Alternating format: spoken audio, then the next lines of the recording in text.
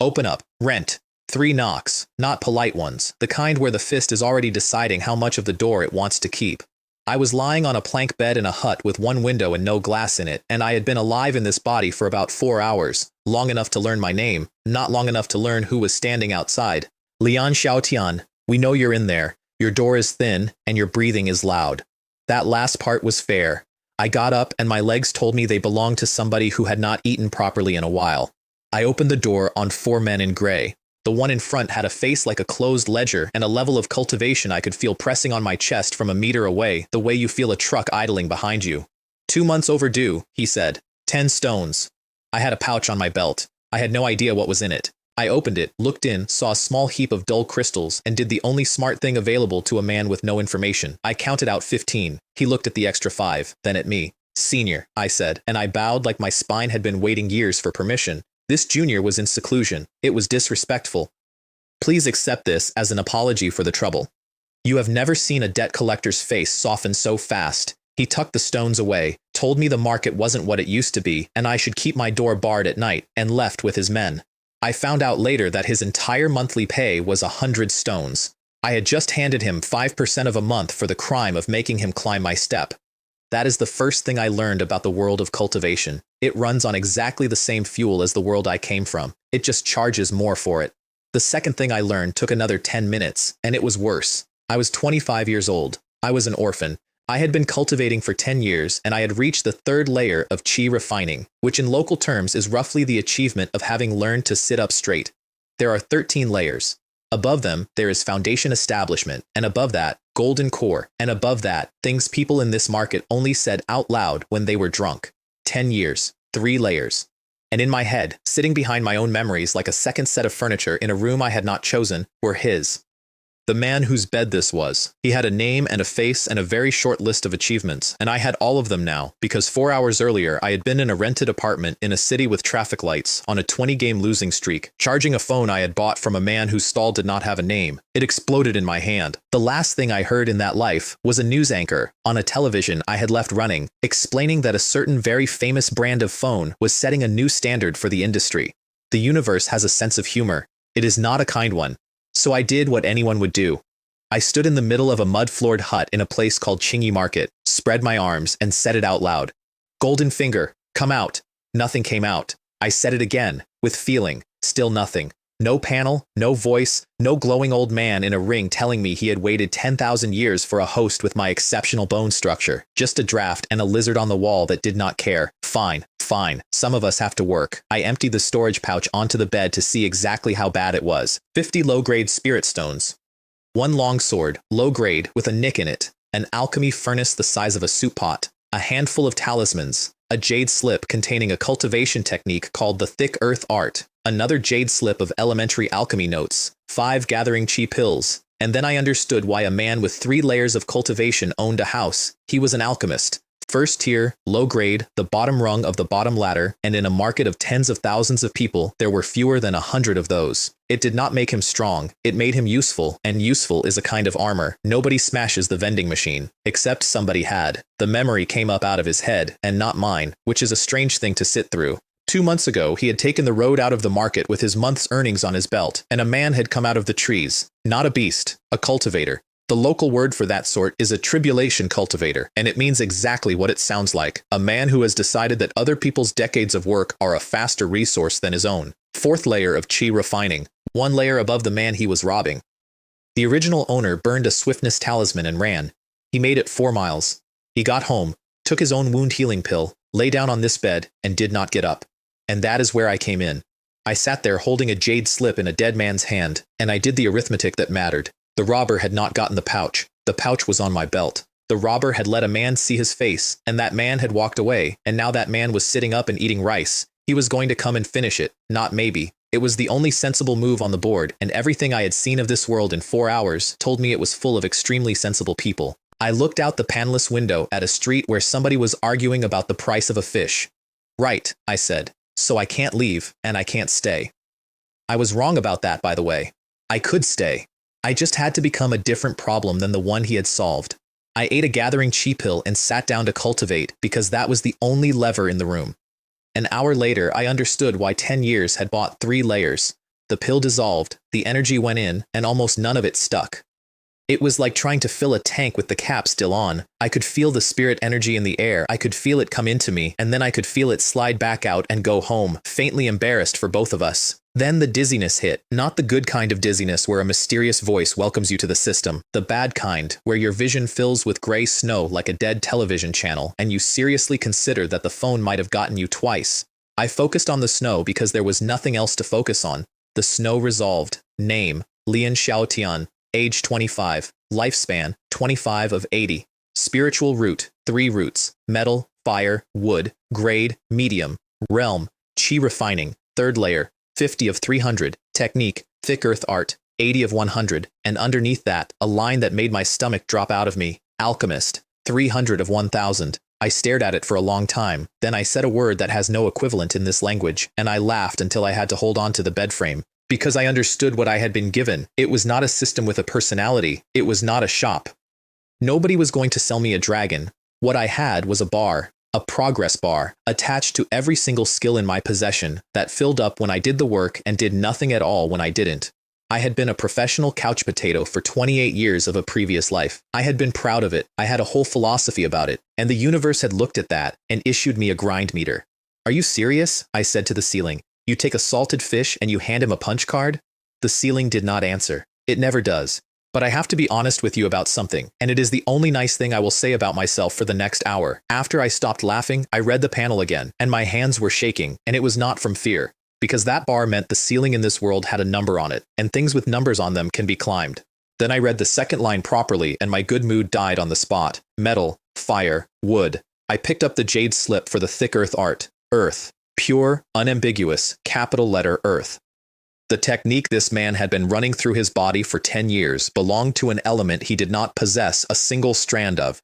10 years, every dawn, every night, filling a fire engine with sand.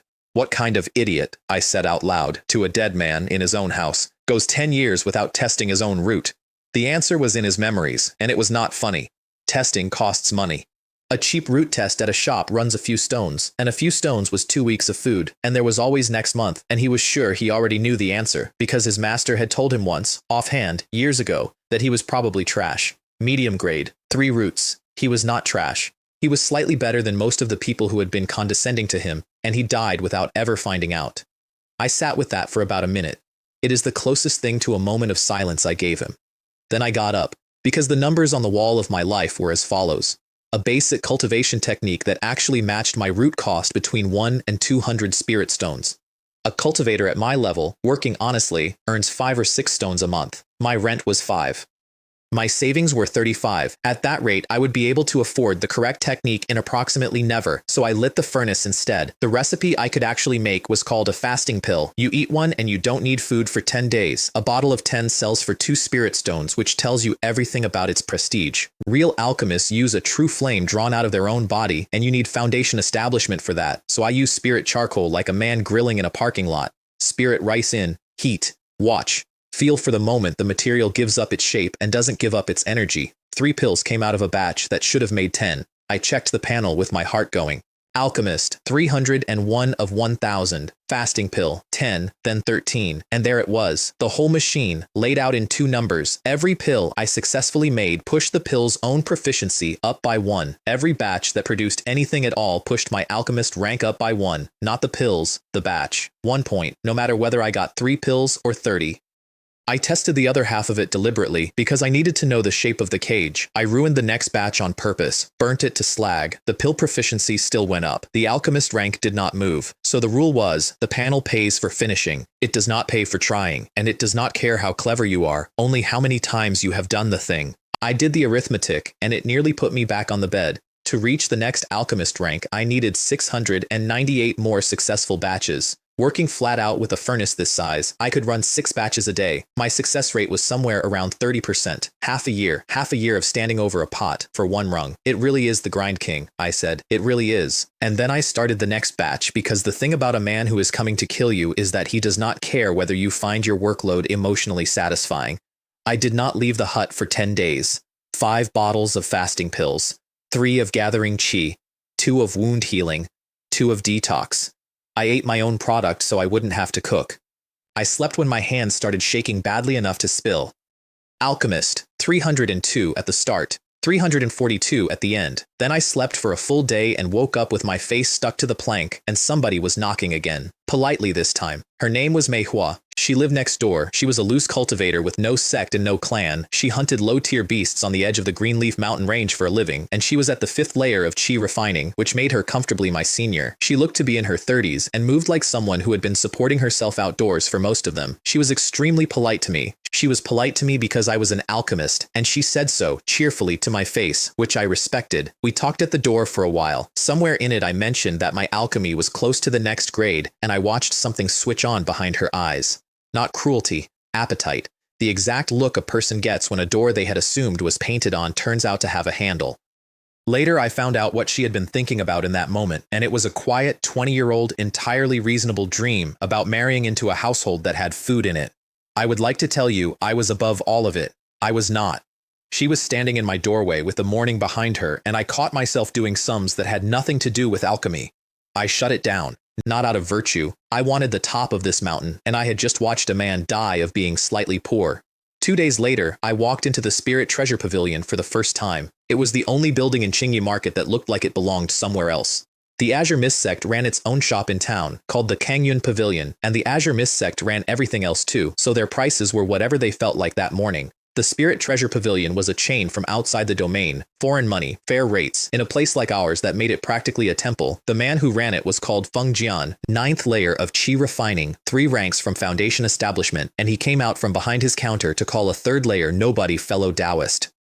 I want you to notice what I did next, because it is the single smartest thing I did in my first month, and it looks like nothing. I bragged. I told him casually as an aside that I expected to hit medium-grade alchemy soon. I made it sound like an accident of talent. I planted it on purpose, weeks early, because I already knew what my panel was going to do to my career, and I knew exactly how a man who improves impossibly fast looks to the people around him. He looks like a fraud, or he looks like a resource. I wanted a third option on the table before I needed it. Feng Jian took the bait so hard I felt bad. He told me his own situation without me asking, which is how I learned he was not being generous. He was a shop manager in a backwater market with a fixed salary and a hard ceiling over his head, and the only ladder available to a man like him was to find somebody worth investing in early and be standing there when it paid. He had done it more than 20 times. 20 times he had lent, sponsored, discounted. 20 times it had come to nothing. Then he brought out a jade slip and put it on the counter between us like a card. The Senluo melting gold skill. Metal, wood, and fire. Exactly my 3 roots, no waste. It carried a cultivator all the way to the late stage of Foundation establishment, and there were further volumes after that for people who lived long enough to need them. 2,000 spirit stones. I had under 50. I did not insult either of us by pretending otherwise. I told him the number. He looked at me for a while. Then he did something I have thought about many times since, in rooms much grander than that one. He split it, the Qi refining portion alone, sold separately. 400 stones, on credit. I walked out of that shop owing 400 spirit stones to a man who had known me for one afternoon, holding the first thing in my life that was going to actually work. I also walked out with a late-stage deacon following me at 40 paces, because Feng Jian had sent him the moment my back was turned. Of course he had. He had just made an unsecured loan on a feeling. 2 sets of eyes on me now, the one that wanted me to grow, and the one that wanted me dead. Switching techniques was not a matter of reading a new book. I had 10 years of somebody else's earth-flavored energy in my meridians, and it all had to be converted, strand by strand, into something my body actually agreed with. It took 5 days, and it felt like being wrung out. When it was done, my panel read 50 of 300, then 1 of 300. 10 years of accumulated progress, back to a single point. The layer held, but the substance under it was gone. Then I ran the Senluo melting gold skill for 1 circulation, and the number jumped by 12. 12. In 1 pass. The old technique had given me crumbs I couldn't see without squinting. I sat there in the dark with my eyes open, doing the multiplication, and I finally let myself feel the thing I had been carefully not feeling since the panel appeared. 10 days later, I broke into the 4th layer in my sleep, which is to say the mid-stage, which is to say I had done in 10 days what the previous tenant had failed to do in 10 years. The alchemy came with it, 342 to 500. The gathering Qi pill hit proficient. I was still poor. I was still in debt. But something in the shape of my life had turned over, and I could feel it the way you feel weather change. Manhua noticed before anyone. She turned up 2 days later in a light blue dress made of something that moved when she did. with her hair up, and I would like to state for the record that I saw the ambush coming from across the room and walked into it anyway. My ears went red. She enjoyed that enormously. She had come to buy pills. She bought 8 gathering chi pills at 5 stones each, medium grade, and when she confirmed with her own spiritual sense that they really were medium grade, her form of address for me changed inside a single sentence. I went from Brother Lian to receiving the services of this humble servant. 40 stones. My first honest income in this world. She went home very pleased. I found out later that her private thought, walking back to her own door, was whether her dream of marrying up had just been strangled in the cradle, because the man next door was climbing faster than she was. She was playing me. I knew she was playing me. I liked her anyway, and if you have never been broke and lonely at the same time, you are not qualified to have an opinion about that. The second time I went out into the market, I felt the watcher again. That is the wrong word. I felt a gaze land on the back of my neck with weight in it, the way a hand lands. I turned. Nothing but people. At the 4th layer of chi refining, you have no spiritual sense at all. You have eyes and a bad feeling is not a direction. I went home the long way and barred the door and told myself I was being dramatic. Half a month later, the street was empty. Not quiet. Empty, at midday, in a market town. The stalls that were open had one person behind them, and that person was watching the sky. The reason went around in pieces, and when I put them together, I stopped sleeping properly. Yao beasts were appearing inside the market boundary. First tier late stage ones, on the edge of a range where nothing above early stage had come near a wall in living memory. Several mid-stage chi refining cultivators were already dead. Understand why that was impossible. Qingmu Market sat inside a 3rd tier defensive array.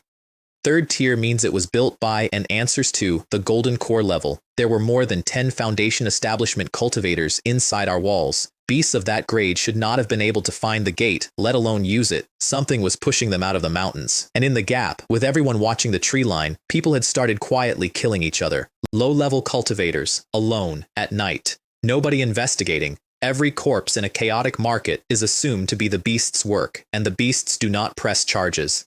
Manhwa turned up at my door in her hunting leathers with a new hardness to her aura. 6th layer. She had gone out and taken it out of the mountain while the mountain was busy. "Does fellow Taoist need a partner?" she said. She meant it as a joke, and she was watching my face for the real answer. I said yes, and we dropped the honorifics that afternoon, and for about 6 days, I let myself believe things were manageable. Then Feng Jian told me what was actually happening, and I understood we were all standing on a trapdoor. He told me because I was his investment, and he did not want his investment to be eaten. He told me in the back room with the door shut. The Greenleaf Mountain Range had an overlord. Everybody knew that much. A golden core beast, a snake, called the Greenleaf Demon King, more than 100 years old and sitting quietly in his cave for as long as anyone had records. What Feng Jian knew, and the street did not, was that the Greenleaf Demon King had reached the peak of Golden Core and was preparing to condense a demon infant. For a beast, that is the equivalent of nascent soul. Now hold that against the local ceiling. The strongest human being in the entire Kangyun domain was the Kangyun Immortal Master of the Azure Mist sect. He was late-stage Golden Core. Late stage, against something that was about to stop being Golden Core altogether, which is why the Azure Mist sect was not sending reinforcements. It was withdrawing, quietly, in small pieces, so as not to start a stampede. Every mid-level cultivator worth keeping was being recalled toward the mountain gate, and everything outside it, including a market town of tens of thousands of people, including my house, was already written off in somebody's ledger. Feng Jian said one more thing before he sent me home. Chi refining gets you 120 years. Foundation establishment, 200. Golden Core, 500. Nascent soul gets you 1,000. I walked back through a half-dead market thinking about that number, and I will not pretend I was thinking about anything nobler. 1,000 years. I had spent my last life waiting for the weekend. My plan, formed that night, was small and precise and entirely selfish. Make first-tier medium-grade alchemist. Get taken on by the Spirit Treasure Pavilion as a retainer. Be standing on their airship when it left. And as I turned the corner onto my own street, a pair of eyes in the dark fixed on my door and did not move. He came 4 nights later, while I was mid-batch. I want to be accurate about how close it was because I have told this story before, and people always assume there was a moment of heroism in it. There was not. What there was that my soul did not entirely belong to this body, and that mismatch had left me with a sense of danger that fired before my brain did. I was reaching for the furnace lid when everything in me said move, and I moved sideways without knowing why. Something went past my ear and buried itself in the furnace wall with a sound like a nail going into wet wood, then a hissing. The metal around it started to eat itself. A togu needle, armor piercing. coated in green leaf snake venom, the kind that kills an early-stage cultivator between one breath and the next. The door was open. A man in black stood in it, unhurried, with his face uncovered. "If you hadn't seen my face," he said, "I really wouldn't have had the heart to kill you." Fifth layer. One above me, and every single thing about how he stood told me he had done this many, many times. I want to skip to the part where I win, but there isn't one yet, so here is what actually happened. I had a longsword and 3 beginner spells and no idea how to fight. That was not bad luck. That was a choice I had made every single day for a month. Every hour I had spent was in the furnace or in the technique, because those were the things with numbers next to them, and combat skill did not have a bar I could watch fill up. You never find out how stupid your priorities were until somebody puts a needle through your workshop. He had footwork with a name, Snake Step. He came in low and offline, and I could not get my sword where his body was going to be, only where it had been. He gave me an opening on purpose. I took it because I was 25 and an idiot. His torso rotated at the waist, all the way around, like something that had never had a spine to begin with. My sword went through empty air. His went for my heart. "I let you get away last time," he said conversationally, from about a hand's width away. "So this time just die properly." Last time. He was the one. The man on the road. He had killed the previous tenant of this body and then walked around this market for 2 months, waiting for the one witness to be worth the trip. I burned my earth wall talisman with my thumb. Stone came up between us for half a second, and his blade went offline by about the width of a coin. It missed my heart and opened my back from shoulder to hip instead, and I found out what that feels like, and I do not recommend it. Then the ground under me turned to mud, some kind of swamp spell cast without a word. My feet went out. He was over me with the sword at my throat and a fireball already forming in his offhand. I had one thing left.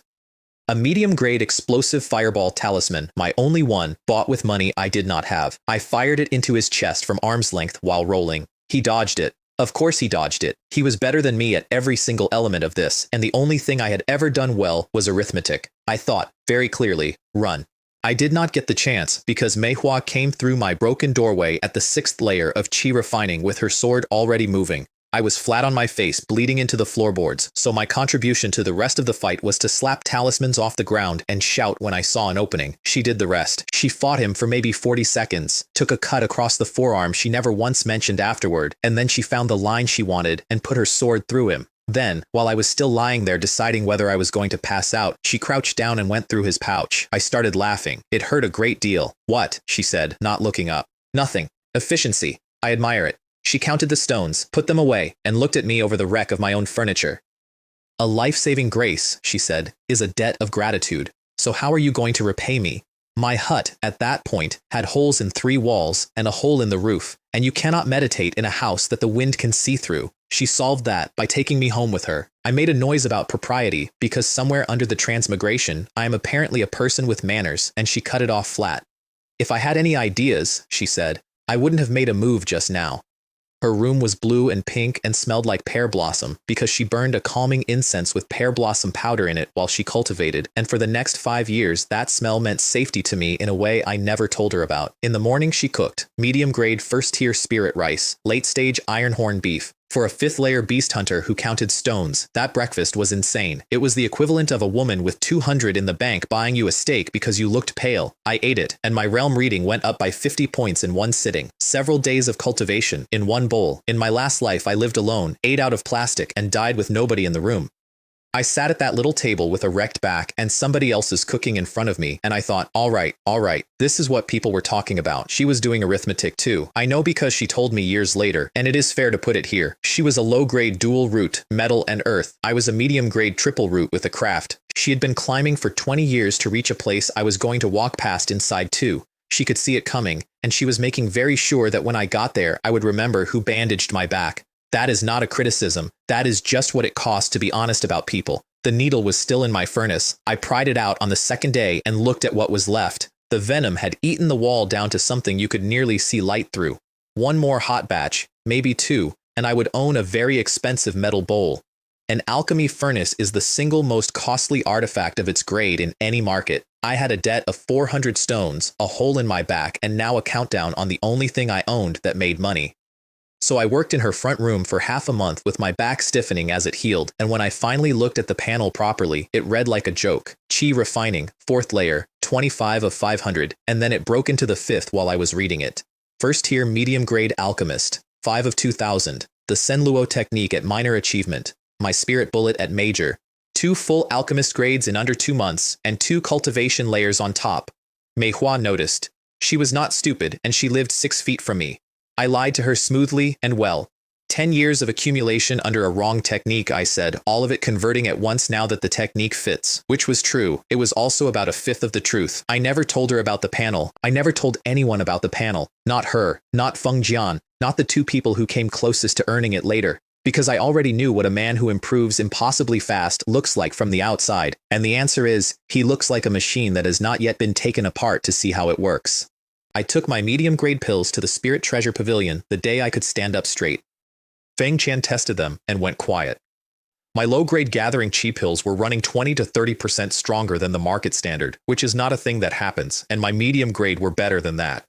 He called me fellow Taoist Lian when I came in. Halfway through the transaction, he called me brother Lian and never went back. He also explained the rule that decides every cultivator's life, and he explained it while looking at my face because he was measuring me against it. You reach the 9th layer of chi refining, you take a foundation establishment pill, and if you do it before you are 60, your odds are respectable. After 60, they collapse. Most people at the 9th layer are already past 40 by the time they get there. I was 25. I watched him decide right in front of me to bet everything he had on me. He was looking at a 2nd-tier alchemist 10 years out, and a foundation establishment cultivator, and a friend on the other end of that. So I asked him straight. No connections, no clan, no sect. I want out of this market. Can you help? He laughed until he had to put a hand on the counter. Isn't this a coincidence? He said.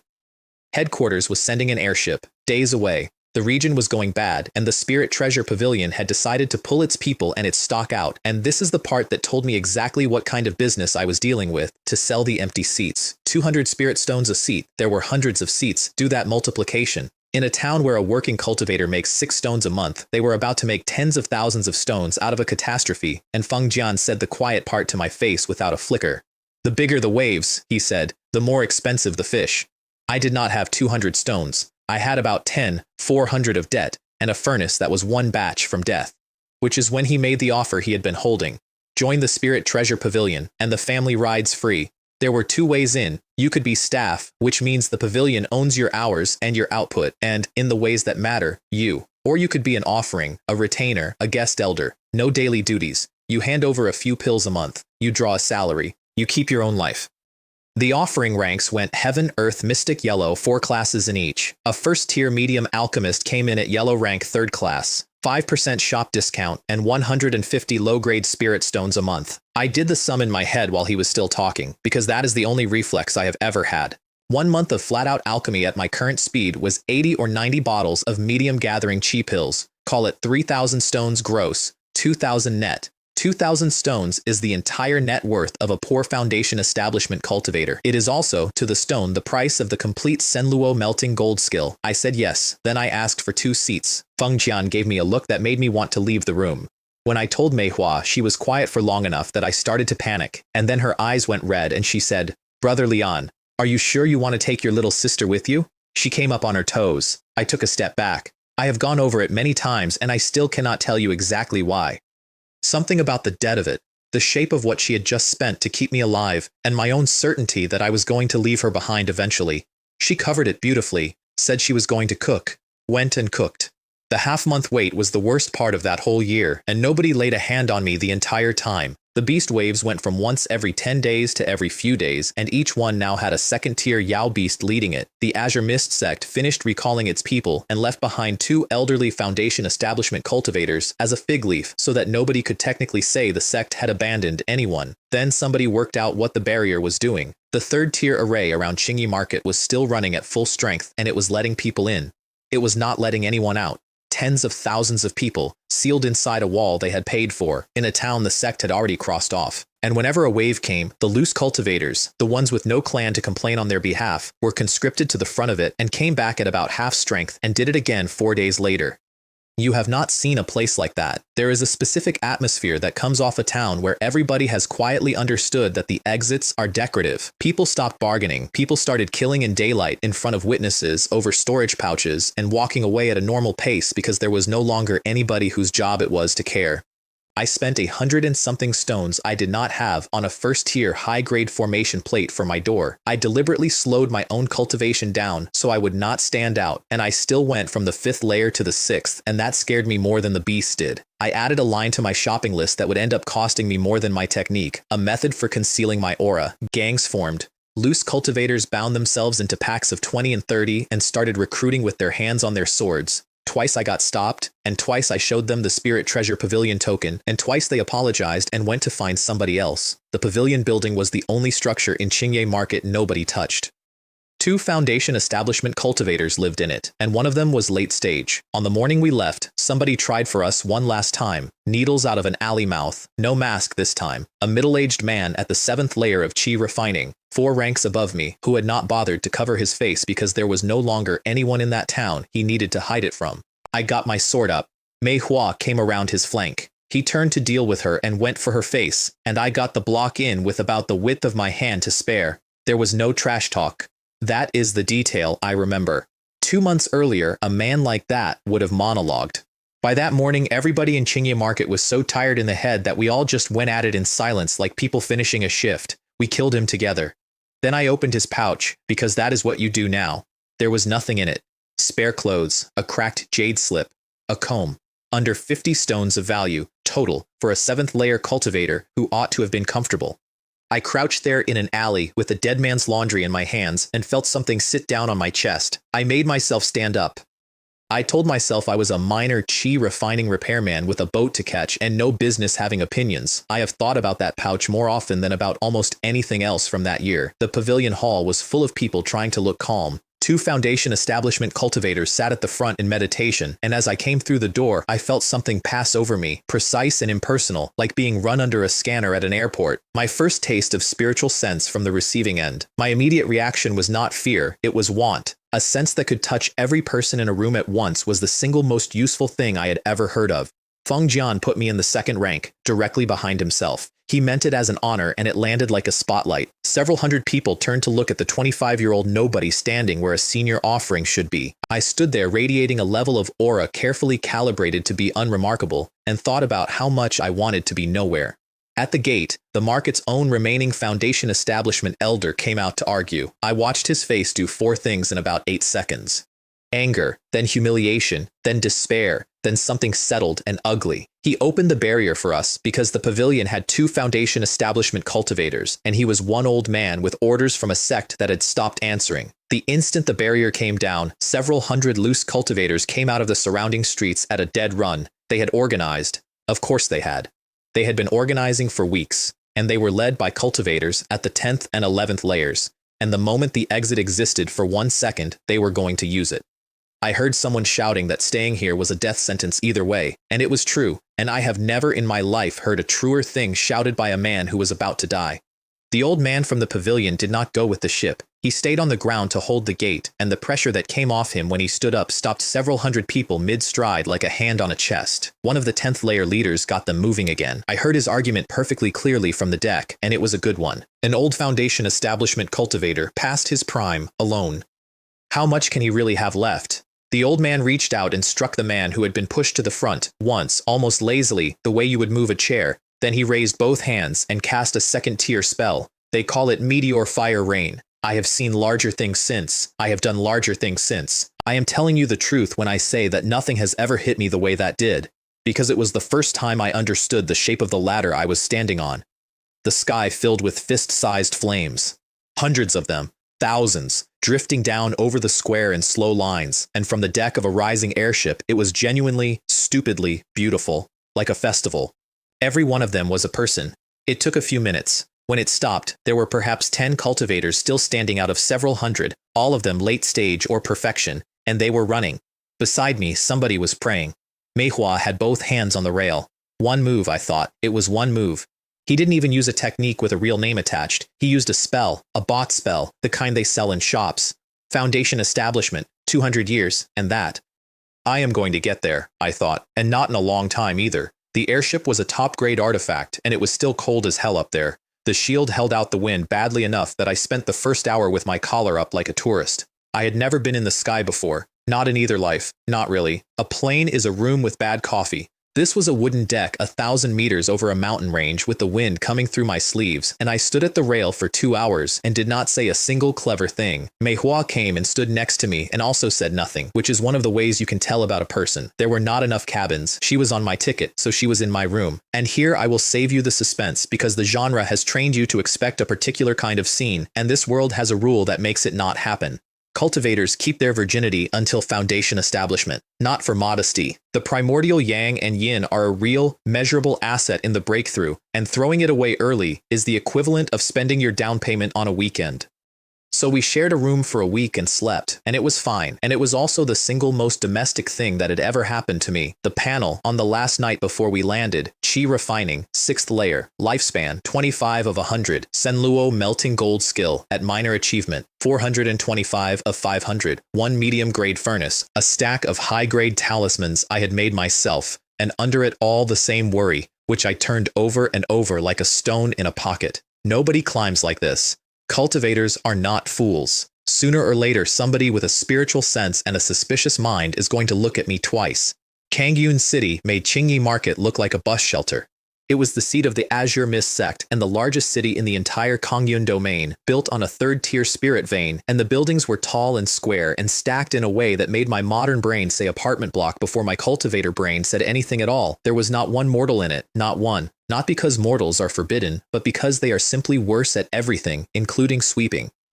A first-layer cultivator can carry more, work longer, and see in the dark, so the dirtiest job in that city was still being done by somebody who could throw a fireball. Entry cost outsiders 10 spirit stones ahead. Our group walked past the queue and paid nothing, and I filed that away too. It really is great to have powerful backers. It is even better to become one. They put me in a yellow rank offering house, a whole single-story apartment to myself, for free, with a dedicated cultivation room and a refining room. I gave the cultivation room to Manhwa and took the smaller one, and told her it was because her technique needed the array density more than mine did. The real reason was that I still had no way to hide my aura, and I had just moved into a city with a golden core cultivator in it. The obvious move was to buy the concealment method from my own employer. I did not do that, and the reason is a rule I have never broken since. If a man sells you a lock, he knows what the key looks like. The Spirit Treasure Pavilion had a complete file on everything they had ever sold me, and I was not going to hand them the last page of it.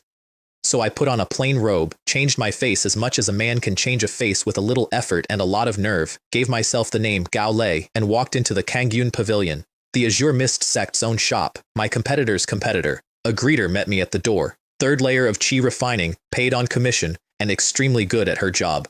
Back where I came from, she would have had a following. Here she opened doors. I kept my eyes on her forehead the entire conversation, and only my ears betrayed me. That vixen, I told myself, walking upstairs, has corrupted my Dao heart. They had 28 first-tier concealment techniques on the shelf at 300 stones, all junk. The second tier started at 1,500, and the good ones, Earth Concealment, Silent Invisibility, ran 2,000. The one I wanted was on the top shelf, the Turtle Breath technique. Second tier, high grade, 2,500 stones. It hid your aura completely, and while it ran, it quietly gathered spirit qi for you instead of costing you any. Its only weakness was that it could not hide your body. You would still be a man standing in a room. You just would not be a man anybody could measure. I could not pay for it.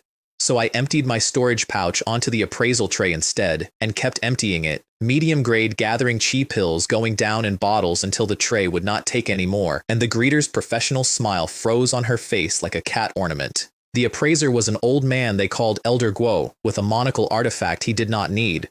He looked at the pills. Then he looked at me, and I watched him see straight through the disguise in about 2 seconds, and I watched him decide it was none of his business. He bought the lot at 4 stones each. Then he pushed something across the counter that I had not asked for and could not have bought. A card, 12% discount, and an overdraft line of 1,000 spirit stones. I found out later what he said after I left, that my medium-grade pills were nearly high-grade, that I was young, and that if I ever tried to walk away from the debt, the Azure Mist sect collects. There were only a few hundred of those cards in the whole domain. I had one, under a fake name, in a city where I was pretending to be nobody. At home, Manhwa scolded me for buying expensive spirit rice. I told her the alchemy paid for it. Then I opened my mouth to explain why we both needed to advance quickly, and got about 4 words into it before I understood where the sentence was going, and stopped, and went a color I have not gone before or since. Neither of us said the word. But it sat there on the table between the rice and the tea, complete and understood, and it was this. When we both reached Foundation Establishment, we would become Dao companions. That was the promise. Nobody spoke it. Everybody heard it. Then I went into the other room and ground the turtle breath technique like a man being chased. Beginner at 500 proficiency, proficient at 1,000. Minor achievement at 2,000, major at 3, perfection at 5. 1 month, and I hit major achievement. At major achievement, a late-stage Foundation Establishment cultivator could look straight at me and read whatever I decided to show him. I set my display to the 6th layer of Qi refining, early. A plausible, slightly disappointing, completely forgettable young man. I had a reason for the paranoia beyond good manners. If anyone in that city learned that a 26-year-old had a medium triple root and alchemy talent on top of it, my future had exactly 2 shapes. Either I would be invited into a sect in a way that did not permit declining, or I would become somebody's alchemy machine in a comfortable room with a very good lock. So I built myself a public self. Good, but explainable. Talented, but not frightening. It cost me a lot to maintain. It also kept me alive for the next 20 years. Qingmu Market fell inside the month. I heard it in the shop. The 2 old Foundation Establishment cultivators died at the gate. Nearly everyone else died in the streets. And when the sex scouts finally looked in from a safe altitude, they reported that the 2nd-tier spirit vein under the market had a python coiled on top of it, tens of meters of it, and that the whole ruin had become a nest. Snakes. Of course, snakes. The Greenleaf Demon King was a snake, and every serpent in that range carried a thread of his blood. The tide moved inland after that. Small Qi refining clans stopped existing in the space of a week. The Azure Mist sect issued something called a beast-slaying order, which sounds impressive until you learn it meant 1,000 outer disciples nobody would miss, led by elders who went through the motions with visible reluctance. They were not fighting the mountain. They were waiting to see whether the Demon King survived his own ascension. I unrolled my sleeping mat in a free apartment 300 miles away and thought about how the pouch on that 7th layer man had held a comb. The first real bill for the cheat came due about then. Panel, 7th layer of Qi refining. Senluo at major achievement. Alchemist 1200 of 2000. And the gathering Qi pill sitting at perfection, which meant 100% success rate, which meant I could produce them faster than I could sell them. That was the problem. Manhwa and I had been eating pills like breath mints for months. Her because it was the only way she could keep pace with me. Me because I could make them for free. And one morning I sat down to cultivate and the energy went in and stopped like water hitting a clogged drain. It has a name here. They call it erysipelas, pill toxin.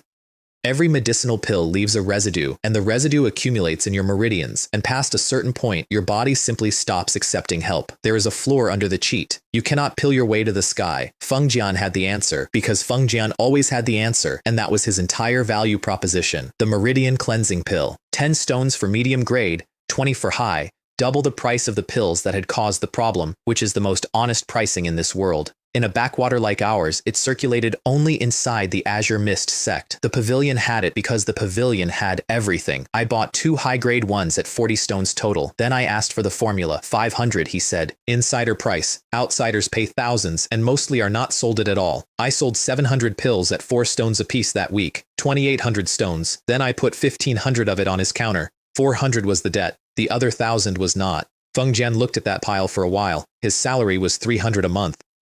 He needed 10,000 for a Foundation Establishment pill and was not going to see it before he was 60. I have invested in more than 20 people, he said. I never expected the one I picked up on a whim to pay me back this fast. That 1,000 stones bought me more than any technique I ever purchased. I also picked up a body refining art called the Bright Jade Skill for 500 and went back to the Kangyun Pavilion in disguise for a complete book of first-level spells, and then I took the cleansing pill. I will spare you the details. It works. It takes half a day, most of which you spend somewhere you would rather not be described, and at the end of it you feel like the inside of a rinsed bottle. We stopped eating gathering Qi pills entirely after that. And that is exactly when the gap opened between me and Manhwa, and neither of us said anything about it for a year. Without a constant drip of pills, a low-grade dual root advances at the speed a low-grade dual root advances. She could have gone hunting for resources instead, except the nearest place worth hunting was the Tiger's Roar mountain range, 2,000 miles away, ruled by a 2nd-tier peak tiger demon, and she would have lasted about a morning. So she stayed home and depended on me, and hated it politely. I did what I could. I mastered the Qi Enhancement Pill, which is a straight upgrade on gathering Qi with a much better margin, and inside a month I was clearing tens of thousands of stones. I gave her bottles of it. She reached the mid-stage of the 6th layer and thanked me, and I watched her count exactly how long it had taken and against what. Meanwhile, I fixed the hole that had nearly killed me. Because here is the thing about that night with the needle. He did not beat me because he was stronger. He beat me because I had spent every hour of my life on the 2 skills with progress bars attached, and combat did not have one. So I gave it one. Every single day, for weeks, I emptied myself. Spells until the last drop of spiritual power was gone. Then more spells the moment I could stand. My 3 beginner spells went to perfection in days. Then all 6 spells that came with the Senluo Melting Gold skill, Gold Needle, Golden Sword, Thorn, Rejuvenation, Fireball, Explosive Fireball, every one of them at perfection inside a month. If you are only an alchemist, you become somebody's alchemy machine. I did not want a comfortable room with a good lock. Only then did I feel like a late-stage chi-refining cultivator instead of a man carrying a briefcase. Then Feng Jian told me he was being posted out to open a new branch and asked whether I wanted to come. The place was called Tiger's Roar Market. 2,000 miles away, next to a range whose overlord was merely a foundation establishment Great Perfection Tiger. A branch office in a nowhere town, a demotion in everything but title. I said yes before he finished the sentence, and here is why. Because it is the single most important decision I made in my first 5 years. Qingmu City was the safest place in the domain, and the most dangerous place for me. It had a golden core perfected person in it. It had Chief Steward Zhou, foundation establishment Great Perfection, who looked at rooms the way I look at pill batches.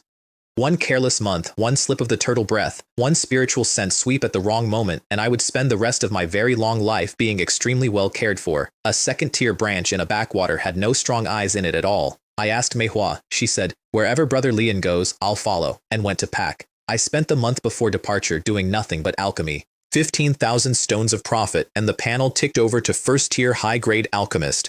Feng Jian had me bumped up to yellow rank 2nd class on the strength of it. 10% discount, 200 stones a month. Then I took a day off, which I had not done since I woke up in this world. We went shopping. I bought her a medium-grade sword and a medium-grade shield, a high-grade robe and high-grade boots. I bought myself a high-grade sword and shield, and then I bought the thing I had been circling for 6 months. The sword control technique. 2nd tier. 3,000 stones. It lets you fly. 11,000 stones in a single afternoon. The shopboy's commission on that sale was 500 or 600, which was more than he earned in a year, and he escorted us to the door like visiting royalty. I walked out into the street back at 0 and feeling every stone of it. Manhua started to apologize for what she had cost me, and I did not let her finish. If a man can, I said, why wouldn't he take care of his own woman? Then I took her to a restaurant called the Zhenxialu, and she ordered 2 dishes, and I ordered 10 and spent 500 stones on 1 meal. A normal cultivator in that city spent about a dozen. Nobody said a word to us. 2 young people in high-grade robes with unreadable auras read, in that city, as somebody's heir. Which is another lesson. Half of status is just standing still while people guess. Then we went to the vendor area and I got the best deal of my life. Picture a flea market the size of a football pitch, walled inside its own array because otherwise the noise would rattle windows a district away. 10,000 people through it on a slow day, 100,000 on a good one. Hawkers shouting that a divine artifact could be yours for not 998, only 98, bring it home today. There was a crowd around one stall. The item was an incomplete formation inheritance, 1st tier, about 40% missing, including the entire foundation section, which is why it was still sitting there. Understand what a formation inheritance costs. A complete 1st tier one runs 20,000 stones in the shops, 4 times an alchemy inheritance of the same grade. And the reason is that there was exactly 1 3rd-tier formation master in the whole Kangyun domain, an outsider loose cultivator called Duan Wuji, and formations are the only craft where a single practitioner can decide the outcome of a war. A man in front of me was trying to haggle. The stall owner told him that if he could not afford it, he should get out of the way of people who could. His companion, a woman in a great deal of jewelry, watched him take it and looked at him like a coat she had bought in a hurry. I picked up the jade slip and read it. The missing 40% was the basic section, the foundation. The part you can buy in any textbook shop for a few hundred stones because it is the part everybody already has. 900, I said. I'll take it. No haggling. The stall owner's hands moved before his face caught up, and then his face did catch up, and I watched a man realize in real time that he had held this thing for 30 years, never learned enough to know what it was, and priced it as scrap. Then I made my one mistake of the afternoon, which was to stand there looking pleased. Because 100 people had just watched a young man in expensive clothes pay 900 stones without blinking, and 100 faces turned toward me with the specific warmth of a room noticing a lamb. I made myself browse for another 20 minutes at a bored, aristocratic pace until the attention wore off. It was the longest 20 minutes of the year. The haggler came back with his woman while I was leaving. He looked at Manhwa, openly, at length, in a way that told me exactly how the rest of this was going to go.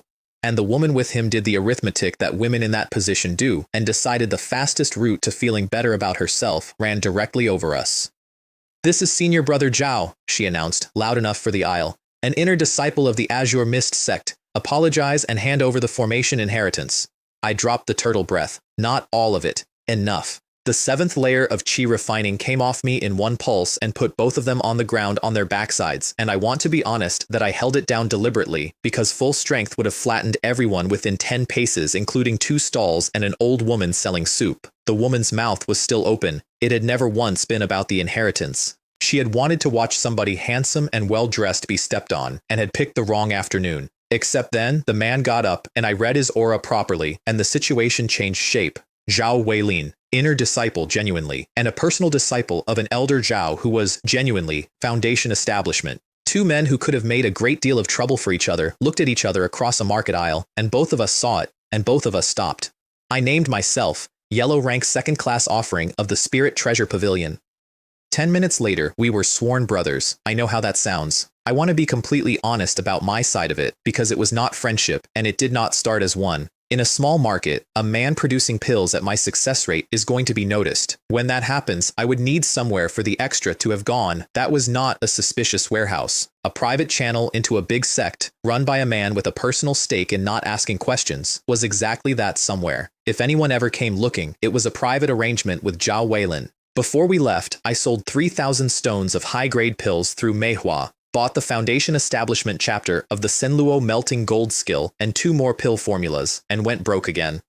I had gotten used to it. Money, at that stage of my life, was just a way of turning time into ability, and I never once let it sit still. Tiger's Roar Market was smaller, uglier, and exactly what I wanted. The airship that carried us was branch property, high grade rather than top, and it rattled. The town sat at the foot of a mountain range, whose overlord was a tiger demon at Foundation Establishment Great Perfection, a serious animal, but nothing that had the region holding its breath. Quiet, boring, nobody important for 2,000 miles. They gave me a courtyard house with spirit fields in it, sitting near the core of a 2nd-tier spirit gathering array. Manhwa rented 5 acres outside the market walls, and did not tell me why for 2 weeks. When she did tell me, she did not look at me while she said it. She had decided she was not going to spend the rest of her life as, and this is her phrasing, a parasite drinking Lian Xiaotian's blood. Her roots were metal and earth. No alchemy, no refining, no talismans, but plants grow in earth. She was training as a spiritual plant master. I said that was a good idea in the calmest voice I owned, and went and stood in the other room for a minute. That first month, the whole branch worked flat out to stock the new shop, every retainer refining at once, which is how I got the numbers that finally told me what I was. In the entire branch, there were 3 first-tier high-grade alchemists, 2 top-grade, and exactly 1 second-tier, an old man at late-stage Foundation Establishment who was treated like a national treasure. Their success rates ran around 40%. The break-even point once you count materials is 30. That is the whole industry, everybody hovering 10 points above ruin. I told them mine was 50 to 60. Even that lie was rare enough to raise eyebrows. My real rate, on anything I had ground to perfection, was 100. The panel that month read 7th layer, mid-stage, and first-tier high-grade alchemist at 180 of 5,000. 5,000. It had been 1,000 at the bottom rung. Every tier multiplied the road, and the multiplication never stopped, and I had a long and detailed conversation with the ceiling about it. Then my head split open. That is what it felt like. I was mid-batch. Something behind my eyes went hot, and then wide, and then I could feel the shape of the room without looking at it. The furnace, the door frame, a moth against the window, a woman walking past outside carrying something heavy in her left hand. The sea of consciousness had opened. Spiritual sense. At the 7th layer of chi refining, years before anyone gets it, because the soul sitting in this body had been welded together out of 2 and had never been the right size for it. 5 meters in every direction, 10 if I pushed it into a line. Useful, I thought, sitting on the floor of my own workshop, grinning like a lunatic. Extremely useful. It is a radar. I learned sword control to proficient in half a day and went outside. I would like to report that my first flight was dignified. I got about 4 meters up, wobbled, overcorrected, dropped, caught it, and then found the balance point and went along the length of the street at head height like an idiot, laughing out loud with my robe snapping. Down below, 2 market guards watched me go past with an expression I can only describe as professionally offended. Sword flight in that town meant late-stage peak at minimum, and usually Foundation Establishment. I was 26 and publicly at the 6th layer. I landed in Manhwa's field and nearly went over. Her whole face opened up. "Brother Lian, you can fly on a sword?" And then it closed again, because she could not, and both of us heard it. I told her the 7th layer would do it. It was even true. Her 5 acres were 4 of low-grade spirit grain and 2 of chi gathering grass, which takes a year to mature unless you have an array and a technique, and she had both, so call it 6 months. The crop was patchy. Whole gaps where seedlings had died. She had a metal and earth root and no water in her at all, and her spirit rain technique came out of that fact looking like a man watering a garden with a teaspoon. I walked the rows with her and topped up the dead patches myself and told her she had a real talent for it. That was not a kindness. Her surviving plants were visibly better than the neighbors, and she had learned the craft in 4 months from nothing. Then I went back to the vendor area to repeat my great triumph and got taught a lesson. There was a stall shouting about legacy jade slips recovered from a Foundation establishment tomb. I was on it like a dog on a dropped sausage. I read the slip. Basic alchemy notes. The kind they give apprentices, worth about 11 stones on a generous day. I walked away with a face like a slapped plate, and Manhwa laughed at me for a full minute, and I said to nobody, where in the world are there so many bargains? Every cultivator alive is shrewd. Anything genuinely good, they keep under their own thumb and die holding. Then she laughed harder, so I tickled her, and we ended up wrestling in a public aisle like 2 people with no cultivation and no dignity, and that is the last completely light memory I have of that market. Zhao Weilin came in person to open our trade, instead of sending a courier. A deal with Brother Lian, he said, is not something you hand to just anybody. He also brought his younger sister, Zhao Mingxia, clan cultivator, 4th layer of chi refining, and the most immediately, unfairly beautiful person I had met in either life. Manners like a hostess at a state function, and under that, an aim so open it was almost polite. Both men in that room knew exactly what was happening. He had been posted to Tiger's Roar Market for a few years with clan people under him. He had an alchemist he wanted tied to his boat, and he had brought the rope himself. Manhua served the tea. She sat down after, in the seat a hostess sits in, and said almost nothing, and I did not understand any of it until years later when she told me what she had been thinking. She was 32, 6 or 7 years older than me, a low-grade dual root who had spent 20 years climbing to the 6th layer, and across the table was a girl with a better root, a clan behind her, and a decade and a half of runway. All she could do, she said, was do what she was supposed to do. I am going to put my own thoughts from that night in here, because leaving them out would make me a liar. Lying in the dark afterward, I knew perfectly well that I preferred Zhao Mingxia. And I knew what I felt for Manhua was gratitude and shared hunger and the specific unbreakable loyalty you feel toward the person who was kind to you when you had nothing. Thinking that way is a bit scummy. I thought it anyway. This is the cultivation world, and I had already watched a man die over a comb. There was also a colder reason to court the Zhao channel, and it is the one I would defend in daylight. Never let all your resources come from one source. If every stone and every formula and every seat on every airship came through the Spirit Treasure Pavilion, then the Spirit Treasure Pavilion owned my secrets and could do whatever it liked with me on any morning it chose. 2 months of nothing but work after that. Chi refining, 8th layer, late. A full small realm in 2 months. Alchemist at 2300 of 5000. Turtle breath at 2500 of 3000, chi enhancement pill at perfection, and a decision that shaped everything after. The normal path is to climb to the 9th layer, save for a foundation establishment pill, take it, and pray. Almost nobody goes further up the chi refining ladder because the returns collapse and the pill is the real gate. I was going to go to 13. The panel made it possible, and the turtle breath made it safe. Publicly, I would be a slightly disappointing young man at the 9th layer, saving up, the same as everyone. Privately, I would arrive at Foundation Establishment with 4 extra layers of foundation under me that nobody knew about. Hide the strength. Sell the story. 40,000 stones came in over those 2 months through the pavilion and Zhao Weilin's private channel, and I turned every single one of them into something with a number attached. 1,000 pounds of wood spirit jade, for one thing. 10,000 stones after my discount. That was for the bright jade skill, and I want to explain why wood, because it is the only piece of foresight I had that year that was not luck. Earth attribute body refining gives you defense. Wood gives you endurance and recovery. And my single greatest weakness, the thing that had almost killed me on my own floor, was that when something opened me up, I had exactly 1 rejuvenation spell and a lot of optimism. I also bought the basic formation textbooks. They cost over 1,000 stones, which is more than the inheritance itself, and that is the most accurate summary of that craft I can give you. Feng Jian tried to talk me out of it. Some men never master one art in a lifetime, he said. You are a first-tier high-grade alchemist at 26. Why are you chasing formations? You will ruin yourself. He meant it. It was the honest, correct, experienced advice of a man who had watched people scatter themselves across 3 crafts and arrive nowhere. I told him something pleasant about relaxing the mind, and thanked him, and went home and started on chapter 1, because he was completely right about everybody except me. With the panel, alchemy and formations and refining and talismans and spirit plants and puppets did not compete for the same shelf. They each had their own bar. Nothing I learned made anything else worse. It only ever cost me hours, and hours were the one commodity I could actually manufacture. The next thing I wanted, though, was not a craft. It was a spirit refining technique. Body refining is common and slightly disreputable. Soul cultivation is rarer than that by an order of magnitude. Most cultivators in that domain had never met anyone who had one and were not entirely sure they existed. Zhao Weilin's clan did not have one to sell at any price. Asking for it was dangerous, and I knew it while I was asking. A man does not want a soul technique unless he has something to do with a soul. Wanting one told the pavilion that I had spiritual sense at chi refining, which is not supposed to happen. I found out much later that by then the Spirit Treasure Pavilion had already investigated my background thoroughly, and that the only reason nothing came of it was that every single thing about me had a clean and boring explanation.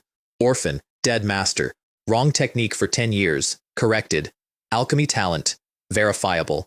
If I had known that at the time, I would not have slept for a week. The technique was called the mind condensation skill. 2nd tier, top grade, 30% more spiritual sense at foundation establishment great perfection, plus 1 offensive soul art and 1 defensive one, 50 to 60,000 spirit stones.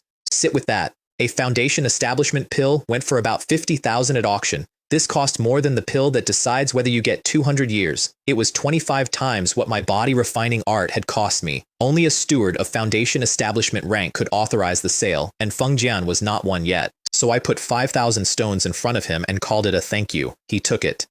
I watched the lines in his face let go as he took it.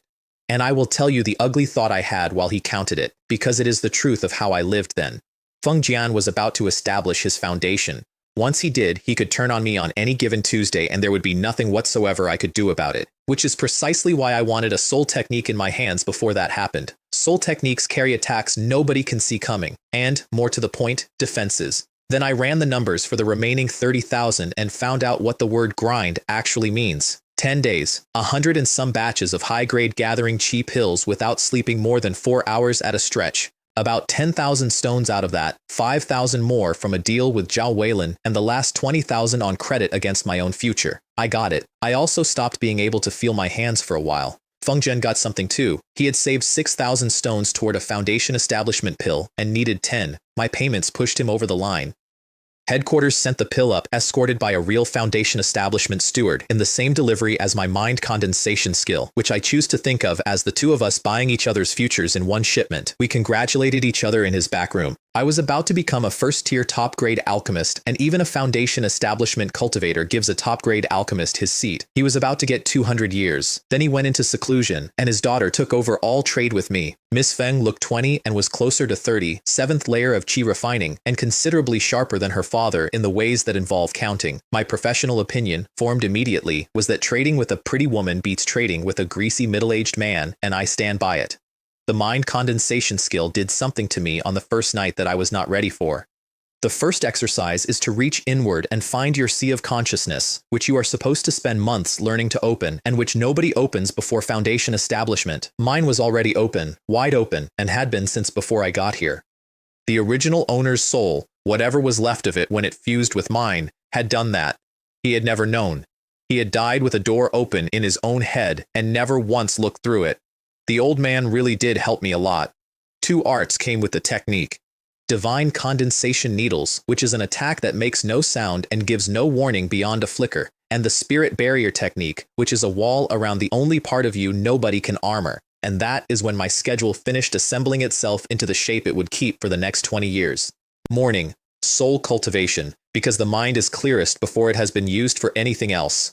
Morning through afternoon, alchemy, which is not a rest, but which circulates spiritual power as a side effect, so it counts twice. Night, refining wood spirit jade into my own flesh, which feels precisely like something small, drilling patiently into every cell you own. Late night, firing soul needles at a wall until the sea of consciousness is empty. Then sleep, actual sleep. Because sleep is the only thing in this world that restores spiritual sense, and there is no pill for it and no shortcut, and the man who does not sleep does not get his radar back. 4 cultivation systems in one day, every day. I was a person who used to consider it a personal achievement to finish a series in a weekend. The universe looked at that and gave me a punch card, and I filled it in, hour by hour, for years, because the alternative was a comb in a storage pouch. While I was doing that, something enormous exhaled 300 miles away. I did not see it. Nobody saw it. Every scouting party any sect had ever sent into the Greenleaf Mountain Range had been driven out years earlier. But the wind changed direction over the whole range, and a sound came out of the cave under the mountain that was not loud so much as low, and every beast in that range turned toward it and put its head down. 10,000 demons paying court. The sects stayed calm, and they had a reason. Nascent soul is not fast. Chi refining to foundation establishment is months or years. Foundation to golden core is years or decades. Golden core to nascent soul is decades to centuries, and there is a heavenly tribulation at the end of it that is significantly worse for a beast than for a man, and the green leaf demon king had spent 100 years eating people, not cultivators, mortals. In this world that is not a moral footnote, it is an accounting entry. Mortals are the foundation of everything, and heaven and earth keep the ledger, and every one of them he had taken was hanging off him like a weight when the lightning came looking. Every sect in the Kangyun domain had quietly bet that the demon king would die to his own sky. My personal view on the subject, at the 8th layer of Qi refining, was simple, and I said it out loud to a wall. If the sky falls, the tall ones hold it up. The panel at the 9th layer read like a menu in a restaurant I could not afford. Turtle breath at perfection, which meant a golden core cultivator at the early stage would look at me and see whatever I liked. Bright jade at minor achievement, mind condensation at minor, both soul arts castable in about 2 seconds. Alchemist, 3,950 of 5,000. And Miss Feng, who had been listening the last time I said the words a lot, had ordered 10 tons of wood spirit jade on my behalf, 20,000 caddies, the entire stock of the regional headquarters, 200,000 spirit stones, 180 after my discount. I had 10,000. She reserved the whole lot in my name and let me take 1 ton on account, which is a thing you do for a man you have decided is a permanent feature of your future. 1 ton had carried my body refining to minor achievement, which is roughly the durability of a 4th layer cultivator. 20 tons would take it to perfection. I walked out of that shop into the sunshine owing more than a foundation establishment pill, and I said the only honest sentence I had produced all year. In my last life, I was a lazy man and proud of it. I never once imagined this one would be actual labor. While I was buying rocks, Zhao Mingxia went into the mountains. Her brother was in seclusion, which she had clearly been waiting for. She joined the cheapest 2-person hunting team on the board, a man called Dige at the 5th layer who had been in the range many times, and his partner Feifei at the 4th with a ribbon artifact. They were a couple and made sure everyone knew it constantly and at volume. The target was Gale wolves, 1st tier, low grade. Claws make weapons, pelts make robes. 10 of them together grow an alpha, 100 of them grow a wolf king. They found a lone alpha, 1st tier intermediate, already wounded and exiled after losing a pack fight. Its innate art was a windblade, weak and blindingly fast. And here is where the sweet clan girl with the tea ceremony manners showed what she actually was. Her opening strike went for the wolf's backside, not the throat, not the eyes, the place that makes a large animal turn and stop thinking. Dige shouted something about honor. She ignored him, waited for the turn, and put her sword in low, once, exactly where it needed to go. The wolf, in its last second, was watching her, and not the man with higher cultivation. Animals know. Dige stopped leering after that. Feifei went quiet, and Zhao Mingxia wiped her blade and beamed at both of them. After all, I'm only a weak woman, she said, and it's my first trip. Naturally, I go all out from the start. 2 things happened after they left that camp, and neither of them was good. First, several men in black came up the trail, stood over the wolf, and one of them, whom the others called Butler, called them off. We already took the Wolf King, he said. Somebody got to this one first, and it is not yet time for us to be seen. Second, Dige, who had no idea about any of that, said the thing that should have emptied the mountain. In 1 full day of hunting the outer range, they had found 5 lone wolves. 5, in a range that used to swarm. That night they stopped at a cave and Feifei salted the roasted meat with something that was not salt. I got the whole story later, in pieces, and I will give it to you the way it happened rather than the way it looked. Zhao Mingxia went dizzy, her limbs got heavy, she slid down the cave wall with her sword out of reach, and Dige got up and stopped bothering to be pleasant. They wanted the artifacts, that was all it ever was.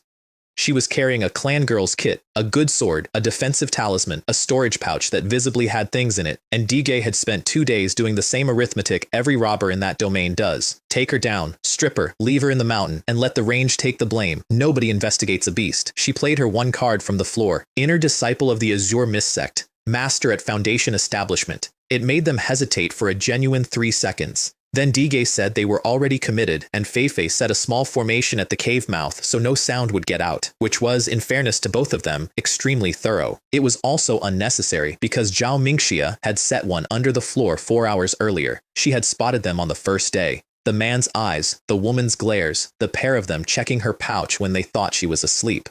Her exact interior comment, which she repeated to me years later with enormous satisfaction, was, "Does he think I'm dead?"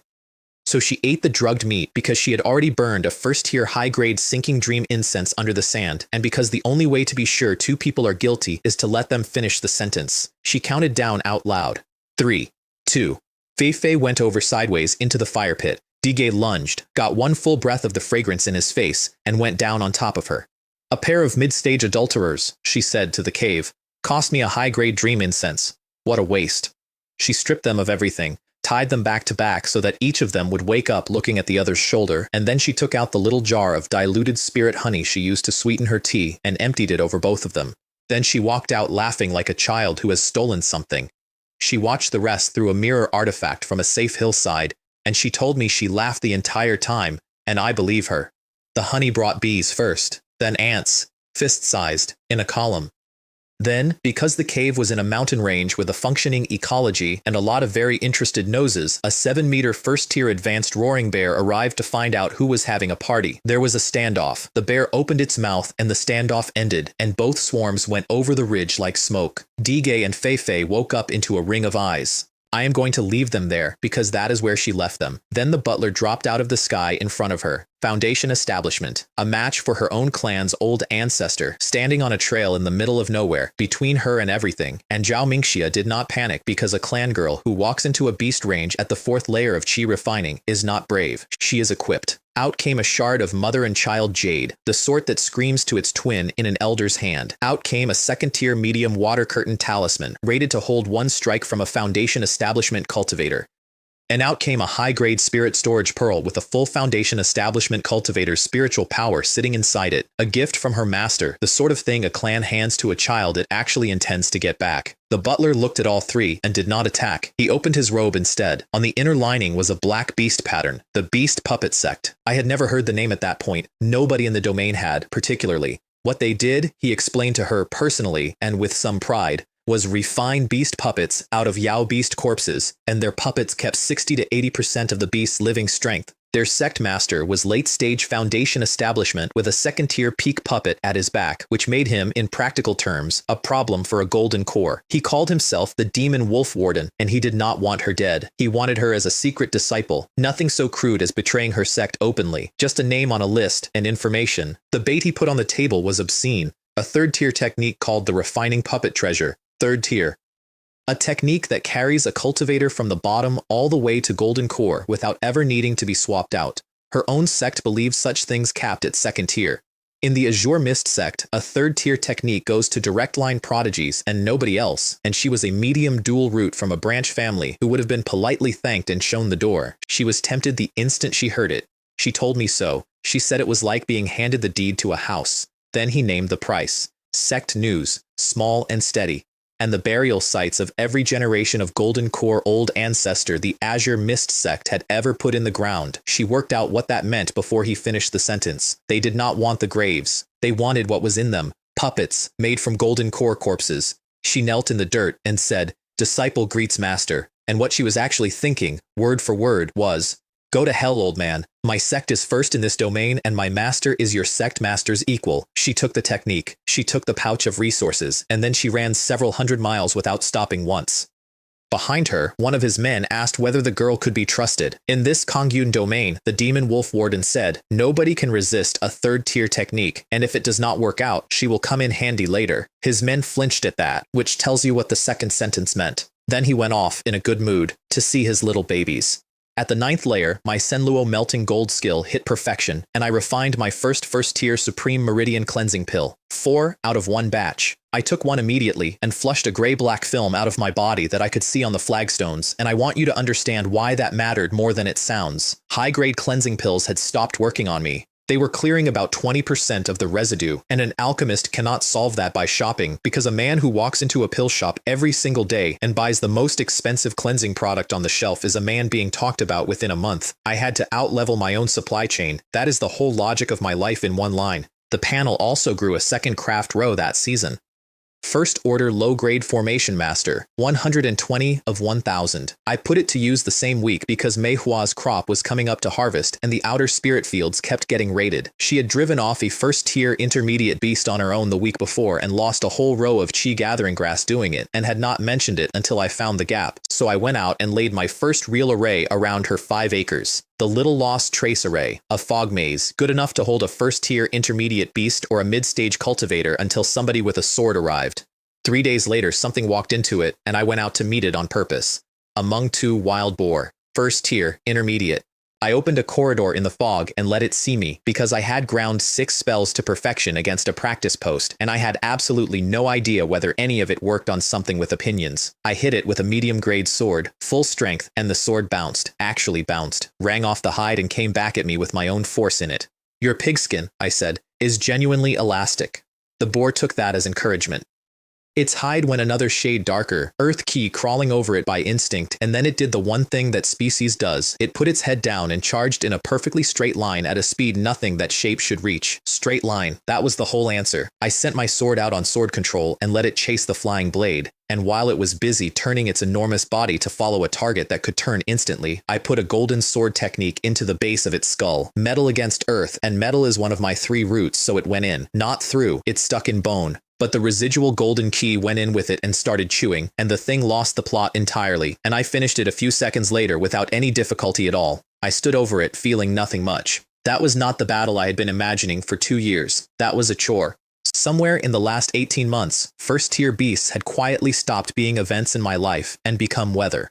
Walking back through the fog, I made a decision I did not act on for a very long time. I wanted land of my own eventually, and not in the Kangyun domain. This entire region topped out at Golden Core, and there was a bomb under the north end of it with an unknown fuse. Harvest came in on rented puppets, 10 stones each, 2 hours for the lot. The whole crop sold for a few hundred stones. After rent, seed, fertilizer, and the puppet hire, Manhwa's profit for 2 months of daily work in the sun came to about 100 spirit stones. 1 batch of my pills. Under an hour of my morning. I said nothing at all about that. I went and bought her land instead, quietly, and told her the rent had been renegotiated. Fine, I thought. I will pamper my own woman. Somebody in this arrangement should get something out of it that is not a bar filling up. I also planted 2 mature second-tier trees in our courtyard for her to look after. A flying spirit tea tree, where 1 cup is worth about half a pill of spiritual power and leaves no toxin at all, so you can drink it forever. And a spirit jade pear tree, because she liked pears. Meanwhile, she and Zhao Mingxia had become inseparable, which I found delightful and did not examine. They went to look at dresses. They complimented each other's hair with total sincerity. They walked the vendor area arm in arm for 2 hours and bought nothing, and Zhao Mingxia looked around at the stalls and thought, with the part of her brain that never switched off, this is a good place to make a move. Because that night she put on a black concealing robe, walked a circle around the town to shed anyone following, paid a stall fee under a false name, and set up shop in the vendor area with a voice she had practiced, low, husky, impossible to sex, and a deliberately rude manner so that no one on earth would connect the stall to the pretty clan girl who bought nothing at dresses. Her stock was junk on the front table for cover, plus 2 swords she had acquired recently under circumstances she did not advertise, and under the counter, first-tier low-grade beast puppets made out of Gale Wolf corpses. One of them was worth a 3rd-layer cultivator in a fight. She had failed completely to comprehend the 3rd-tier technique itself, but she had picked up the puppet making inside 10 days. She could not sell them through her clan or her sect, because once is luck and twice needs a source, and she was already hiding a master. She cleared several hundred stones a night. And her private summary, counting it in the dark on the way home, was, "This is so much better than waiting for a monthly salary." 1 year to the day after I woke up in a hut with 4 hours of memory, I sat down and read the panel properly. 3rd layer of Qi refining to the 10th. 7 layers, 28 small realms in 12 months. First-tier top-grade alchemist, which I could not tell a living soul about for at least 4 more months, because my output had already outrun any story I could sell. So I held the top-grade pills back and split the rest across 2 channels and let the world go on watching a promising young man improve at a believable speed. Lifespan, 130. Qi refining caps at 120. The wood attribute technique and one art at perfection had bought me 10 extra years, and it would not move again until foundation establishment. Spiritual sense out to 10 meters, 20 in a line. Near foundation establishment quality, body refining sitting around the 6th layer equivalent, and a resolution, which I wrote down because it embarrassed me. I was going into the Tiger's Roar mountain range for real combat experience, not for materials. Because I never again wanted to be the man lying on his own floor while somebody else came through the door and saved him. I never made that trip. Miss Feng stopped me, and she did not mean to. She had a private theory about me by then, which was that I was a soft indoor alchemist who had inflated his own cultivation level with his own product and would fall over if a strong wind hit him. Her stated goal, to herself, was that she could not let her god of wealth simply disappear. So she told me what the pavilion knew. 4 months earlier, the outer Tiger's Roar range had gone quiet. Not empty. Quiet. And at the same time, the inner range had started to roar, tigers and wolves, continuously, day and night, louder each week. 4 or 5 hunting teams had gone into the inner range in that time. Not one person had come back. Foundation establishment cultivators had gone in to look at the pavilion's expense and found nothing at all except 2 facts. The first was that the beast population of that range was down 50 or 60%. That range held roughly 200,000 beasts. The second was traces of human activity. I did the arithmetic out loud in her shop, and I heard my own voice go flat. 100,000 beasts do not vanish. They are not eaten, they are not migrated, and they do not fall down a hole. 100,000 beasts get collected. I canceled the training trip on the spot. Then I went home and asked the ceiling a question I have never gotten a good answer to. Is there anywhere safe at all? Qingmu Market. Now here. Then I went shopping in the way a man shops when he has decided the building is on fire. Tens of thousands of stones, most of my savings, gone in 2 days.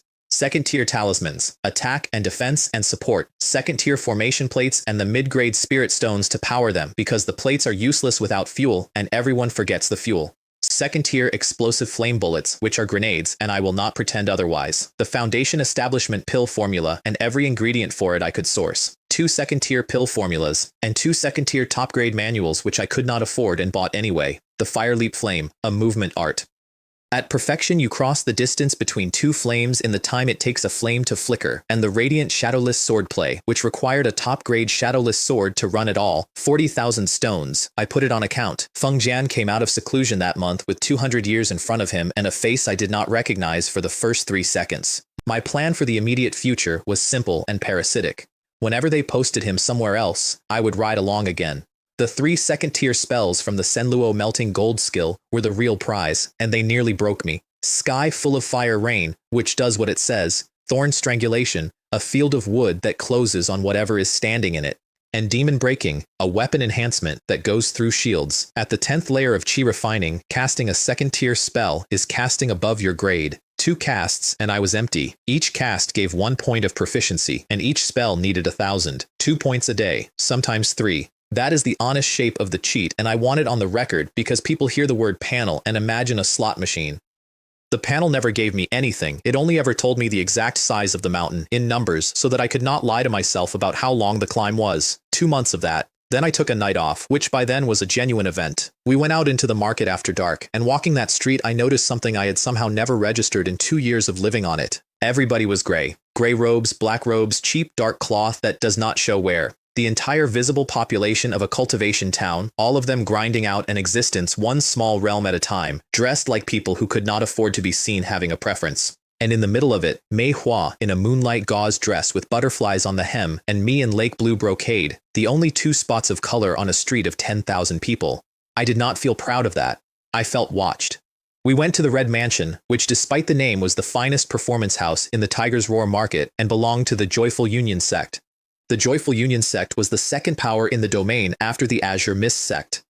Its sect master and his wife were both foundation establishment great perfection. They ran music halls and auction floors across 4 markets, and they were untouchable in the way that only a business everybody's elders use can be untouchable. A private room cost 100 stones in what they called a tea fee. 2 attendants came with it. Chun-Shi danced. Guoshan played the zither, badly at first, and then, when I put down another 20 stones, extremely well. 20 stones a song. We heard 9. Manhwa ate spirit fruit with her feet tucked up under her and made me order a 10th. I lay back on that couch with a cup in my hand and said, out loud, that this was the life gods should live, and then immediately started planning to hire musicians of my own once I had land, because I have never in my life been able to enjoy something without trying to reverse engineer it. Then the auction started downstairs, and the last lot of the night took the evening apart. They brought out a young man they called the tiger-catching young master, 9th layer of chi refining, a body cultivator, and the reason he was worth anything at all was a technique that does not improve the man who holds it.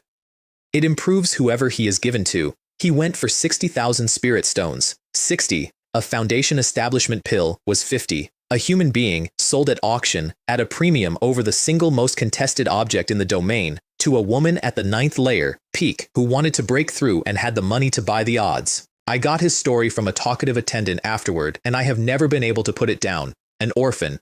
Low-grade 4 root, which is the worst combination there is. No talent, no clan, no master. He had been walking to a market town to look for work when he was taken off the road, and he woke up owned, and the sect had dressed him in a core disciple's robes for the auction because it raised his price.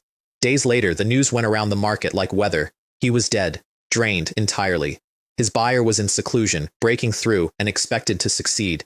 And I want to be truthful about my reaction because it is the least flattering and most honest thing in this entire account. I did not feel outrage. I sat in my courtyard that evening under a tea tree I had bought as a present, and what I felt all the way through was relief, because that was me. Take away the panel and leave everything else exactly as it was. An orphan, no clan, no master, a temperament formed in a peaceful world where the worst thing that ever happened was a losing streak. And even if I had somehow gotten past the man with the needle, that road ends in exactly one place, and it is a stage with a number on it. Luckily, I thought, I have the proficiency panel. I was not a saint, and I had no power to change any of it. I was a little sad for him, and mostly, cravenly, glad for myself. Manhwa caught me staring into the middle distance and asked what I was looking at. I said I was wondering whether she had been staring at the tiger-catching young master, and offered to lend her the 60,000. She pinched my waist hard enough that only 2,000 caddies of wood spirit jade saved my dignity. I could not stop thinking about the 100,000 missing beasts. So I did what I always do when I am frightened, which is to work until the fear has to cue. Pills all morning, cultivation through the afternoon and evening, soul arts all night. And when I was too tired for soul arts, I would sit on the floor and lay out formation materials in random patterns just to farm formation proficiency, because that was the one craft where the panel counted an attempt. I had reached the point where I ground during my rest. 300 miles away, in the middle of the Tiger's Roar range, the Overlord was being served a demand. I did not see it. I have reconstructed it from 4 sources, and I am confident of the shape. The mountain-shocking tiger was 10 meters at the shoulder, 2nd tier, peak, so close to 3rd tier that he had refined the bone in his own throat and could speak. Beasts do not speak until they are Golden Core equivalent. This one was ahead of schedule. He had 20-odd tiger demons behind him and a 2nd-tier low tigress at his side. Across from him stood the demon wolf warden, who had been promoted from deacon to elder since the day he recruited a girl on a trail, and who was now foundation establishment middle stage. For months, he had been laying the demon wolf howling moon formation across 1/10 of the core range. Its main function was not offense, it sealed sound. That is why nobody in a market town 200 miles away had ever heard a thing. This entire Tiger's Roar mountain range, he told the tiger, pleasantly, apart from you and yours, is already in my hands. He wanted the tiger alive. He explained why, at length, because men like that always do.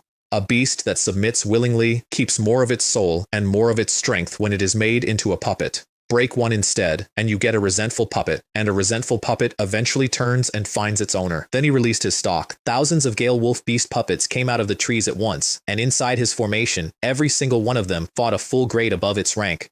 That was where 100,000 beasts had gone. The tiger did not go quietly. The demon wolf warden's first puppet was a moon-worshipping wolf, 2nd-tier intermediate, boosted a full grade by the formation. The tiger swatted it into a hillside without turning his head. The second one was serious, a moon-gazing wolf puppet, 2nd-tier advanced, carrying Demon King bloodline, and its skull was plated in earth rock steel gold.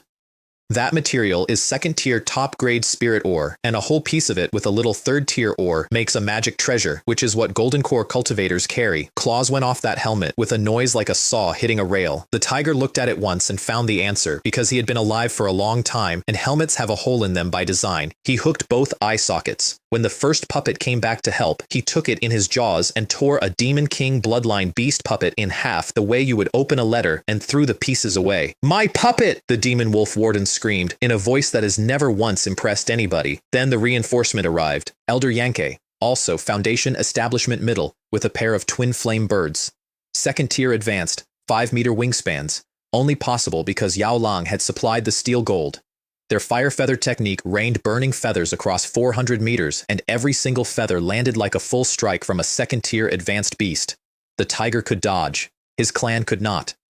So the tiger stopped dodging and said something about their sect master and his wife that I will not repeat, and both elders went white, not from the insult, from the fear that it would get back to the people named. Then the wind changed inside a formation that was supposed to have no wind. The tiger demons behind him abandoned their fights and crowded in against his flanks. The falling fire feathers stopped falling straight. They were being pushed offline by pressure alone, and they burst on empty ground 20 meters wide of anything. I am told both elders recognized it at the same moment, and that neither of them finished the sentence. Little divine power. Here is what that means, because it matters for everything that comes after. A divine ability belongs to spirit transformation and above. A little divine power is the golden core and nascent soul version of a spell, the thing a real power uses where the rest of us use a fireball. A second-tier beast does not have one. That tiger was half a step from third tier and had built one anyway.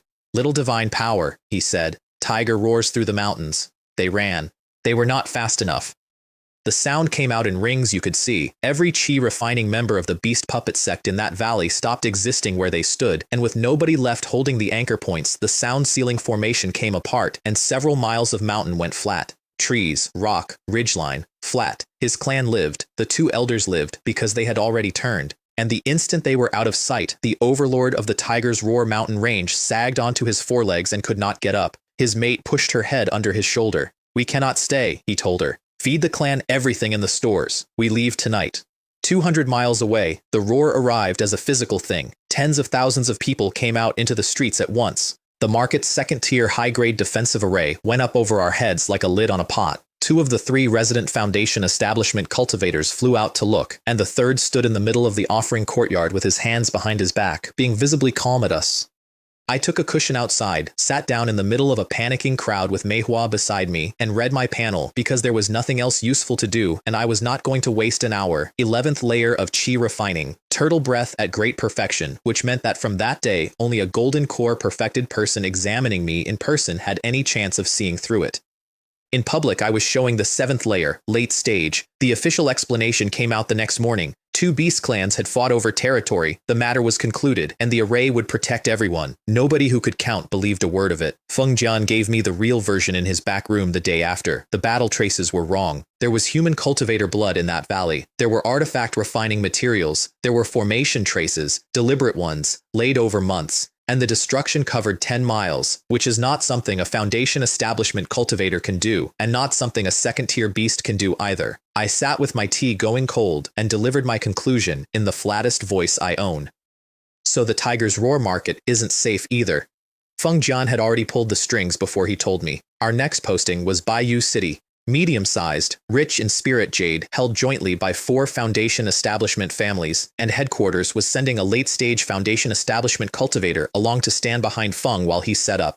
We left in 3 days. I sat down that night and made a small list. Qingmu Market, destroyed. Tiger's Roar Market, currently in the process. These markets, I told the ceiling, are giving me psychological trauma. Manhua harvested her chi-gathering grass early and sublet the fields inside a day, which she could do because after 2 years, the name Alchemist Lian opened doors she had no other claim on. She did not mention that either. She just did it fast and well and came home with the money. And on the way out from the deck, I saw the last thing I expected. 20-odd tigers running flat out across open ground in daylight, and at the head of them, a 10-meter animal that had ruled a mountain range for longer than the market had existed, going like a stray dog, heading north. Toward the Greenleaf Mountain Range, toward the Demon King.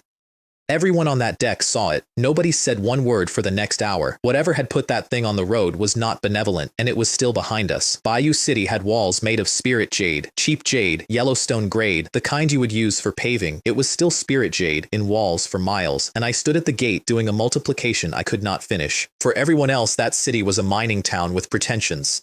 For me, it was a supply depot with a roof. Here is the arithmetic that ran my next 2 years. To push the bright jade skill from first tier to first tier peak, I needed about 20 tons of wood spirit jade, 400,000 spirit stones. Second tier jade ran over 100,000 a ton, and to reach second tier peak body refining from there would take millions. Millions. Not as an exaggeration. As a line item.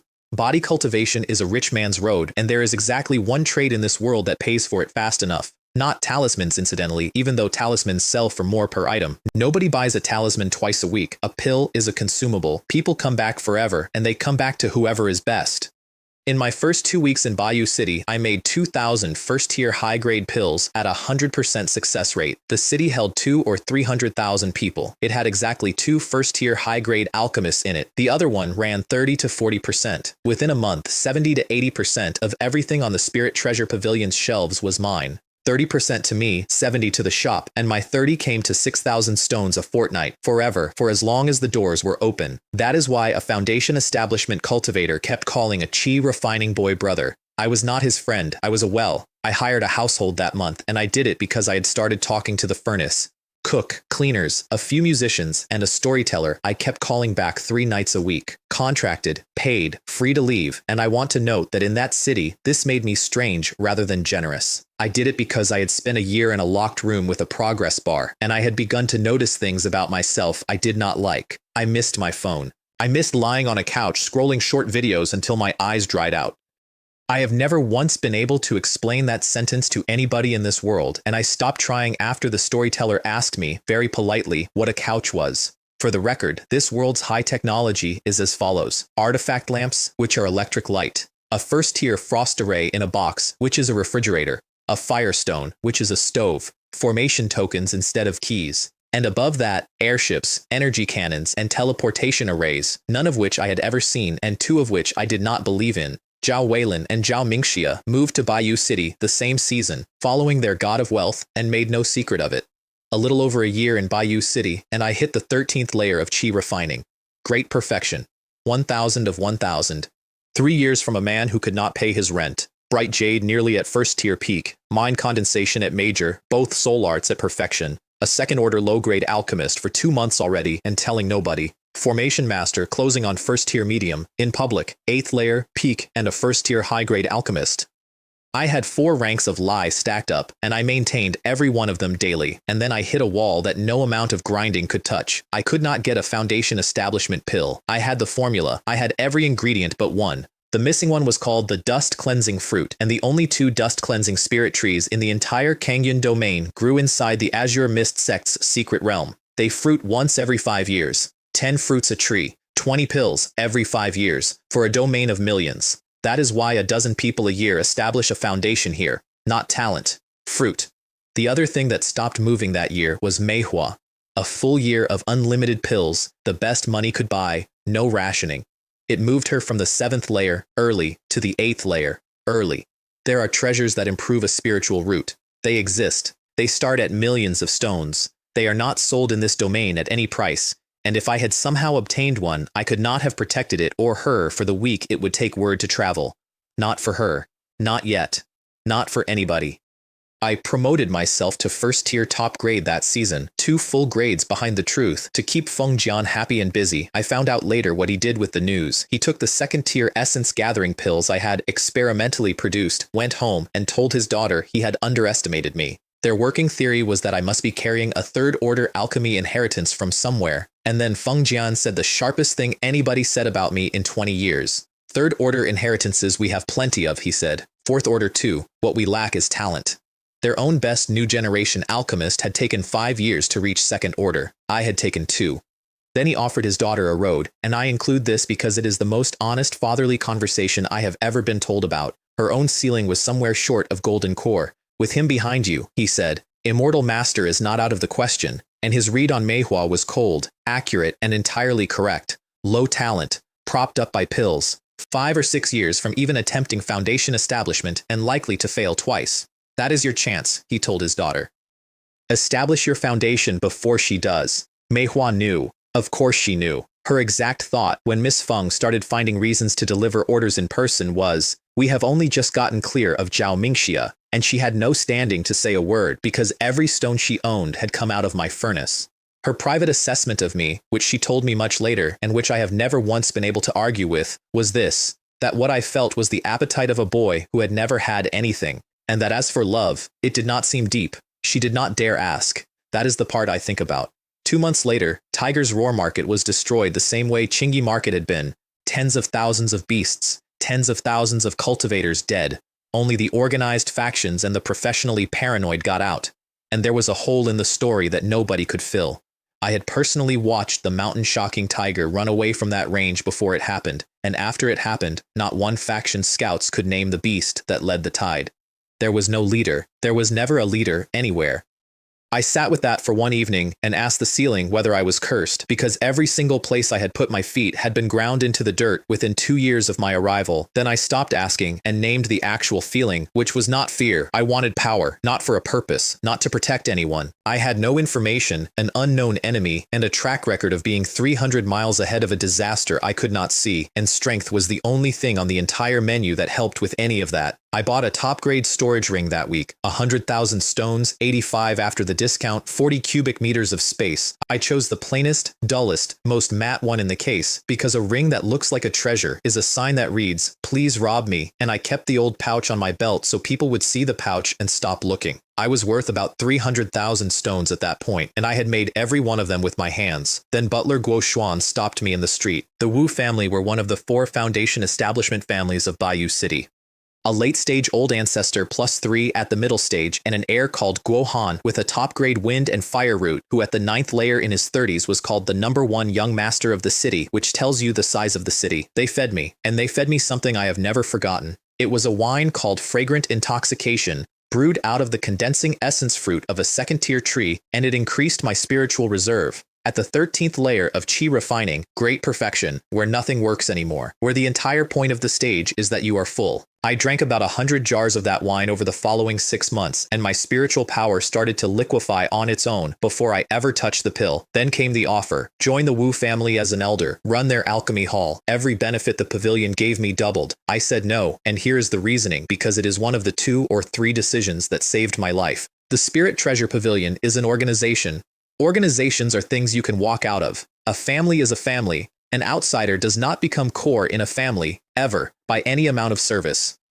There is exactly one road in, and it runs through marrying a Wu and fathering Wu children, and at the end of it, my furnace belongs to a surname. I am by no means someone who wants to be bound, so I refused gracefully and sold them a partnership instead. 30% of my output, Pavilion supplied first, 70 to them on the sale. The Wu patriarch took it happily, because his own best alchemist was first-tier top grade, and the family had been buying its pills from rivals for a decade.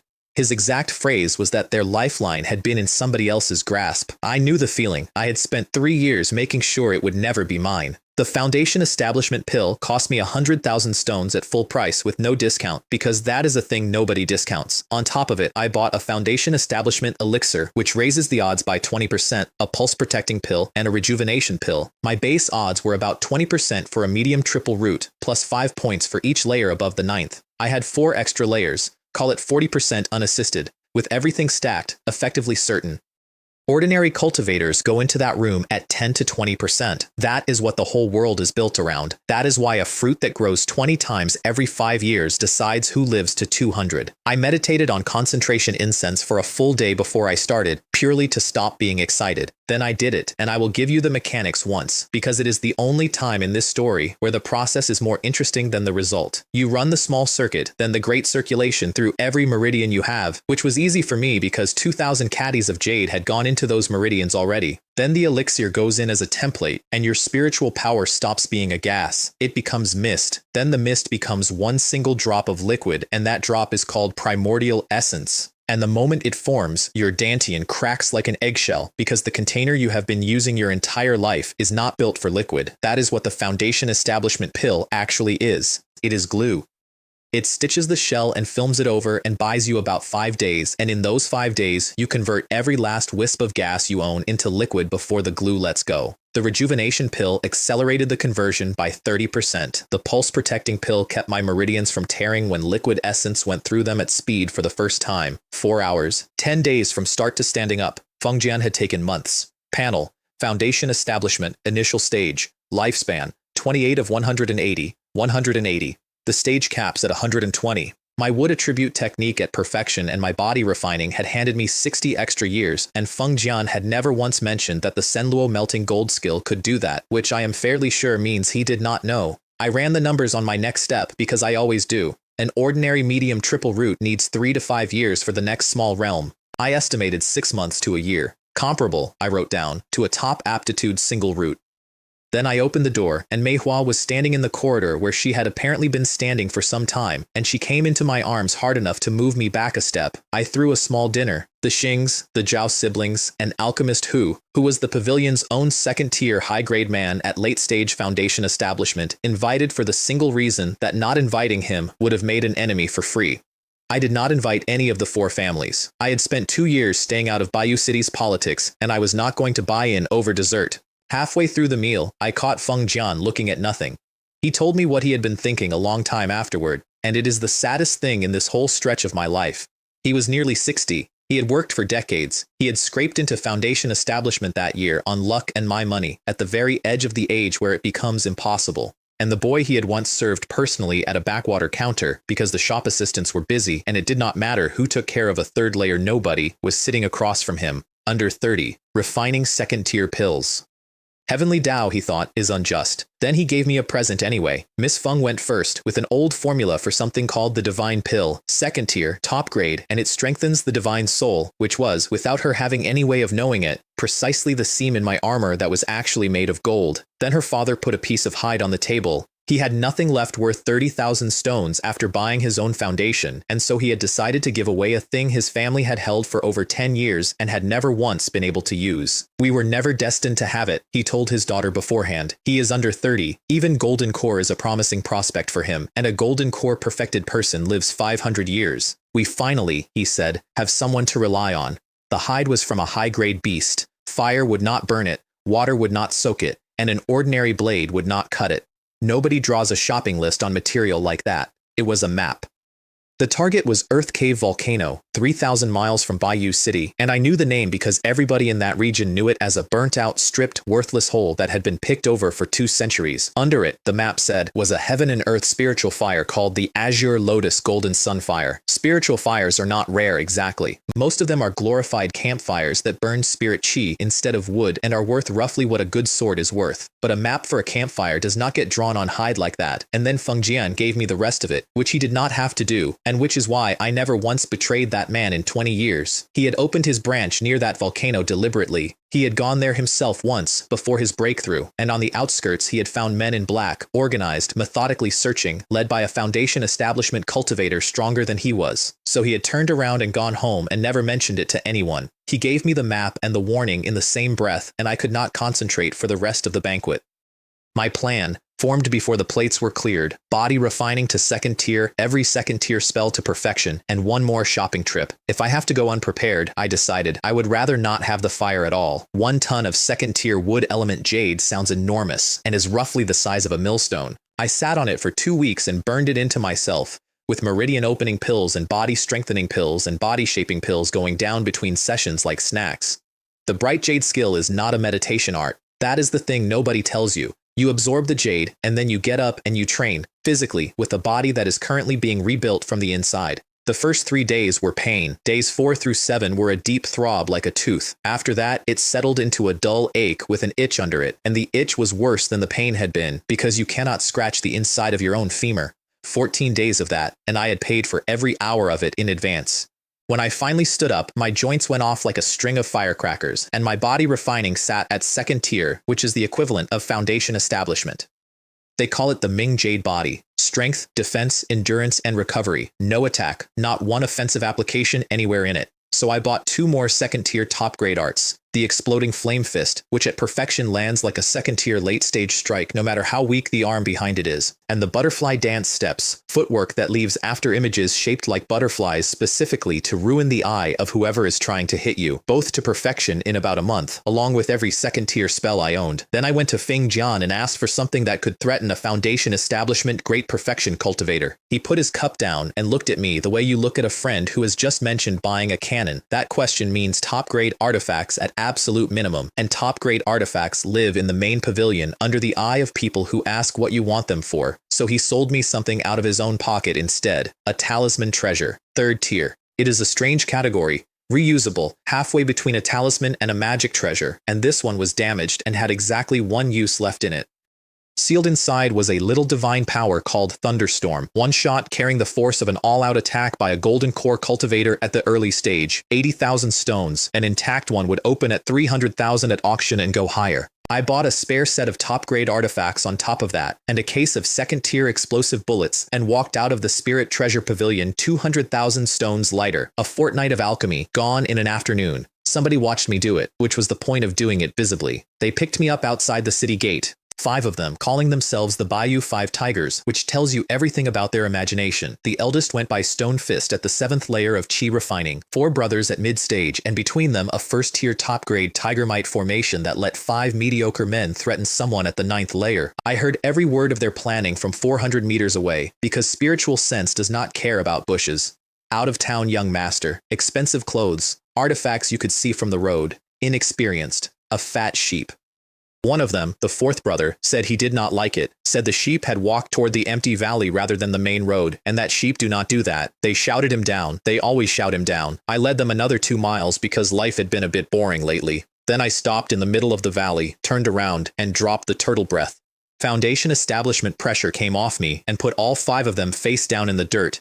The loud one wet himself, which I had not expected and did not enjoy as much as I thought I would. They knelt. They begged at length with specifics. I took every spirit stone and every artifact they had, which came to a genuinely insulting amount for men who had been terrorizing a road for 6 years. Then I put a mark of my own spiritual energy on each of them in a place they could feel and could not reach, and told them precisely what it was. Then I gave them their instructions. Walk back into Bayou City, go to the guard station on the east wall, put the loot on the counter, and tell them who you are and what you have been doing on that road. And if we don't, Stonefist said. Then I'll know, I said, and got on my sword and left without elaborating. I never checked. I did not have to.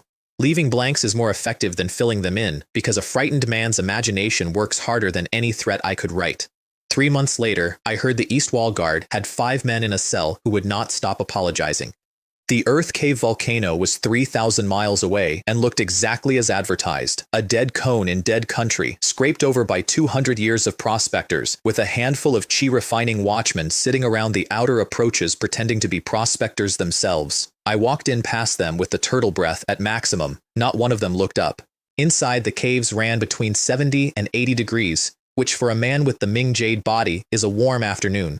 And at the bottom of them was a pool of magma 100 meters across, at a temperature I have no useful number for. I went in. Before you decide what kind of person that makes me, here is the list I was wearing. A frost talisman, a second-tier essence barrier, the Ming Jade body underneath everything, the top-grade cold water shield, and the Honkin garment, woven from the silk of a second-tier peak Snow Mountain ice silkworm, which cost more than my first house and my first 3 years combined. 5 dives, 10 minutes each, half an hour of recovery on the shore between them, and my hair smelled like a barbecue from the first one onward. 5 miles down, and no bottom. After the 5th dive, I slept on the shore rather than go in tired, and I want to flag that as the single most disciplined thing I have ever done, because everything in me wanted to keep going. The reason I did not is that men in black were somewhere in this region, and a man who is empty is a man who dies to the first person who finds him. I have to keep something in the tank at all times. That is not caution. That is the entire job. I found it on the 6th dive, and not by luck. Magma moves the way water moves. Slow, even, indifferent. And in the middle of all that even, indifferent motion, there was a current of fire Qi being drawn steadily toward one point, the way a bath drains. Something down there was drinking.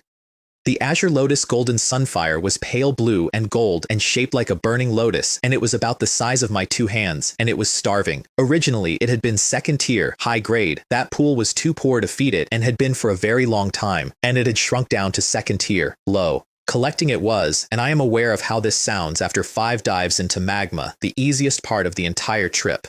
The hard part was that I could not put it anywhere. A top-grade storage ring will not hold a spiritual fire. The fire eats the ring. It had to be refined on the spot, at the edge of a magma pool, in a cave system with hostile organization somewhere above me. So I built a room out of what I had, a second-tier medium frost formation, which is specifically designed to freeze fire attribute things and to slow anything below late-stage foundation establishment, the cold water shield over that, and a second-tier frosty elixir down my throat to drop my own body temperature, because what came next was going to happen inside me. Here's the rule that makes this work, and it is one of the good ones in this world. When a fire root cultivator establishes his foundation, his essence and his root and his technique collide, and out of that collision comes a true fire of destiny. It carries his mark, it acts on its own, it grows as he grows, forever. Water roots get a true water, metal roots get a sharp metal chi, wood roots get a natal spirit plant. Everybody gets something, and it is the only thing you own that nobody can take. I let my true fire swallow the lotus. The lotus had no mind. It had instinct, and its instinct was to survive. And it swelled from the size of my hands to the size of a basketball, and kept growing, and could not get out. 90 minutes. At the end of it, my true fire of destiny had gone from second tier low to second tier medium, one step off high, and it had inherited everything the lotus was. Combat power equal to a late-stage foundation establishment cultivator, all by itself, if I did nothing but point it, and a 20% increase to my success rate in alchemy and refining, permanently, for the rest of my life. I sat on a rock at the bottom of a volcano, grinning like an idiot, and named it after what it had eaten, and then the formation started taking hits.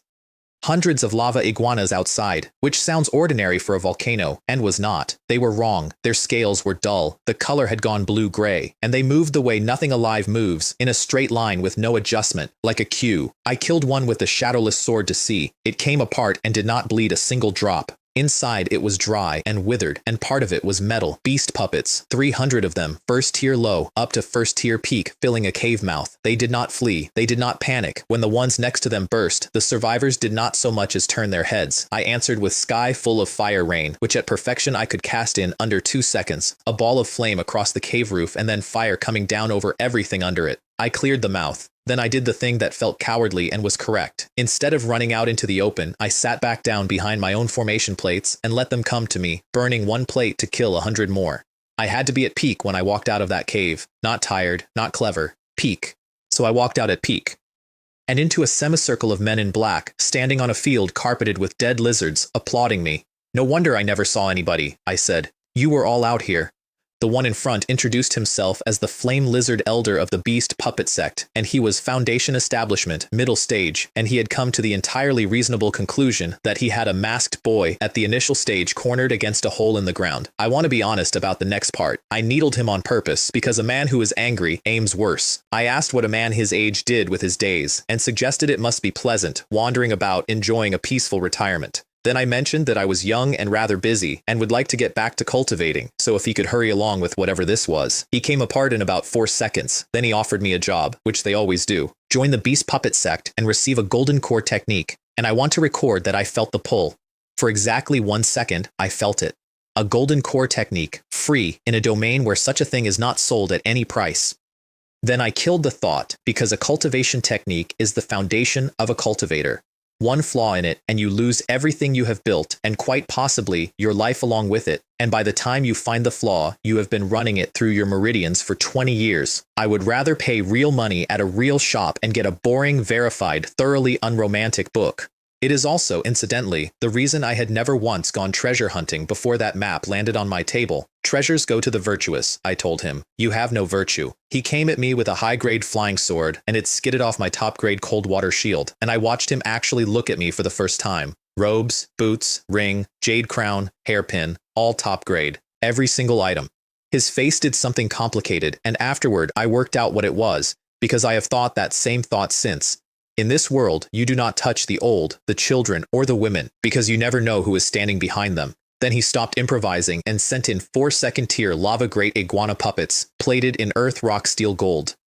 1 advanced, which is late-stage foundation establishment, 1 intermediate, 2 low. 4 at once nearly finished me. I had no real combat experience against a coordinated group, and they came at me from 4 sides at a speed I could not answer. And the only reason I am telling you this instead of being a footnote in a sex records is that I had spent 200,000 stones on equipment 4 weeks earlier. The shield held, the robe held, the body held. I also worked out, in the middle of it, why I should not spend the thunderstorm. Controlling 4 second-tier puppets was eating that man's spiritual sense alive. I could see it in the gaps, the fractional lateness of the 4th one, the way the intermediate stopped adjusting. Even I, with a merged soul and the mind condensation skill, can run 2 or 3 top-grade artifacts at once before my head starts to ring. He was going to burn out on his own if I lived long enough, so I baited him with a word instead. I mentioned that I had found a treasure in that cave. He came forward, and then I showed him what it was.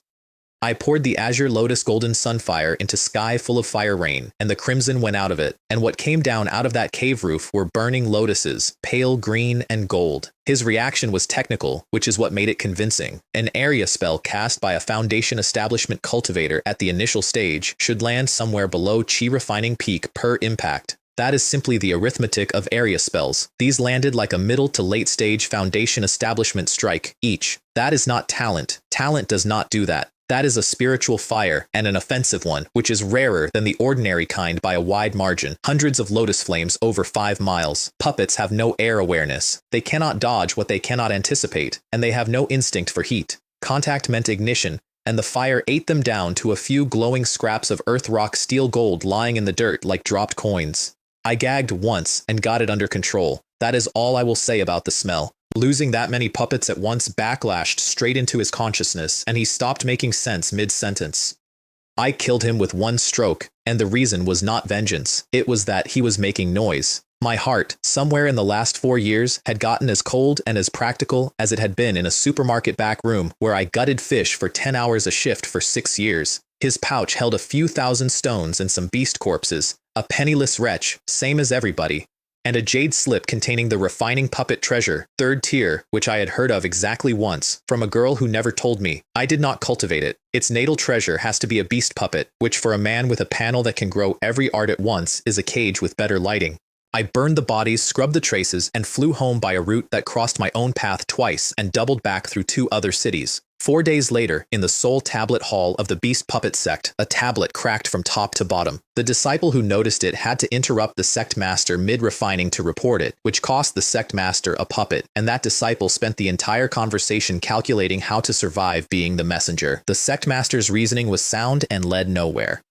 Bayou City had a handful of Foundation Establishment families, the strongest of them late stage, and none of them had any reason to touch a wandering elder in a dead volcano. Who, he wanted to know, dares kill my elder? He sent several Foundation Establishment cultivators and hundreds of disciples to find out. I gave the Xings a curated version of the trip. I mentioned the fire, which they would eventually notice, and I mentioned the Beast Puppet sect by name, which they would eventually hear. A man who volunteers 80% of the truth is never asked for the other 20. I sold the 3rd tier technique to the pavilion for 10,000 stones, which is a disgraceful price, and their appraisers explained why. An incomplete version with significant flaws, of reference value only. I went home feeling lighter rather than cheated, because I had genuinely considered cultivating that thing for about a second and a half, and then I started collecting. Over the following 8 months, I quietly assembled the 2nd tier inheritances of all 4 great arts. Alchemy from the Spirit Treasure Pavilion, openly, because that was expected. Formation from the Kangyun Pavilion in disguise, bought in single pieces across 4 visits so nobody assembled a shape. Artifact refining from the Wu family, techniques and artifact patterns only, no blueprints paid for with a promise of 2nd tier pills. And talismans through the Zhao siblings and their sect. 4 arts, 4 sources, never 2 from the same one. Because any single source that sold me all 4 would have been able to see the outline of what I was building, and I did not intend for anyone alive to see that outline. Talismans came first and fastest. 10 days. A talisman master needs patterns, mental energy, and bought paper and ink, and my spiritual sense was running at late-stage Foundation Establishment quality on a man at the initial stage. Artifact refining came next, because a fire root and a metal root and 4 years of standing over a flame controlling temperature by feel is most of the job already. Formation came last and worst, and I will say the honest reason. I was a lazy man with no head for the big picture, and formations are nothing but big picture. I got to 1st tier, medium, and I got there entirely because the panel does not care about talent. It cares about starting, which is also why I never chased it seriously. In a barren domain like ours, a formation master earns less than an alchemist and can genuinely run at a loss. An alchemist eats anywhere in the world. Panel at 29 years old. Foundation Establishment, initial stage, 502 of 1,000, 2nd tier low-grade alchemist, 6,000 of 10,000, and 1st tier medium in refining, formation, and talismans simultaneously. There was a hole in the plan, and it took me a month to notice it. The inheritances I had bought were methods without content, the refining art and no blueprints, the formation art and no diagrams, the talisman art and no patterns, the alchemy art, and every formula sold separately at whatever the local market felt like charging.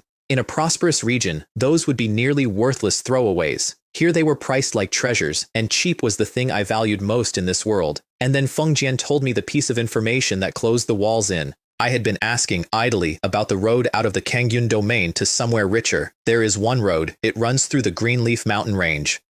The exact place I had woken up in, now a beast paradise for hundreds of miles in every direction, with the Greenleaf Demon King sitting in the middle of it, halfway through becoming something the entire domain was quietly praying would die. I was walled in, all of us were. That is what a domain is, it turns out. Not a region, a pen. The one comfort I talked myself into that night was that the Spirit Treasure Pavilion's regional head was a golden core cultivator at the late stage, and no organization stays that calm about a nascent soul beast unless it has a card in its hand. Cling tighter to that thigh, I told myself, and went back to work. A year passed, and the beast puppet sect found nothing. I know what their sect master said at the end of it, because I eventually met people who were in the room. He dropped the search for his elder's killer, but the other matter, the thing over at that volcano, stayed under watch. This concerns the future of our sect, he said. We absolutely cannot lose it. The moment there is movement, tell me. In the same 6 months, I reached Foundation Establishment middle stage with a lifespan of 190, a second-tier medium alchemist rank, and first-tier high grade in refining, formation, and talismans all at once. And I started making my own equipment. The Shadowless Sword, the Cold Water Shield, the Honkin Garment, all reworked by my own hand over my own fire. That was the year Manhwa died. The Azure Mist sect opened the Little Cloud Realm that spring. It is their small secret realm, opened periodically to outsiders below Foundation Establishment, with fighting permitted inside. Over 1,000 people entered. Sect disciples went in first. Loose cultivators went in last. I told her not to go. I want to be precise about what I said, because I have gone over it more times than I can count. I said that when my cultivation was higher, I would get her the treasures myself. I said I would pile her up to Foundation Establishment with my own hands if it came to that. She went anyway. Zhao Weilin was at the 7th layer, younger than her, past her. Zhao Mingxia was at the 6th layer, peak, and 20 years old, and would be past her within the year. And I had become a Foundation Establishment cultivator while she was still counting layers. She was nearly 40. She had been climbing for 25 years, and somewhere in there she had stopped believing that the treasures were coming. I loaded her with second-tier talismans and told her which ones to burn first. She never came out. There were months of nothing. Then the Zhao siblings asked me carefully whether she had come home, and I understood that they had been asking around for weeks before working up to asking me. Inside that realm, everyone is scattered at random on entry. Nobody they knew had seen her. And here is why she could not even be looked for. Sect disciples are logged, tracked, and accounted for. Clan disciples have families who make noise. A loose cultivator is a name in an entry ledger and nothing after it. The sect recorded who went in. That is the entire extent of what anybody knew. There are beasts in that realm. There is a rumor of a golden core demon king. There are places the sect marks as dangerous and does not explain. 1,000 people went in. One did not come out. That is inside the expected range. I paid the Zhao siblings in pills to keep asking, and I paid Feng Jian in second-tier pills to work his own channels, and I kept both arrangements running for 2 years. And then, sitting alone in a room she had cooked in, I noticed what I actually felt, and I am going to write it down exactly. I did like Manhwa. I could not say I really liked her. I certainly could not say I loved her. If somebody ever put a name and a face in front of me, I would pay whatever it cost to have it settled, and I would not go myself. These entanglements cannot obstruct the road. The scenery and the people on the road are all passers-by. I thought that in a room that still smelled faintly of pear blossom, and I did not cry, and the not crying is the part I have never gotten over. The vultures arrived inside the week, and they were not subtle about it. Zhao Weilin, to his sister, in a room with a door. Fellow Taoist Leon is all alone now. Isn't this your perfect opportunity? Along with the observation that my pills had become better than his own clan's. Feng Jian, to his daughter, in a room with a better door. Manhwa's death does not concern us. Hurry.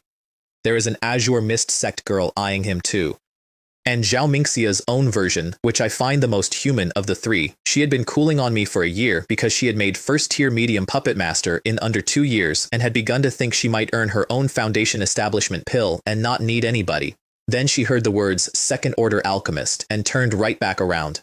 I hired more people that month. Musicians, a cook, a second storyteller. The house had gotten very quiet, and a year of silence in a locked room does things to a man that no pill fixes.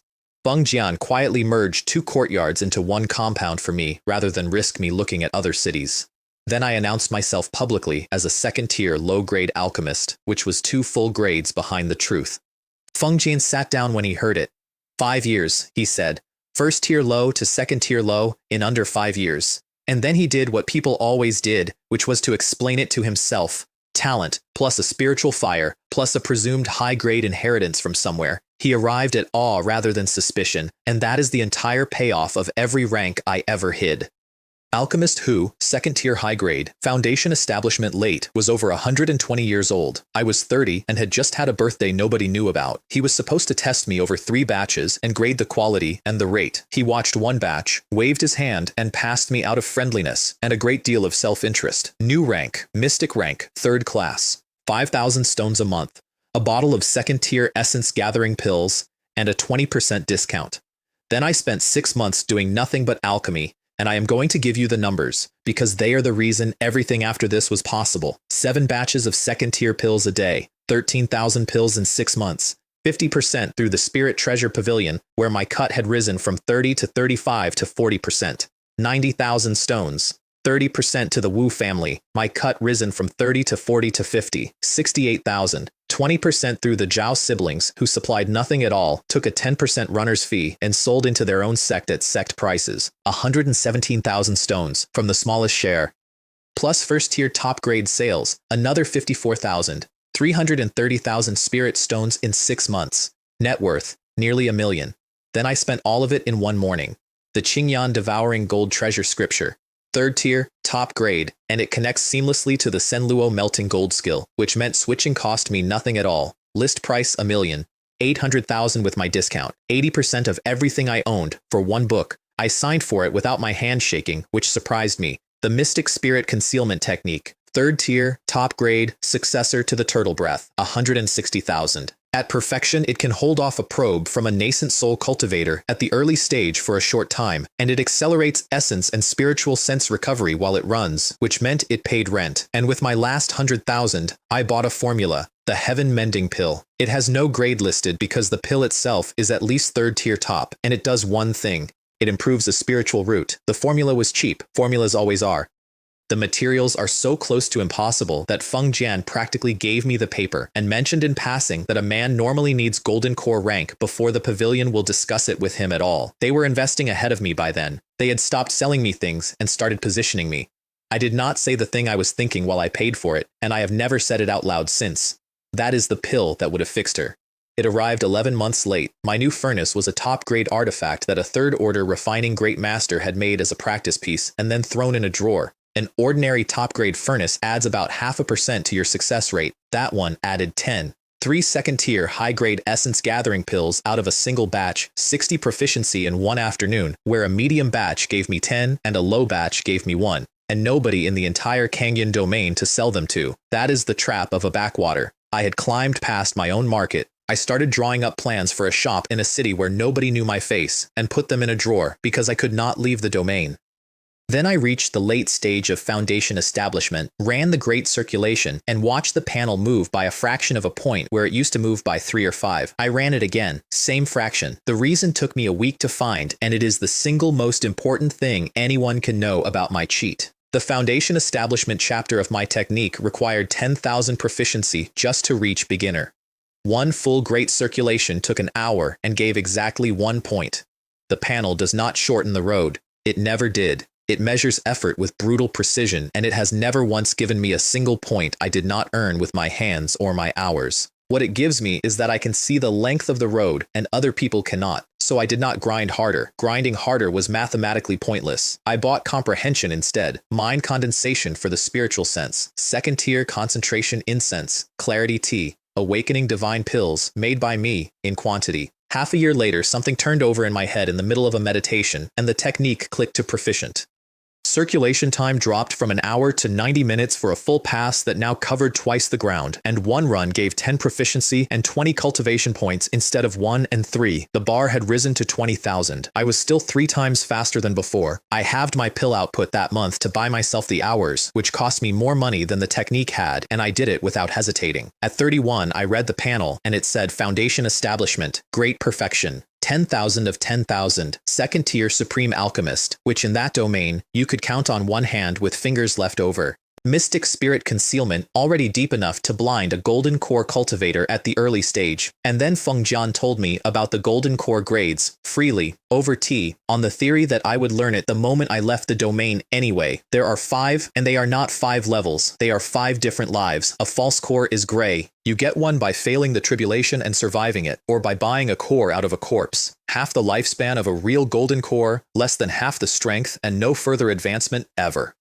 It is a door that locks behind you. An inferior core is milky white. You get one by bypassing the lightning with formations and pills, which is legal and common and sensible. You are stuck at golden core for the rest of your 500 years. A medium core is silver, real combat power, a sliver of hope of ever becoming a nascent soul. That is what the Kangyun Immortal Master had. The strongest man in the domain. A superior core is pale gold. To condense one, you need chi refining at great perfection, several arts at perfection, and either body refining or spirit refining at second order great perfection. Very high chance of nascent soul. That is the ceiling for this world's actual geniuses, the ones with clans and elders and 3 centuries of accumulated family resources. And then there is the flawless core, pure gold, chi refining at great perfection, and body refining at great perfection, and spirit refining at great perfection, and every technique and every spell at perfection. All of it, simultaneously. A core like that connects to the world and regenerates its own power without limit. It is invincible at its own level.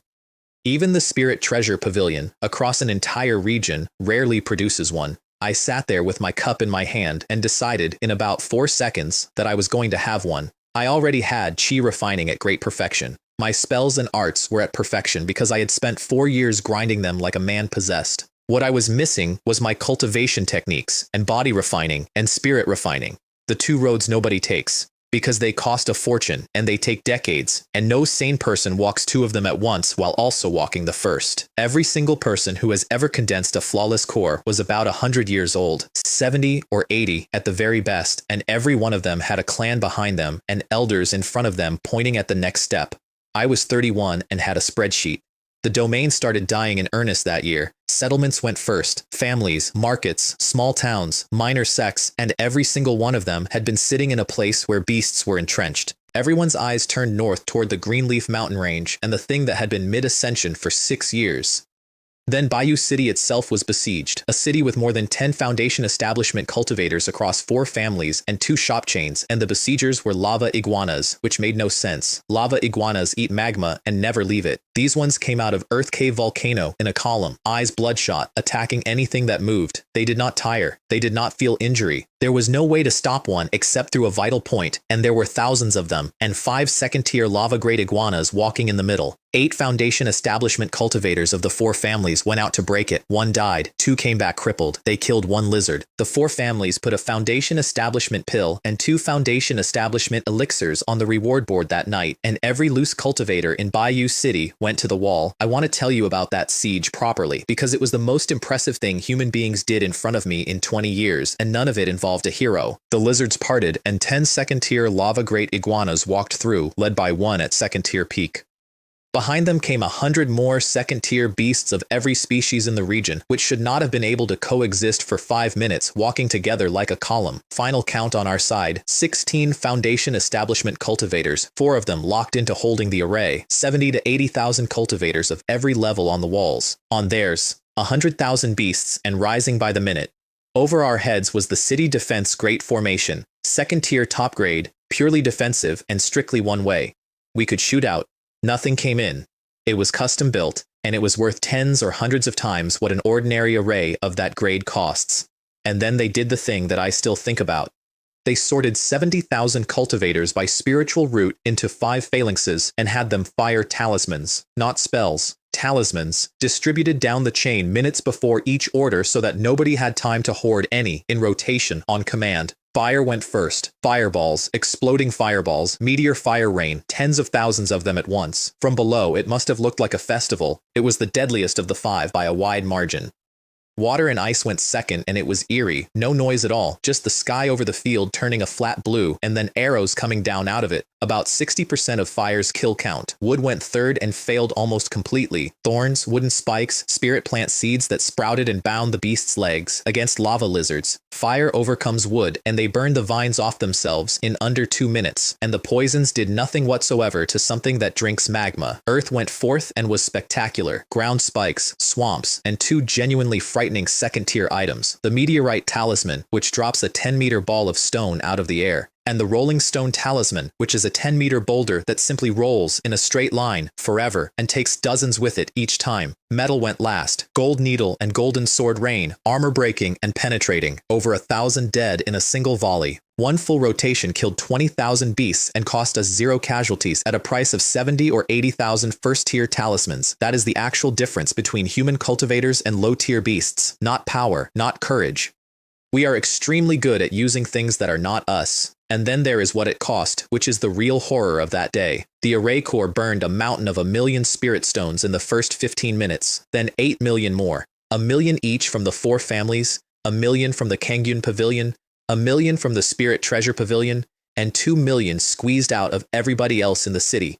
15 million spirit stones in half a day. At the fundraising meeting that evening, I watched Feng Jian say the words 100,000 through his teeth because saying anything less would have cost the pavilion its face in front of 4 families, and that single sentence wiped out years of his branch's profit. Afterward, he said one thing to me, quietly, and it is the most human sentence I ever heard from him.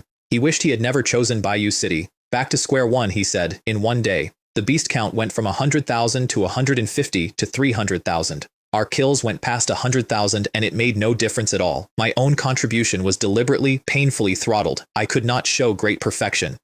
Think about it from outside. In 4 or 5 years, I had gone from establishing my foundation to great perfection. Anybody who heard that would know immediately that something was wrong, and there is exactly one kind of person who investigates that sort of thing. So I capped Meteor Fire Rain at middle stage output and fired it 10 times in 10 minutes. Over 10,000 kills. The output of an entire phalanx from one man at 30% of my essence. I could have fired 40 more. I stopped because I had to. Ate a second-tier top-grade Huiyuan pill in full view of 6 people as a piece of theater, sat down looking tired, and spent the rest of the volley quietly working out which gate I would leave by. Then, a golden light came across the sky, passed straight through the great array as though it were a rumor, and landed on the wall. Tai Feng, Immortal Master, Golden Core. He looked about 20 and had been sent to this backwater on assignment, the way you send a promising junior to a regional office. A dozen second-tier lava-grade iguanas jumped him on the way down. He flicked his sleeve. One beam of gold came out of it and split into a dozen, and all 12 fell out of the sky. I want to be honest about my reaction, because it is the most useful thing I felt that year. I could have killed a dozen second-tier beasts. I could not have done it casually. The difference between us was not the killing, it was the sleeve. His natal treasure was called the Meteorite Caltrops, forged from a heavenly meteorite fragment and 3rd-tier spirit ores, and it carried star power. On impact, it released starlight that erodes the physical body itself, so that even a golden core body cultivator takes damage from it. Feng Jian told me the rumor about where the fragment came from, and I have never been able to decide whether I believe it. 2 great powers fought somewhere out beyond the sky and shattered a star between them, and pieces of it came down here. Then Tai Feng raised both hands and filled the air with enormous golden caltrops, each spike carrying a thin light on it like frost. Both armies stopped. Genuinely stopped for about 2 seconds because it was beautiful. Then it landed. Under 15 minutes. About 130,000 beasts, dozens of them second tier, and when it was over the field in front of Bayou City, was bare, not littered, bare. One move. It was one move. I had thought exactly the same thing on an airship deck 6 years earlier, watching an old man cast a spell out of a shop. The shock was identical, and the tier was one higher, and that is the joke the world plays on you at every single stage. I had been telling myself I was at great perfection and close to Golden Core. Golden Core is not the next step. It is a different animal wearing the same shape. Nobody noticed in all the staring that several second-tier beasts quietly withdrew from the back of the horde and left. And I had one other thought on that wall, which turned out to matter more than anything else that happened that day. If a fragment of a broken star can be forged into a weapon that releases starlight on contact, then a fragment of a broken star and a space attribute ore could be forged into a gourd, trap something inside it, then let the starlight in. I had no idea where to get either material, and neither did anyone I could safely ask. It was the first thing I ever wanted that money could not buy. Tai Feng stayed a few days and could not explain the tide either. He sent word to the main pavilion and went out to look at the volcano alone. I spent those days in disguise trying to buy a magic treasure that concealed aura, and failing, because the Kangyun pavilion did not have one. They did not have any magic treasures at all. That is what a backwater means, so I asked Zhao Weilin to work his clan for one, and told him the range I could pay, which was 50 to 200,000 stones, and watched his eyebrows go up. Meanwhile, I ground the Mystic Spirit concealment technique at about 100 points a day, around the clock, because it runs on almost no essence and therefore has no natural stopping point. My goal was specific, enough to survive a casual scan by the Golden Core late-stage master at headquarters, in case my next flight went there. I also bought up every scrap of second-tier exotic jade the four families dumped on the market to pay for that array, at a price that shamed me and which I paid anyway.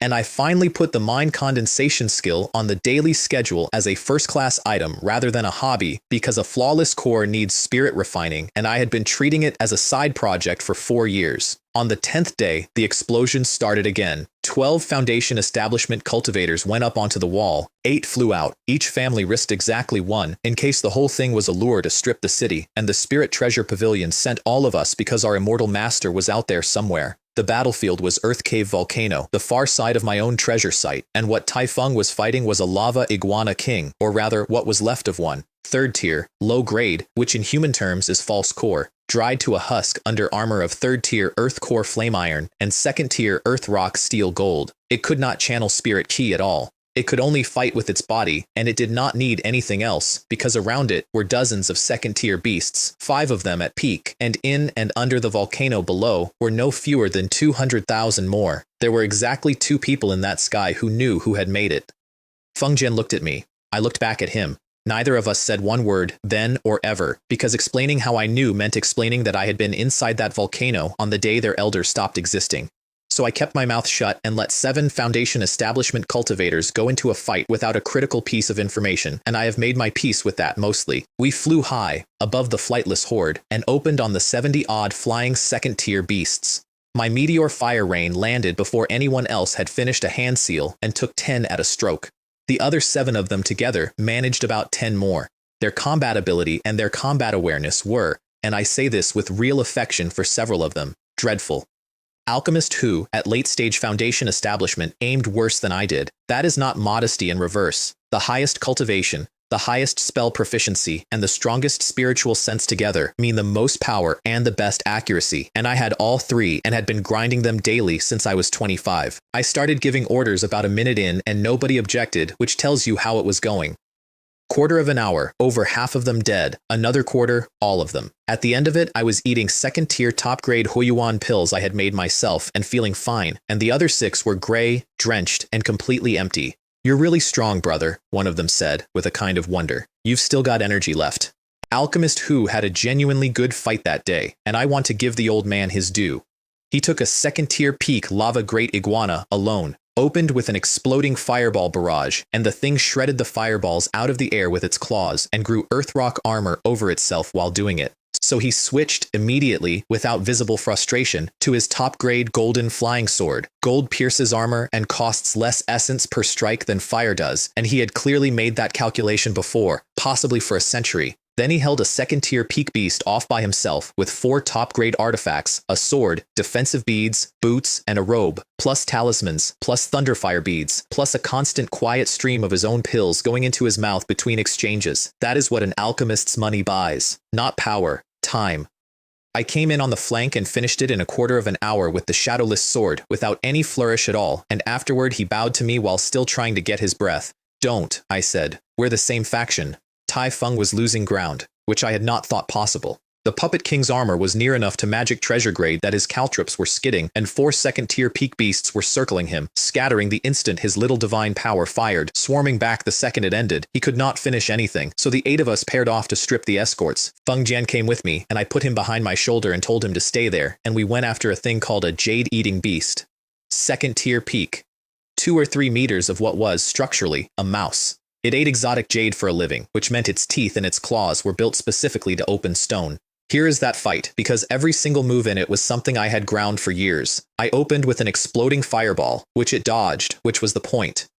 Then, fire leaped flame. I stepped into the flames of my own explosion and came out standing beside its shoulder and put the shadowless sword in above the collarbone, half a blade deep. It clamped down on the blade with its own muscle so I could not pull it out, and swung a claw a meter long at my head. No time to dodge. Cold water shield at full essence. It held. I went back several steps with my heels off the ground, and the recoil pulled my sword free, and I came out sideways on the butterfly dance steps with 4 afterimages behind me. It shredded my next fireballs the same way the other one had shredded Who's, and I want to name the exact reason my instant casts only landed at Foundation Establishment peak power, because it is the price I paid for hiding. An instant cast has no gathering time, and I could not fire a full-strength area spell at all in front of 7 witnesses because a group spell where every individual flame lands like a peak-grade strike cannot be explained by any story I had ever told anyone. So I opened the panel mid-fight, found the answer sitting on it in plain numbers, and changed elements. I threw first-tier top-grade Tai Fung vine seeds. Most of them burned on the way in. A few landed on its back and sprouted, and it snapped them off contemptuously without breaking stride, which was, again, the point. Thorn Binding Kill is a second-tier wood control spell, and it needs a medium to grow out of. Broken Vine is an excellent medium, and because nobody in that sky had ever seen the spell before, nobody in that sky knew what it was supposed to look like. It was the one attack in my entire arsenal that I could throw at full strength in public. The thing was still fighting the wood when I let a divine condensation needle out from between my eyebrows. Half a meter of transparent spike, silent, and it went into a sea of consciousness rather than a body. Then I sent the shadowless sword in for the audience. Everybody else was busy being chased. The immortal master was busy. Nobody saw anything except a young alchemist finishing a second-tier peak beast with a flying sword, except Feng Jian, who was standing 3 meters behind my shoulder where I had put him, with nothing to do but watch. He saw the light go out of its eyes before the sword arrived. He never said one word about it. Not that day, not in the 20 years after. Deep under Earth Cave Volcano, in a formation chamber nobody found for another 2 years, a man in black robes coughed up blood at the exact moment that Beast died. Elder Stone Hyde, of the Beast Puppet sect, backlashed through his own control spell. He worked out his situation with commendable speed, spiritual sense damaged, control over the horde slipping. The Puppet King would fall within the hour. "Pack up," he told his people. "We are leaving." And then, because men like that cannot help themselves, the one who interrupted my work and ruined my beloved puppet will not get away with this. That was the second Beast Puppet Elder to put my name in his mouth. This one lived. Tai Fung finished it by burning his emergency card, and did it with visible reluctance. A third-tier high-grade talisman treasure with Thunderbolt from a clear sky sealed inside it. One bolt shattered a helmet made of magic treasure-grade metal, and then everything under the helmet. That talisman cost 150,000 stones at internal pavilion prices and over 200,000 outside. It had 3 uses. He had spent all afternoon refusing to fire it because, in his phrase, it was a cannon for a mosquito, and he only fired it after something nearly hit him. Then he harvested the third-tier Earth Core flame iron off the corpse in front of all of us, and said with total sincerity that he needed to make up his losses. With the escort stripped, he killed the last 3 second-tier peaks without effort, and then he did something that Golden Core cultivators do not do. He thanked us properly, one by one, by name. We all knew we had not saved him. A Golden Core cultivator can always leave. But he had wanted this finished, and 8 people had made that possible, and he said so. The 200,000 beasts below went passive and did not disperse. "Go home and rest," he told us. "I will come back alone." I was delighted to be excluded, and I want that on the record. I am a lazy man by nature, and I had a support system, and I neither liked nor needed to be in that valley. I went home and made a list instead. Qingmu Market, destroyed. Tiger's Roar Market, destroyed. Bayou City, besieged twice in 1 month. Plus a long column of small towns, minor sects, and family compounds across the whole domain that no longer existed. Whatever this was, it covered every part of the Canyon domain at once, and the only road out ran past the Greenleaf Demon King. And here is the thought that kept me up. There had been no move from the Greenleaf mountain range itself, not one, in 6 years. Which proved the Demon King was not impulsive, and if he were not already certain of himself, why would his beasts be out this early and this openly? Lifespan 31 of 230. I dropped the study of my cultivation technique entirely and put everything into body refining. A ton of second-tier wood jade bought 100-odd proficiency, beginner to proficient in a month. Then another month, and several 100,000 stones of jade and pills, and my body refining hit second tier, late stage. The entire city's supply of second tier wood jade was being delivered to my gate on a standing order. If my alchemy were not at the second tier pinnacle, I could not have afforded to cultivate this way for a single week. That is not a boast, it is the reason nobody does it. Taifeng swept the whole volcano and came back with one thing: traces of a formation in the lowest cave, scrubbed so thoroughly that all that survived was a few stones with fragments of a ray pattern on them, not enough for anyone to identify. I looked at them myself later, at first-tier high-grade formation, and got nothing. He took them to Qingmu City and put them in front of the Azure Mist sect. Nobody recognized them.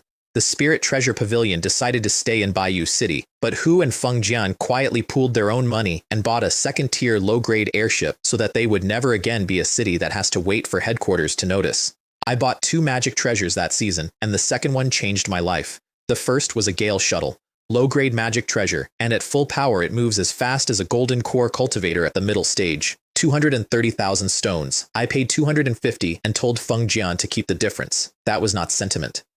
10,000 of it went straight to a Golden Core immortal master who had pulled a string to make the sale happen, a man Feng had met decades ago when they were both Foundation establishment nobodies in a queue. Overpaying is infrastructure. I also found out that year why Feng Jian's own cultivation had crawled for a decade. He had been saving every stone he earned to buy his daughter a Foundation establishment pill. My money closed the gap.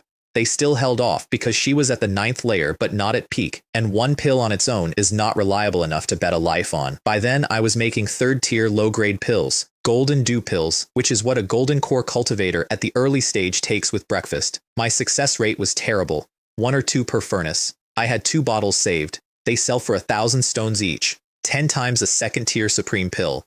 And in the Kongyun domain, they are not available at any price outside the 2 great pavilions, because almost nobody in the domain is strong enough to use one. The second magic treasure came to my door in the hands of Elder Zhao, the Zhao siblings' father, Foundation Establishment middle stage, who bowed to a man he outranked on paper. He had heard what the Foundation Establishment initial alchemist did to a 2nd-tier peak beast. It was an aura-concealing pendant, medium-grade magic treasure, worn, not activated, and a Golden Core cultivator at great perfection could not see through it unless he was specifically looking. Its history is my favorite thing about it. Elder Zhao's grandfather, a nobody at the time, had stumbled into the opened immortal cave of a Golden Core perfected person, while thousands of cultivators converged on the place from every direction. He grabbed whatever was closest to the door and ran. The pendant had been in a family warehouse ever since, gathering dust across 3 generations, because the Zhao clan had never once produced a person worth giving it to. Today, Elder Zhao thought, looking at me, it is finally going to be sold. The price was 350,000. Market for a medium magic treasure runs from 100 to 500,000, and one that blinds a Golden Core great perfection should have opened at 400. I had just bought the Gale Shuttle. I told him plainly that I was broke. He let me take it on credit, and I watched him not react, and I found out later exactly what he was thinking. A man in his 30s, publicly at the initial stage of Foundation establishment, who has already bought 1 magic treasure, a thing only a Golden Core can operate freely, is not at the initial stage of anything. He put me at late stage or great perfection, and at 2nd-tier medium alchemy at minimum, and he kept his face perfectly still while doing it. Then I put 2 bottles of golden dew pills on the table on top of the money. Elder Zhao went rigid. The Azure Mist sect had exactly 1 3rd-tier low-grade alchemist. That man needed 2 or 3 days per batch at about a 30% rate and produced 3 pills on a good day, which is why the sect's own Golden Core old ancestor sometimes had to buy his daily pills from the Spirit Treasure Pavilion. Elder Zhao stood up and bowed to a man a full stage below him and called me Great Master. I caught him by the elbows on the way down and stopped it and told him to call me fellow Taoist, and meant it. There are exactly 2 things you can do when a man twice your age bows to you, and only one of them lets you sleep. What I took from that meeting was not the pendant. If the Azure Mist sect needs to buy 3rd-tier pills, their own Great Master is mediocre, and if their Golden Core old ancestor is shopping retail, then the sect that rules this entire domain does not have the depth everyone assumes. Does the Azure Mist sect, I wrote down that night, actually have more than 1 Golden Core? I also noticed, with an unpleasant jolt, that Zhao Mingxia was at the 8th layer of qi refining in her early 20s. At that rate, she would reach Foundation establishment younger than I had. We struck a deal. I refined 3rd-tier pills, the sect supplies the medicine. Payment in kind, 10 sets of golden dew pill materials up front, and later a low-grade magic treasure pill furnace, which the Azure Mist sect can produce without breaking a sweat because they employ a 3rd-order refining great master. 10 sets of material became 25 golden dew pills in half a month, and I stalled deliberately on the delivery because their own great master would have needed a month to produce 1 batch, and I did not want to be a miracle. I kept not a single pill for myself. And here is the mechanic that drove the next 3 years of my life. A 2nd-tier supreme pill gives me 10 proficiency each. 100 for a batch. A third-tier pill, which is above my level, gives me 100 each. 2 or 300 for a batch. The way up is to make the pills I can barely make, and the only thing standing between me and doing nothing else was that 3 separate buyers were expecting their daily first-tier and second-tier orders forever and had built their businesses around getting them. So I decided to take apprentices. I did not want apprentices. I want to be extremely clear about that because it is the truest thing about me in this whole account. Apprentices are bonds. 1 man can pick up a bucket and run. 3 men cannot. As for the household staff, we had a contract and I paid them, and when disaster comes, everyone scatters and nobody is owed an explanation. But apprentices are different. You spend every day with a person for years. Feelings develop whether you invite them or not. I went to the city ward anyway. Bayou City ran an indenture house for children with spiritual roots and no families, which is a polite phrase for a warehouse of futures, and Manager Guo ran it and sweated through his robes for the entire 2 hours I was there. My criteria were cold, and I gave them to him in a list, age 10 to 15, old enough to look after themselves, because I was not going to acquire children and then hire people to raise them, and young enough that loyalty could still be grown rather than bought. Talent deliberately mediocre, medium triple root, low dual, medium dual, not better than that, and this is the part that surprised him. A child with real talent focuses on his own realm, not on alchemy, and then I have spent 5 years training a cultivator instead of an assistant, not worse either. Too slow is useless to everyone including the child. A fire root at minimum, fire and wood ideally. We cannot keep doing alchemy over spirit charcoal forever, and without a fire root, your feel for flame is wrong from the first day, and your ceiling is visible from across the room. And true orphans, no living parents, no clan, no feuds. Anyone with a mother alive will leave to find her, and rightly. Anyone with enemies brings them with him. They brought me a 10-year-old beggar with 4 medium roots and no cultivation at all, and I passed, because I was not running a nursery. They brought me a hunter's son with both parents alive 2 districts away. They brought me 5 or 6 with the wrong talent or the wrong entanglements, and I drank tea and said no and watched Manager Guo go a color. Then they brought me Wei Cheng, 13, blacksmith's son. The shop failed. His father died of it in the way men do. His mother followed within the year. He was apprenticed to a refiner, broke 1 artifact he could not possibly pay for, and was handed over against the debt. Medium fire, wood, and earth roots. First layer of chi refining on his family's cheap blazing fire skill. I took him almost immediately, and I sat there with my tea and had a thought I have never been able to shake. Orphan, no relatives, sold to cover a debt. In the stories I grew up on, that is the first page. That is the protagonist's template. Here he was an ordinary person at the bottom of the world, standing in a line, waiting to be picked out like fruit. They brought me a girl of 14 with medium fire, water, and earth roots, at the 3rd layer of chi refining, which was an unusually good number for her age. It was a good number because somebody had raised her on a forced growth technique, the kind that inflates the level and hollows out everything underneath it. Her spiritual power ran like silk thread where it should have run like wire. Useless for spells, and switching her to a real technique would have meant rebuilding her meridians from the ground up, which is a thing you can do to a person at enormous cost over years. I put her aside with genuine regret and said out loud, why? Because she was standing right there and deserved to hear a reason rather than a shrug.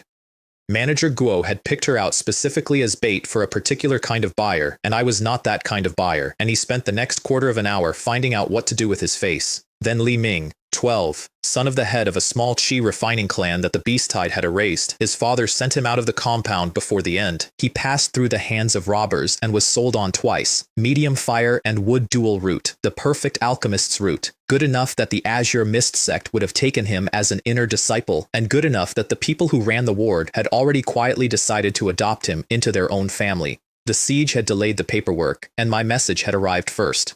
I flagged the problem myself, out loud, because I flag problems out loud. His entire clan was killed by beasts. That is troublesome. A disciple with a debt of blood is a disciple who will eventually walk toward it, and I would not be able to stop him, and I would not have the standing to try. I looked him in the eye for a while anyway. Apart from a trace of something old and banked down, his eyes were clean. Both boys cried when they were told.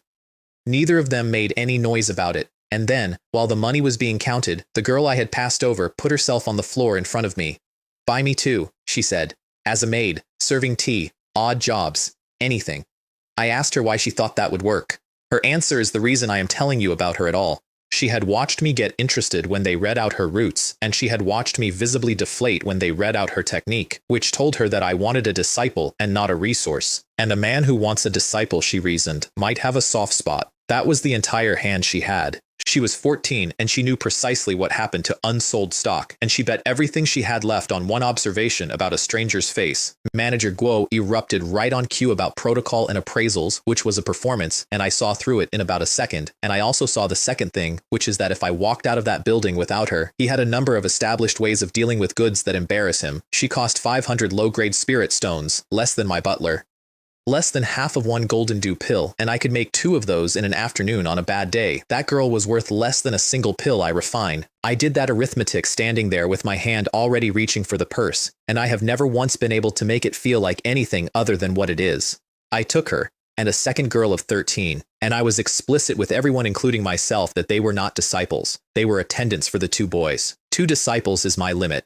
If I ever have to run, 3 people fit on the Gale shuttle and 5 do not. Staff scatter, disciples do not. And underneath all of that, one clause I did not say out loud to anybody. I was happy to give a chance to somebody who refused to accept her fate and fought for it in the only currency she had. On the way out, I gave Manager Guo a bottle of second-tier pills as a gratuity. Worthless to me by then. Life-changing for him. It also bought me a reputation for generosity across the entire ward district by nightfall, which I will admit I had calculated. The moment I was through the door, he turned around and kicked his own subordinate across the room. My household by then had a butler in his 50s at the 9th layer of chi refining, late stage, a loose cultivator who had no realistic hope of foundation establishment in his own lifetime. I paid 1,000 stones to bring him on, and he took the job for one reason. Under this master, he might actually get there. I ate second-tier Supreme Dragon Tooth rice and the meat of the second-tier peak lava-grade iguana I had killed myself. Several hundred spirit stones per meal. I did not share it, and not out of meanness. One bite would have put a chi-refining servant into meditation for 3 to 5 days and been dangerous besides. They got first-tier spirit rice and beast meat once a day, which was better than an outer disciple of the Azure Mist sect ever saw. I ate alone. I had eaten alone since Manhwa died, and the household understood that within a week and stopped setting a second place without ever being told, and I had become, to my genuine horror, a celebrity. After the 2 battles, people greeted me in the street. I had probably killed more beasts than any other Foundation establishment cultivator on that wall, and I had killed a second-tier peak beast alone in front of witnesses, and Bayou City is not so big that either of those things gets forgotten. If a man cannot sit still, he gets surrounded the moment he steps outside. It is suffocating. Manager Guo, for what it is worth, told his own staff that if I killed him in the street, his Foundation establishment backer would not stand up for him. He would come to my house, Guo said, and apologize. I started hunting for information on core formation and immediately hit a wall made of a different material than money.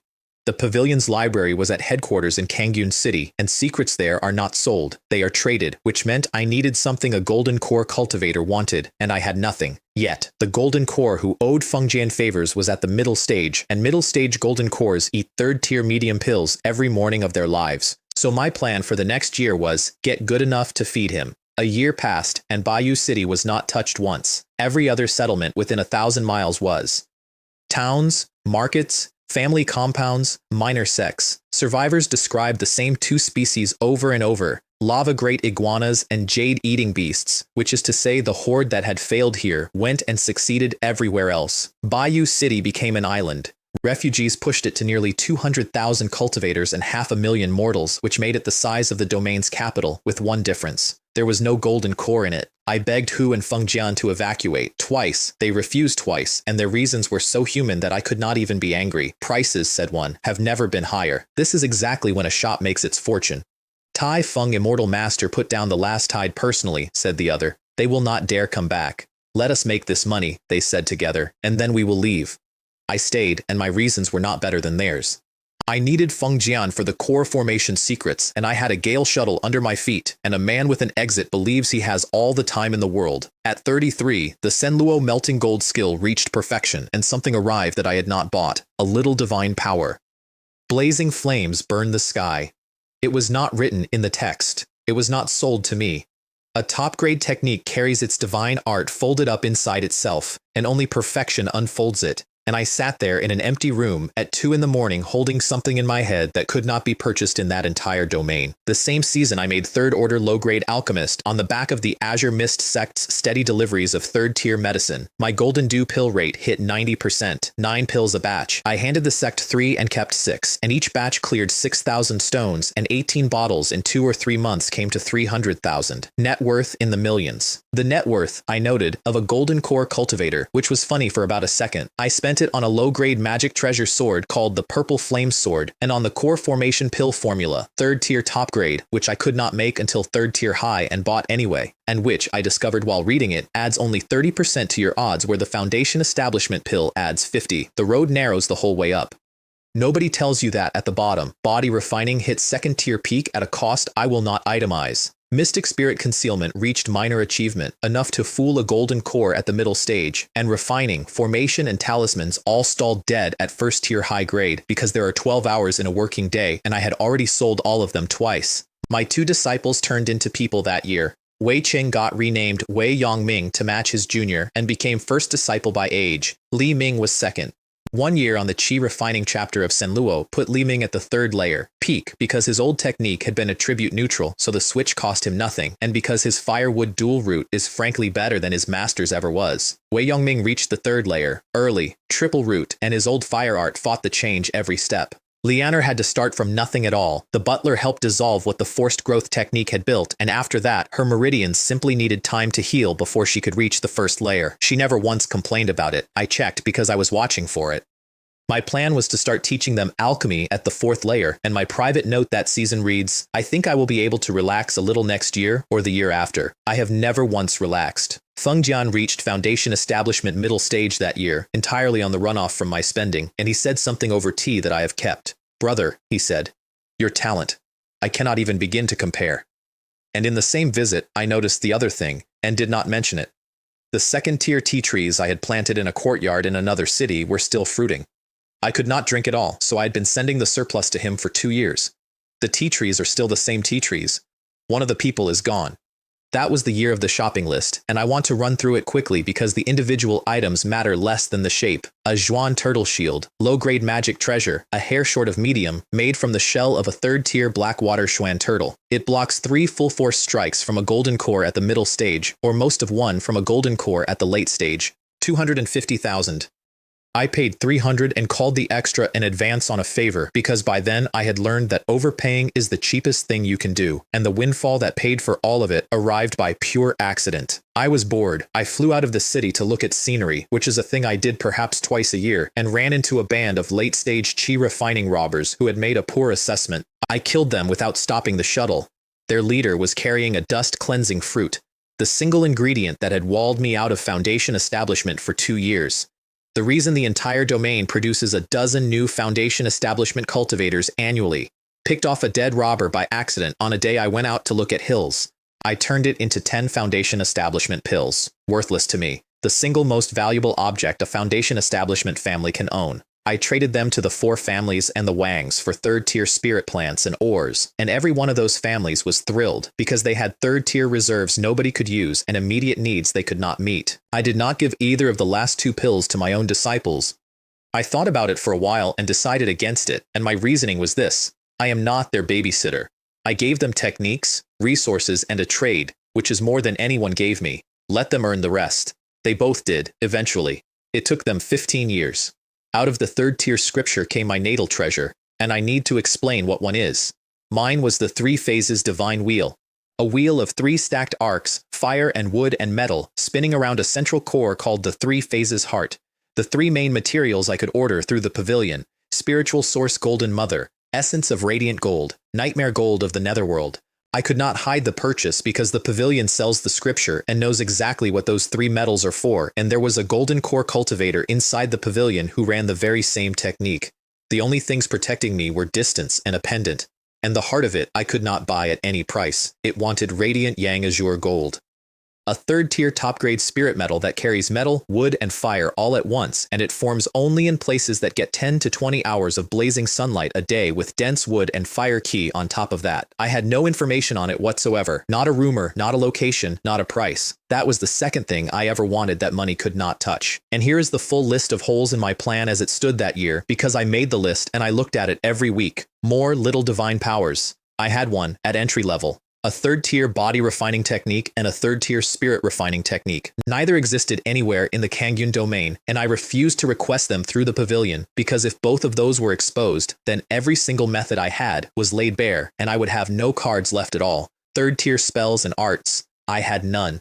and an artifact to help form the core, for which there was no information in the entire domain. One inference kept nagging me.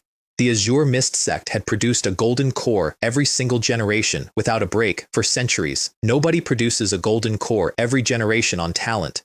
Something in the Qingmu domain makes them. Some heaven and earth treasure, buried so deep in that sect's secrets that probably only their own golden core knows where it is. I could hardly walk up and ask. I just hope, I wrote, that somewhere in those core formation secrets there is a method that works without the pill and without the artifact. There was. And when Tai Feng finally sold it to me for a bottle of Golden Dew pills, it nearly made me put my head on the table. There is a 6th grade of golden core above the 5 that everyone knows, purple gold, known only at the very top of the great powers, and Tai Feng admitted freely that he did not fully understand it himself. The Dao Seed Golden Core, a seed of the immortal Dao, unlimited potential. It reaches soul transformation at minimum, and it can fight above its own realm and even across realms. And then he gave me the 3 conditions, and I want you to hear them in order, because they are the shape of my entire life read back to me by a stranger. 1. You may not use any core formation spirit object to condense it. The wall I had spent a year beating my head against turned out to be the door. 2. During the Golden Core Lightning Tribulation, you may use nothing whatsoever except your own natal treasure. No pills, no talismans, no arrays, no other magic treasures. Every single thing I had spent millions of stones on was barred at the one moment it would have mattered. 3. You must master a true divine ability while still at Foundation establishment, and a divine ability is condensed out of 4 little divine powers of the same attribute. I had one, for scale. In the entire recorded history of the little mysterious realm, 2 or 3 people with an innate Dao body ever managed it. To everyone else, it is a legend, and only the great powers even know the legend exists. The success tables that came with the secrets were more sobering than the conditions. At medium aptitude, a single root has under 10%, a dual root about 50, a triple root, which is what I am, under 50. Everything below medium aptitude is described as practically non-existent, which is a very polite way to write a number. The things that fix those odds: core formation pill, 30%, golden spirit pill, 15, anti-heart demon pills, 10, golden core elixir, 10, natal treasure, 20, tribulation array, 10. Every one of them forbidden by the Dao Seed. I read that list twice and started planning because I had already decided before I finished reading. I rejected the 2 easy roads that same week. Fully joining the Spirit Treasure Pavilion would have opened every door. I will never be bound to anything. If I ever want a sect, I will make one. Buying more 2nd-tier and 3rd-tier techniques to grind was the obvious alternative, and the arithmetic killed it. One top-grade 2nd-tier technique alone eats 1 to 2 years of my life. A 3rd-tier one, 3 to 5. Treasure hunting, I dismissed with a paragraph I still think is correct. Even a peaceful, mild-mannered man does not want his grave dug up after he dies. So the immortal caves of the dead are full of things left deliberately as fishing lines, baited for exactly the kind of person who comes looking. And the secret realms are Manhwa. She vanished into thin air. That is the fate of 8 or 9 out of 10 explorers, and nobody ever writes that part down. My real diagnosis took me another month to admit. I do not know enough people. That is the whole problem. In the Qingmu domain, there are so few strong cultivators that the moment I stand out, every eye in the region turns, and I cannot move an inch. In a rich region, a Foundation establishment great perfection cultivator, or even a golden core, barely makes a ripple. The backwater that kept me alive for 8 years had become the cage. Then the Wu family knocked on my door with a discovery, and I made the mistake of hoping. Miners had collapsed a shaft in the burning spirit jade stone vein 800 miles south of the city, and uncovered the immortal cave of a golden core perfected person, possibly a fire attribute one. All 4 families had people present when it happened, which meant sovereignty deadlocked, which meant the news got out inside a day. I want to record my honest first reaction, because it is the funniest thing I ever thought. Can wishes really come true? Am I the protagonist? Then I shook my head hard, physically, alone in a room. Unacceptable thoughts. Why on earth would anyone want to be a protagonist when they could level up leisurely instead? The 4 families could not break the 3rd-tier Guardian formation and would not destroy it because then anybody could walk in. So they cut a small breach and settled the sovereignty question with a contest. 50 slots, allocated 20, 15, 10, and 5 by placement, entering in that order. Outside help permitted. The Wu family were doomed to finish last, and everyone knew it. Their Foundation establishment late-stage old ancestor was nearly 200 years old, being kept alive on a spirit vein and counting the months, while the other 3 families all had ancestors with 10 or 20 years left in them. They were about to go looking for a mercenary when I walked into their compound.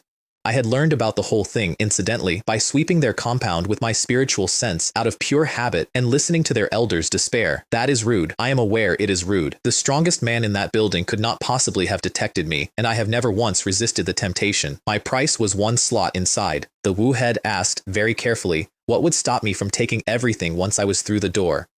I liked him for asking, so I answered honestly and set my own limit before he could propose one. I take first pick of 3 things, I said, including the little divine power, if there is one. Cultivation techniques and core formation spirit objects I do not want at all. Fight over the rest among yourselves. He stood up and bowed. The contest lasted about as long as it takes to describe.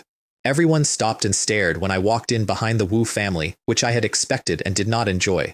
The Li family, the strongest of the 4 with 2 late-stage cultivators, had already counted the win and had to visibly recount it. The Wu family had hired their own mercenary as well, a gloomy pale man of about 150 at Foundation establishment, late with a second-tier late spirit beast, and he looked at me once and then looked at the floor. The 2 rival heads made some remarks about outsiders and mercenaries and about each other, and I took it with a laugh, because I had genuinely ruined their good thing, and a little criticism was fair. The Xiao head said nothing at all, and watched me the entire time, and he was the only one of them worth anything.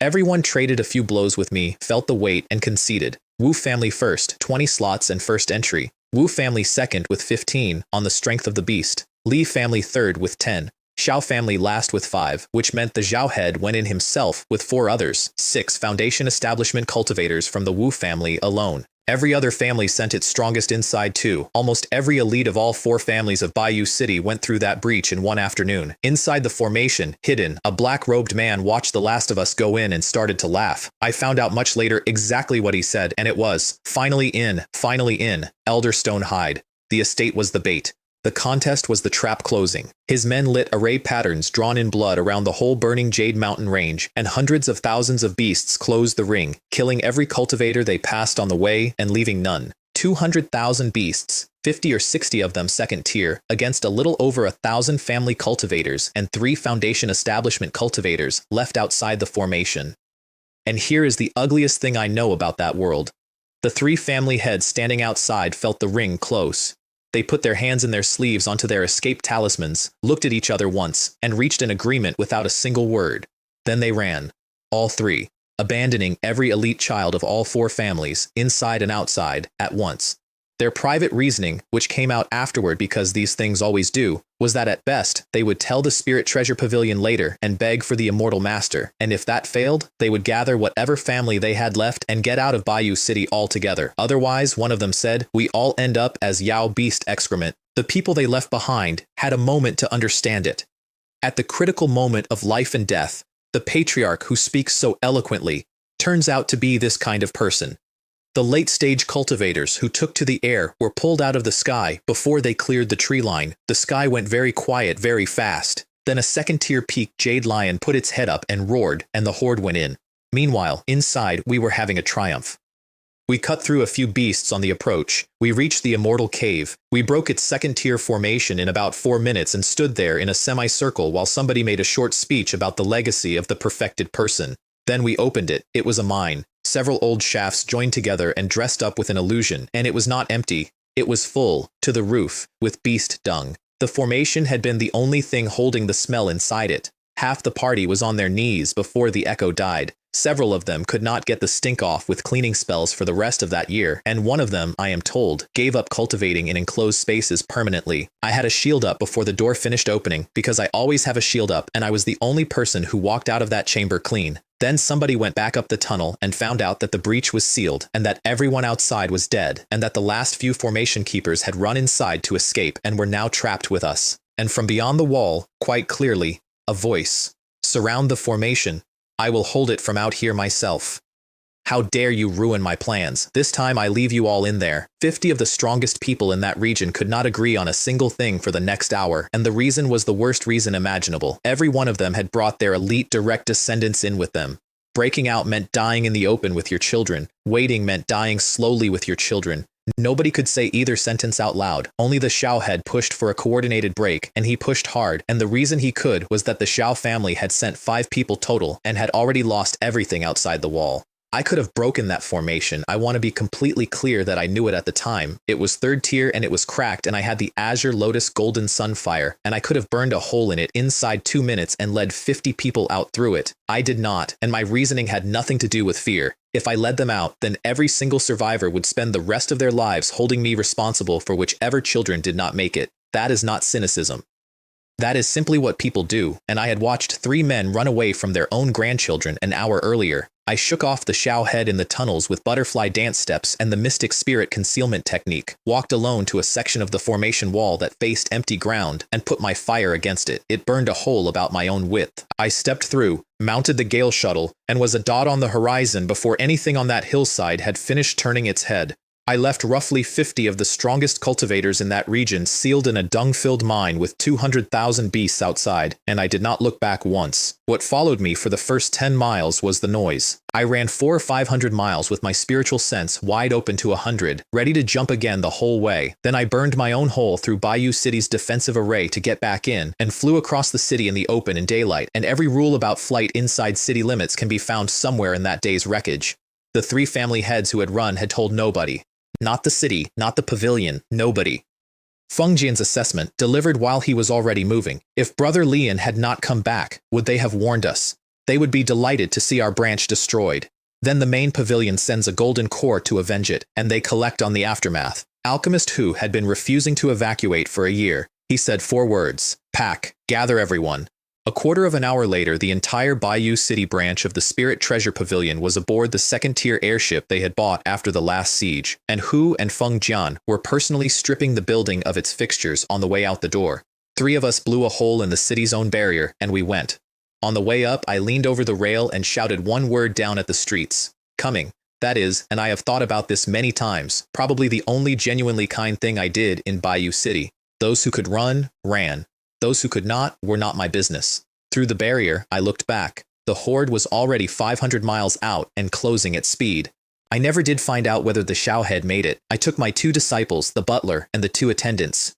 Everyone else in my household was paid out and dismissed at the gate. They would escape if they could. That was their fate. I am not going to dress that up. The airship was not mine. My birth allocation was not mine to expand, and I made a decision in 90 seconds that I would have made the same way with a week to think about it. It is also exactly why the next major purchase of my life was a ship of my own. I did not want to leave a pile of assets behind again in a place I could have left in time. I sat on a deck for the 2nd time in my life, watching a city I had lived in for years get smaller, and said the only thing I had left: I just want to cultivate immortality properly. Why is it so difficult? That was my first real trip out of a city in 8 years. I never expected to nearly die so young. Qingmu City looked exactly as it had when I first saw it, and that frightened me more than the running had, because I now believed its fall was only a matter of time. A false core-grade corpse puppet had turned up at a place as unimportant as Bayou City. If that was what they spent on a backwater, I had no way to guess what was being built somewhere that mattered. I avoided the main pavilion entirely. There is a golden core cultivator at the late stage sitting in that building, and pendant or no pendant, I was not going to walk through his front door and let him look at me out of politeness. My butler ran every piece of trade I did for the next year. I finally had all 3 main materials for the 3 phases divine wheel, still missing the radiant yang azure gold, with no leads at the true headquarters of a regional chain. Still missing 3 more fire little divine powers. The fake golden core estate, I noted, was educational. I got conned into buying nothing at all, which is the only good outcome available in a con, and on the last chunk of 2nd-tier top-grade wood jade, my body refining reached perfection. I sat down that night and took stock properly, and the stock take is the reason everything after this happened. Chi refining at 2nd-tier great perfection. Body refining at 2nd-tier great perfection. Spirit refining at 2nd-tier great perfection. All 3 simultaneously, which nobody does, because 2 of them cost a fortune and decades, and the 3rd is a full-time job. I did not need a pill anymore. I did not need an artifact. I did not need a formation or a favor or a fruit. I only had to run all 3 at once and start condensing, and I would very probably have succeeded, and there was a real chance the result would have been a flawless core, the crown that even a great power rarely produces, available to me that night if I wanted to sit down and take it, and I did not, because flawless was not the target anymore. There was a 6th grade, and 2 or 3 people in recorded history had ever condensed one, and every single condition it demanded was a thing I could still build if I was patient enough. So that is still not enough, I wrote. He still needs to strengthen the foundation. Then I closed the book and went back to work. A month later, Hu and Feng Jian reopened the branch in Jade Beauty City, and their reason for choosing it was the same reason as always. It was relatively safe, and chaos is profitable, and they had learned exactly one lesson out of 2 evacuations. I went along because I could not leave the domain by myself. Jade Beauty City belonged to the Joyful Union sect, and it was a pleasure city from the gate inward. Songhouses, painted signs. Touts working the street in shifts. In that place, beauty was the local currency, and I want to record honestly that walking down its main street I rated as only relatively outstanding, which did my character a great deal of good. I was not interested, and the reason is not virtue. Desire fades as cultivation rises. That is a physical fact of this world, and nobody mentions it in the stories. And under that, the thing about me that never changed in either life. I want a spiritual connection first, and then everything follows naturally, and without it, the whole arrangement is a transaction with extra steps. The one thing about that branch that made me laugh out loud was the door, and the floor, and the tables, and the benches, and the shelving, all of which looked unaccountably familiar. Hu and Feng Jian had stripped the Bayou City building down to the fittings, while a horde was 500 miles out, carried it across a domain, and reinstalled it. True masters of household management. I noticed that season that I no longer wanted servants or entertainment or comfort. I hired a few hands and shut the door and put everything into artifact refining. And I want to explain why refining suddenly mattered more than anything, because it is the sharpest piece of paranoia in my whole life, and I still think it is correct. A natal treasure made by someone else can carry a backdoor. On an ordinary artifact, a hidden flaw only breaks the artifact. A natal treasure is bound to your essence and your soul. Whoever built it may be holding a key to a golden core cultivator's life, forever, and you will never find it by looking. Which is why almost nobody lets another hand make theirs, and why the ones who must go to neutral houses of reputation like the Spirit Treasure Pavilion, whose refining great master takes orders directly from golden cores and would lose everything by cheating one. I was a guest of that house, not a member, and I intended to stay a guest, so we have to be careful. I also wanted an airship of my own, after fleeing twice on other people's, and airships are barely for sale in that domain at any price. My butler, in disguise, bought refining materials across every shop in the city over 4 days, never twice in one place. First-tier top-grade refiner in 10 days, second-tier low-grade 2 months after that. And then my first high-grade artifact, designed by me rather than copied from a blueprint, the Crimson Flame Sword, standard build, plus conduction patterns, plus amplification, plus heat resistance, and then the part that took me 6 weeks of failures. I carved the second-tier spell Blazing Surge into the blade itself so that it could store essence and discharge a Foundation Establishment peak-grade spell in the middle of a swing. No cast, no hand seal, no warning at all. Nobody could have imagined that. That is what I wrote in my own notes, and I have never once been able to improve on it as a summary. A gang followed me out of the city on my first day, mid-stage chi refining with one late-stage leader, and they had marked me as a pretty low-key young master from a small family who would fetch a good price from somebody. I could not be bothered to play with them at all. I walked out through the gate, stepped onto my sword, and was a black dot on the horizon. I found out years later what happened next, and it remains one of my favorite things. They stood in the road doing arithmetic out loud. That speed is not chi refining. That speed is not even chi refining at great perfection. That speed is faster than the Lord of Jade Beauty City himself, who is Foundation Establishment at the middle stage. And then their leader said the sentence that I would like carved somewhere. How can a Foundation Establishment senior be so low-key that he walks around the city like everybody else? The entire misjudgment was caused by me obeying the rule about not flying inside city limits. They agreed among themselves not to leave that city for several years until I had forgotten them. I never knew they existed. I built the ship on a mountaintop behind a second-tier formation, in 5 days, piece by piece, and then fused together. The Azure Sky flying ship. About 10 meters long, 4 or 5 wide, 2.5 decks of second-tier high-grade wind and thunder wood with azure gold and sky blue gold through the frame. The half deck on top is mine alone. That was deliberate. I did not want my own ship to be a place where other people walked over my head. I was aiming for a high-grade artifact. It came out top grade. And the next morning I carried a deck chair up onto my own half deck and put a plate of spirit fruit and a jug of juice on a little table beside it and lay down about 300 meters above the world with the sun on my face and the wind going over me. I said out loud to nobody, woohoo. The man who had arrived in this world owing 400 spirit stones was drifting over a mountain range on a ship he had built with his own hands. I liked it better than the Gale shuttle, which is worth several times as much. The shuttle is for escaping. The ship is for the ride. For the record, I did go and look at Jade Beauty City's vendor area, out of pure habit, hunting for another 900 stone miracle.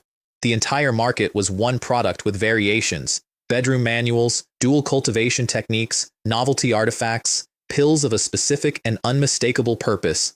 I left in disgust after 11 minutes. I came from the age of the internet. Do I look like a man who needs to be taught any of this? My days in that city had a shape, and I am going to give it to you once, because the shape is the story. Wake up. Stretch, which is honestly the best moment of every morning and has been in both of my lives. Eat a breakfast of second-tier peak beast meat and top-grade spirit rice that I no longer needed for hunger and ate anyway because it still nourished. 2 or 3 hours, 7 or 8 batches of second-tier pills, 2 hours of the Senluo melting gold skill, 500 points. 2 hours of the bright jade skill, 500 points. And the mind condensation skill, which gave me 1,000 and was the easiest of the 3, because whatever the original owner did to this soul before I got here has never stopped paying. Then sleep, because sleep is still the only thing that restores spiritual sense. I did that for 11 years, and if you want to know how a man gets from a hut to a flying ship, that is the whole method, and there is nothing in it worth putting on a poster. Bayou City stopped being a city that year and became a facility. Black robes in the streets, and beasts everywhere in it that were wrong in a way people struggled to describe. No territorial instinct. Different species standing shoulder to shoulder without fighting, listless, dozing in the open, deadly, and lifeless. Nobody in that domain had ever seen it done before, and in a room somewhere under all of it, Elder Stonehide finally got a name to go with the man who had ruined his estate. Lian Xiaotian, Foundation Establishment Middle Stage, 3rd class mystic rank offering of the Spirit Treasure Pavilion, 2nd tier medium alchemist, currently in Jade Beauty City. His assessment was, a minor offering, the pavilion will not care much. Contact Elder Bone Rot over there, kill him. Elder Bone Rot was being waited on in a pleasure city 200 miles from me when the message arrived, and he was annoyed at the interruption. So he took hold of one of the women serving him and inhaled at her face, and she was a skeleton in about 4 seconds. Then he pulled her soul out of it and looked at it and complained. Filthy, he said. The stench is unbearable. Then he breathed something black-red onto it and drove it back into the skull and worked hand seals over it for 2 minutes until the skull came up off the floor standing on green witch fire in its own eye sockets and knelt to him. Fresh bones, he said, are still the best. He told the other 3 attendants they could live, and they thanked him, and they did not see his face while they were doing it. Then he left, and they went out into a building where hundreds of skeletons were working their way through the rooms, and 7 or 8 out of every 10 residents were already gone. Then he did the entire city of Mingyan, which was a medium city the size of Jade Beauty City, and sat in its central square while black-robed men carried bodies to him in a queue. I heard about it 10 days later from a traveler who had walked out of it, and I sat down on a bench in my own courtyard and went flat-eyed. Am I the protagonist? This kind of disaster follows me like a shadow. Here is what a bone demon actually is, because I had to learn it fast. In a world this thick with spirit chi, birds and beasts become yao beasts easily, plants rarely, mountains and rivers and lakes almost never, and things that are born out of the dead, mixed with yin chi and resentment chi and evil chi, become ghosts, or monsters, or spirits. A bone demon is the 3rd kind. To make one, you need a burial ground holding thousands to tens of thousands of bodies, the right environment, the right kwai, and a very long time, which is why a bone demon that grows out of a mere 1,000 corpse ground already starts at the 2nd tier, equal to Foundation Establishment, and there is no upper limit at all. I read one account, once, of a 4th tier bone demon leading 100,000 bone soldiers, nascent soul grade. It killed everything it met and then made everything it met part of itself, and it was climbing toward the 5th tier when a coalition of nascent soul powers finally put it down. Otherwise, the account said, that entire region would have been reduced to white bones. Hu and Fengjian, twice burned, finally moved before the fire this time. Every guard they had went out. 500 miles of watch in every direction. Evacuate at the first sign of anything. 500 miles is enough warning to pack. It was the first time in 11 years that my employers were ahead of a disaster instead of behind it, and I told them so, and they took it as the compliment it was. My money problem, meanwhile, had gotten stupid. Jade Beauty City had cut off the Wu family channel, the Zhao channel had not followed me, and inside the pavilion, all the 2nd tier medicine went to Alchemist Hu by seniority. Shallow water cannot raise dragons. I started thinking seriously about taking a post at the Qingmu City headquarters instead, which is a thing I had spent a decade specifically avoiding. 2 good things happened before I went. The first, the Foundation Establishment chapter of the Senluo Melting Gold skill reached great perfection, and my little divine power gained 100 points out of nowhere while I was reading the panel, which taught me a rule nobody had told me. Advancing the parent technique advances the divine art folded inside it. And that was only the Foundation Establishment chapter. The Golden Core scripture I had bought for 800,000 stones was still entirely untouched. The second, Feng Jian, working the Golden Core cultivator at headquarters who owed him favors, got me a second little divine power, the Fire Resistance Ring. Offense and defense in one item, a ring of high-temperature burning exploding fire that erupts outward when anything closes on you. Even at beginner level, it drives back anything below Golden Core middle stage, and critically, it scales with your natal fire. If my Azure Lotus ever reached 3rd tier medium, that ring alone could push back a Golden Core at the late stage. A bottle of 3rd tier medium Golden Dew pills plus 50,000 stones. Call it 100,000 total. I considered it theft and said so, and then Feng Jian told me, gently, that it was the last one. To buy another little divine power, I would have to fully join the Spirit Treasure Pavilion, or perform a great service, or trade a heaven and earth treasure, or become a Golden Core cultivator, or reach Earth rank offering. I needed 2 more to make a divine ability. There was no longer any way to buy them at all, which is when the second problem became the answer to the first. My Azure Lotus Golden Sunfire was stuck at 2nd tier and would not rise with my cultivation. Spiritual fires do not level up with their owner. There is exactly one lever, and the lever is to feed it another heaven and earth spiritual fire, and one had just been reported 2,000 miles away in Red Blossom City, the soul-devouring bone fire. The companion fire of a bone demon. And the devouring in the name is not restricted to spirit chi and essence. It covers spiritual consciousness. It covers the soul. The arithmetic said, do not go. 2 medium cities already emptied means hundreds of thousands of bone soldiers. I wrote in my own notes that I was going to my death. I went anyway, and I want to be clear that it was not courage. It was a case. Chi refining, body refining, and spirit refining all at 2nd tier great perfection. Every spell at perfection. Several magic treasures. 2 little divine powers, and the decisive one, the mind condensation skill gave me soul attacks and a soul barrier, which is precisely and specifically the counter to a fire that eats souls. Then I spent a month preparing, and the preparation is the part I am actually proud of. I drew talismans for 4 weeks, over 2,000 first tier ones, mostly high grade with some top, plus several dozen 2nd tier. In the doing of it, my talisman master rank went from 1st tier high grade to 2nd tier low. My reasoning was arithmetic. 1 talisman is nothing. 1,000 talismans fired simultaneously rival a 2nd order or even a 3rd order spell. And firing a 1st tier talisman cost me less essence than 1 breath restores, then over 200 single-use high-grade artifacts, explosive flame beads, thunderfire beads, each one worth a full Foundation Establishment grade strike, and each one usable while doing something else. A 2nd tier top-grade minor 4 symbols spirit trapping array. And months of pills made in advance and left with the butler, because if I did not come back, 4 people in my household still had to eat. I traveled on the Gale shuttle powered by mid-grade spirit stones instead of flying myself, purely so that I would arrive at peak condition rather than tired. The closer I got, the more skeletons, human and beast alike, standing in fields, standing on roads, standing in the doorways of houses. I ran my spiritual sense the entire last day, and in that gray vision the flame was a lighthouse in a fog of dead things. And then I got close enough to see who was holding it, and I nearly laughed with relief. Not a bone demon at all. A human cultivator. At Foundation Establishment, late stage. Which to me by then was nothing at all.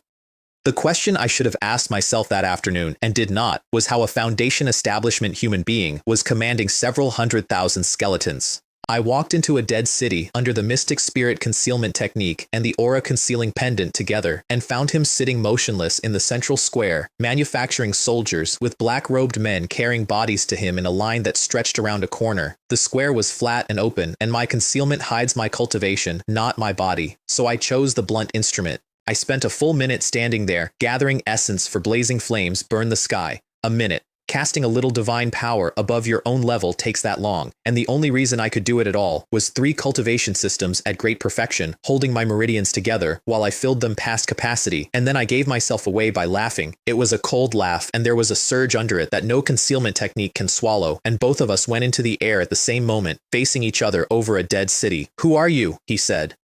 "And who are you?" I said. "To slaughter human cities and forge soldiers out of the corpses." "A nobody who hides in the dark and will not give his name," he said, "does not deserve to know this elders." Elder. That one word told me everything. Beast puppet sect, again, 400 miles from where I lived, and it forced the inference I had been carefully not making for 6 years. If they have a 3rd tier technique, and elders like this scattered loose across an entire domain, then their public reputation as two foundation establishment great perfections and no golden core is a lie. They might already be larger than the Azure Mist sect, the sect everyone in that domain called the first sect of the region. He threw 15 second-tier skeleton soldiers at me, which he clearly considered generous. 15 second-tier skeletons, I said. Generous. Then I let it go. A pillar of fire came up out of my body into the sky, and the top of it burst like a volcano opening, and what came down was fist-sized flames with long tails, hundreds of them, each carrying energy beyond anything Foundation establishment produces. An ordinary false core could not have made that.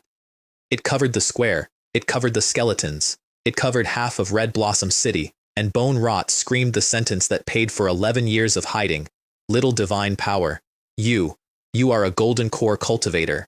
I fought the rest of it deliberately throttled and not out of mercy. I wanted the soul-devouring bone fire intact and not vaporized, and a little divine power does not do delicate. His high-grade shield shattered, his high-grade robe came off him in strips, his essence shield broke like wet paper, and then, to save his own life, he coughed the soul-devouring bone fire out of himself. The moment I felt its grade, and understood it was the same tier as mine, I stopped holding anything back. He was ash before the second exchange finished. Every skeleton in Red Blossom City dropped where it stood, all at once, like a switch had been thrown.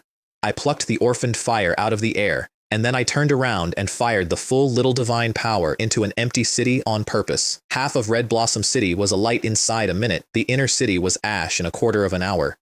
And it burned for 3 days and 2 nights, and a medium city that had stood for several hundred years stopped existing. That was the plan. That was always the plan. 2.5 years later, I got the confirmation I had been waiting for. The crater and the burn scar had convinced every faction in that region that a golden core cultivator lived somewhere nearby, and the Joyful Union sect's entire territory was left alone through the worst years of the chaos. Otherwise, why would I have left the traces of blazing flames burn the sky lying around for anyone to read? I flew 1,000 miles to an empty peak, built a formation, and then spent a full day doing nothing at all until I was back at peak. Because without me holding the balance, it was genuinely unclear which fire would devour which. The soul-devouring bone fire fought. It flared up to nearly the strength of my own. My estimate afterward was that one more city would have pushed it to 3rd tier, and then it did the thing it was built for and unleashed a soul storm directly into my sea of consciousness. And the spirit barrier technique, which I had ground for years for no visible reason whatsoever, blocked it cold. 2 hours. Then it was mine. And then came the cost, which nobody warns you about. My fire swelled to several times its size, chaotic, unstable, and about to burst. I spent 10 days pouring every drop of essence I owned into holding it together, and then 3 years digesting it. 2nd tier to 3rd tier, for a spiritual fire, is what foundation establishment to golden core is for a man. 6 months to a year if you are lucky, sometimes 5 years, sometimes 10, 3 quiet years on a mountain. At the end of them, I drove it over the line with magic power, the golden core grade energy I could already produce a trace of, having begun the 3rd tier scripture. I did it behind a 3rd tier Jiaoyin Guardian formation I had built myself, which condenses a fire dragon spirit at golden core early grade and can hold off a golden core at the middle stage. The spark cracked. It became a bud, and then it opened into a plate-sized lotus of gold and red. A 3rd tier spirit fire, above my own realm, sitting in my dantian. I named it the Spirit Devouring Golden Lotus Fire, which took me 2 days, and which for me counts as inspired. And then the panel added a little divine power by itself, without me buying, learning, or asking. Fire Lotus Spirit Devour. My fire now devours the spirit chi and the soul of living things, purifies them in the burning, and feeds them back to me, the bone fire's own function, cleaned and turned around, which meant I now had 4 fire little divine powers. Blazing flames burn the sky, the fire resistance ring, Fire Escape, which I had bought from the Azure Mist sect with Alchemy somewhere in those 3 years, and which turns you into flame and moves you, and Fire Lotus Spirit Devour. 4. The requirement I had been told was the end of the road for everyone except 2 or 3 people in recorded history had just been met by a man doing his job. I was 36 and looked like I was in my late 20s. The Bright Jade skill and the Mind Condensation skill were both at perfection. The Mystic Spirit Concealment technique had reached major achievement, which meant I could stand in front of a golden core cultivator at the late stage or even at peak and be whatever I told him I was, to his eyes, his ears, and his spiritual probe.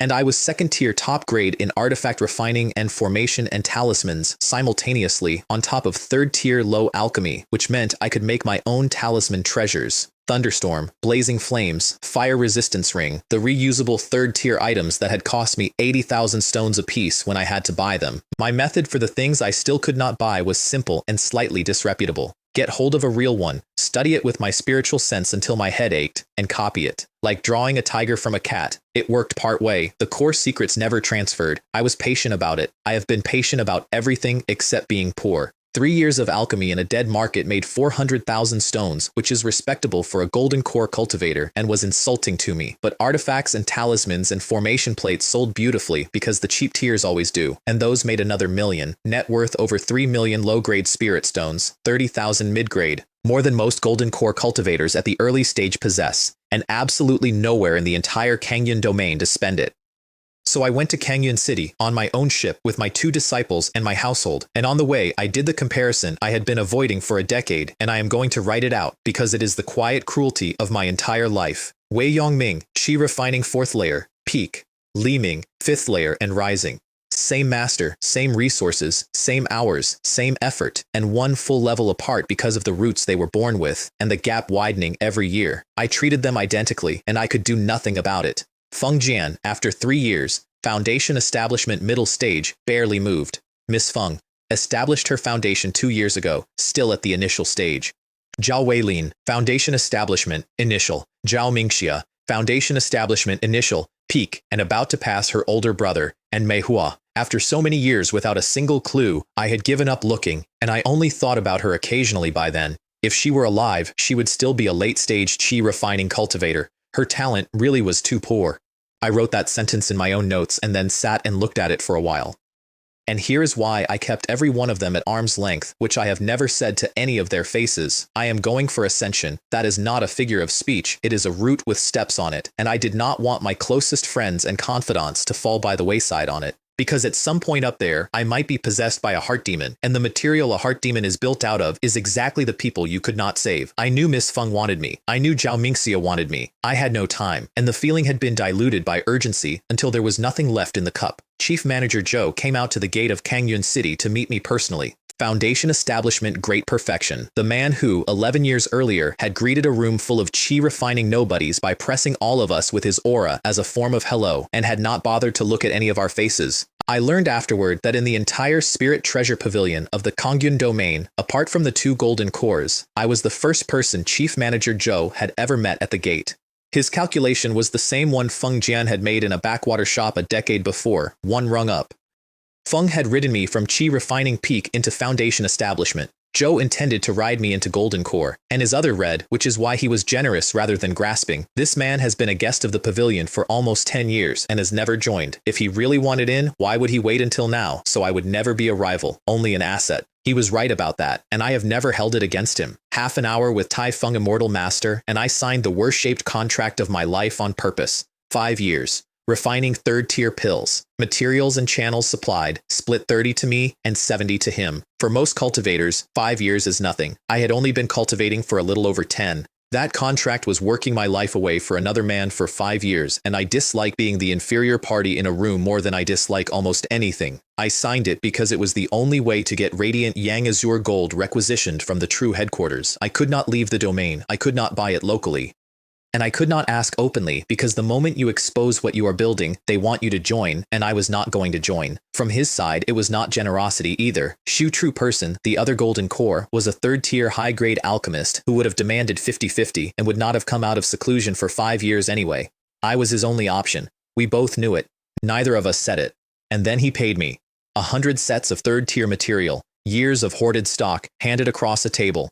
At the 50% success rate I claimed, which was well below my real one, that was 500 pills that belonged to me personally, 500,000 stones, plus 30% of the other 500, another 100,000, 600,000 stones out of one meeting, versus 400,000 for 3 entire years in Jade Beauty City. Then Chief Manager Zhou put his own order on top at a straight 50-50, 100 supreme, 200 high, 500 medium, and 1,000 low sets of essence gathering pill material, another 730,000.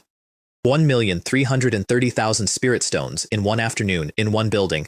Now you know why I moved from the branch to the headquarters. I bought second-tier peak beast meat and top-grade spirit rice on the way home and went to bed extremely happy. 3 months of alchemy turned those 100 third-tier sets into 1,000 pills and 10,000 proficiency, and everything else on top of it added up to about 30,000 points of alchemy in a single wave. I noted, wistfully, that it could never happen again. That stock was years of 2 men's hoarding, and there was not another pile like it in the domain. And then I finally asked Chief Manager Joe the question that nobody in that domain ever thinks to ask, because everybody has lived their whole life inside the pen. How do goods actually arrive here from outside? He lowered his voice, inside his own warded room, before answering. A teleportation array. A small one. Items only, and small items at that. A storage ring, he said, as an example. But an interdomain array connecting to the neighboring region. Qingmu domain. Thick spirit key. Ideal for spirit plants.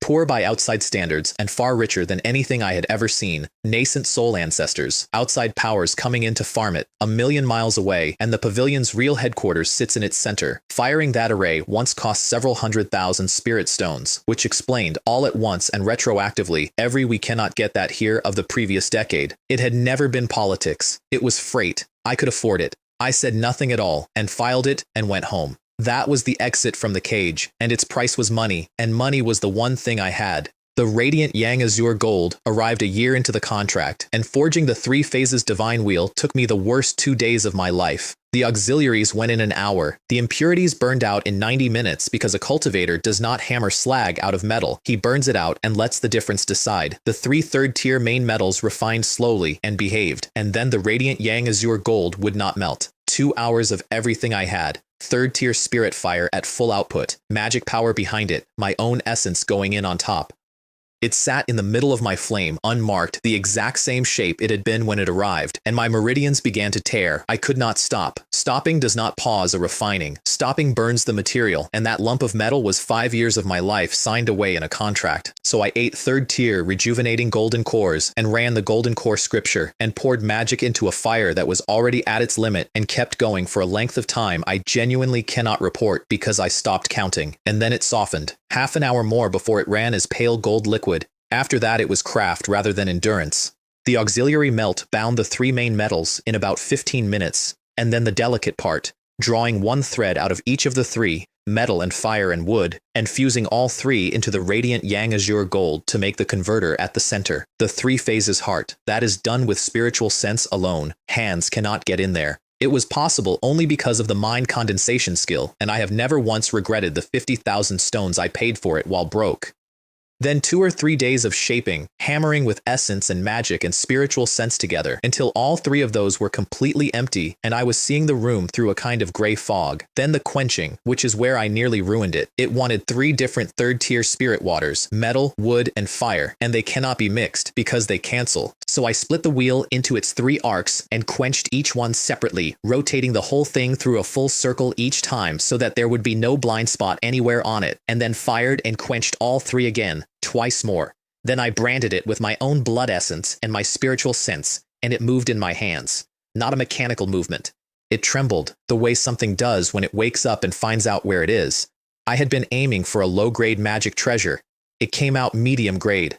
At full power, with magic behind it, that wheel strikes like a golden core cultivator at the late stage. And it grows. Reforged later with better material, it rises with me for the rest of my life. I got up the next morning, went out onto the half-deck, stretched until my spine cracked, and said it. Woohoo! 2 more months, and both the bright jade skill and the mind condensation skill reached great perfection, which left exactly one thing standing between me and the Dao Seed. 4 little divine powers, all of them at perfection, condensed into a divine ability. I could not use the headquarters divine power training ground, which exists and which I was entitled to. It requires an outside foundation establishment late cultivator to sit there maintaining the formation while you work, and that man would have watched me for 6 months. So I withdrew a year of my alchemy quota, made months of pills in advance, left them with the butler, and flew 2,000 miles out to a peak with no resources, no spirit plants, and almost nothing alive on it. Several second-tier top-grade maze and illusion and trapping arrays at the foot of the mountain. My own third-tier Jiaoyin Guardian formation on top. Mid-grade spirit stones stacked in crates to feed all of it. And then the loop, which I'm going to give you exactly as I lived it. Blazing flames burn the sky, 100 points. Meditate until I could stand. Blazing flames burn the sky, 100 points. Meditate. Again. Months.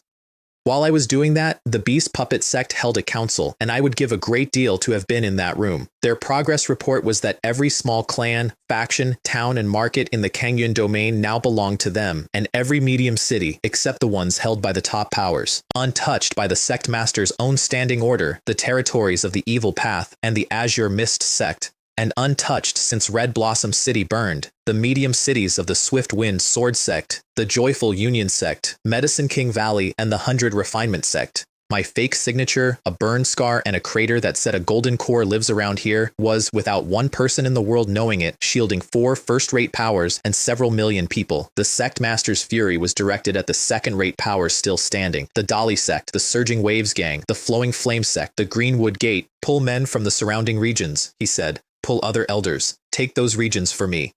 And then, after the room emptied, he sent a private message, and this is the coldest exchange in my entire life, even though I was 2,000 miles away, eating a pill on a rock. How is it going on your end? That beast is almost finished preparing. He will probably start in the next year or two. Everything is going smoothly here. I will soon have every region except the first-rate powers. Yes, madam. Please be careful over there. Madam. The Beast Puppet Sect Master's wife was sitting beside the Greenleaf Demon King, waiting for him to ascend. The beast tides were never random. They were never even about territory. Every single thing that had happened since a rent squad knocked on my door in Qingmu Market was one plan being executed patiently by 2 people who were married to each other, and the clock on it was 1 to 2 years. The second-rate powers begged the first-rate ones for shelter and were refused, and the refusal was honest. 2 tigers cannot share one mountain. A second-rate power taken in whole becomes a country inside a country. They would be admitted only once they were broken enough to dissolve completely, and everybody in that conversation understood the terms.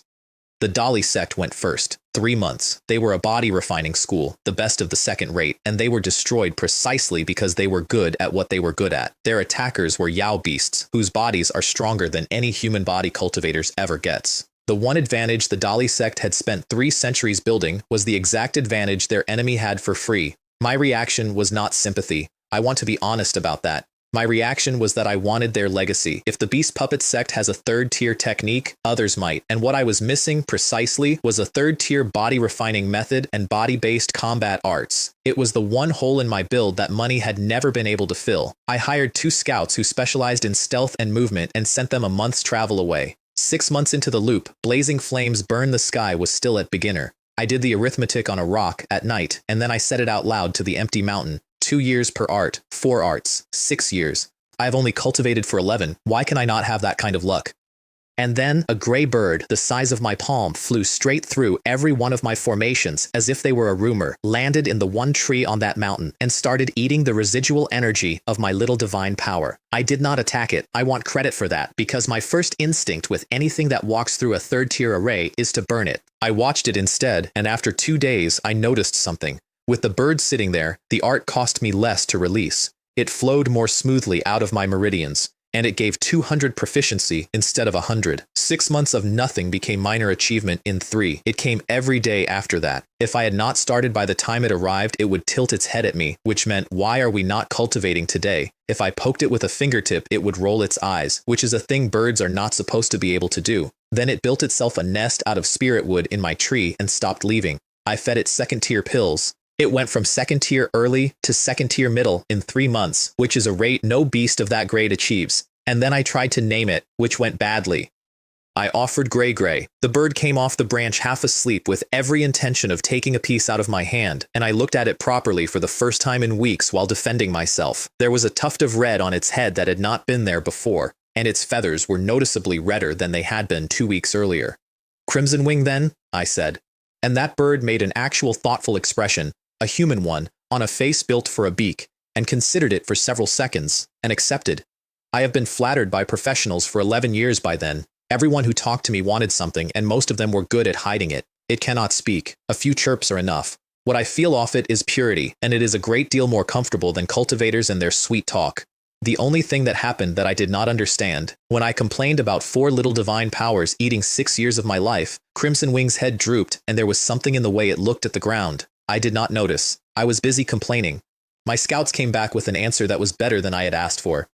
The Dolly Sect had no 3rd-tier body refining technique. What they had was a third-tier top-grade method picked up by chance generations ago, so difficult to cultivate that only their sect masters had ever reached beginner level with it. Divine force without limit. At beginner level, it doubles your physical strength, and here's the proof of it, which converted me instantly. The Dali sect master, at only second-tier late body refining, cut his way out of an encirclement of several 100,000 beasts carrying the seeds of his sect on his back, and then died of his injuries a day later. That is really impressive. That is what I wrote down, and I meant it without any irony at all. The method was now on a surviving disciple. Foundation establishment initial, second-tier early body refining, carrying a third-tier top-grade method, which together made him more than a match for an ordinary foundation establishment middle and hard work, even for a late.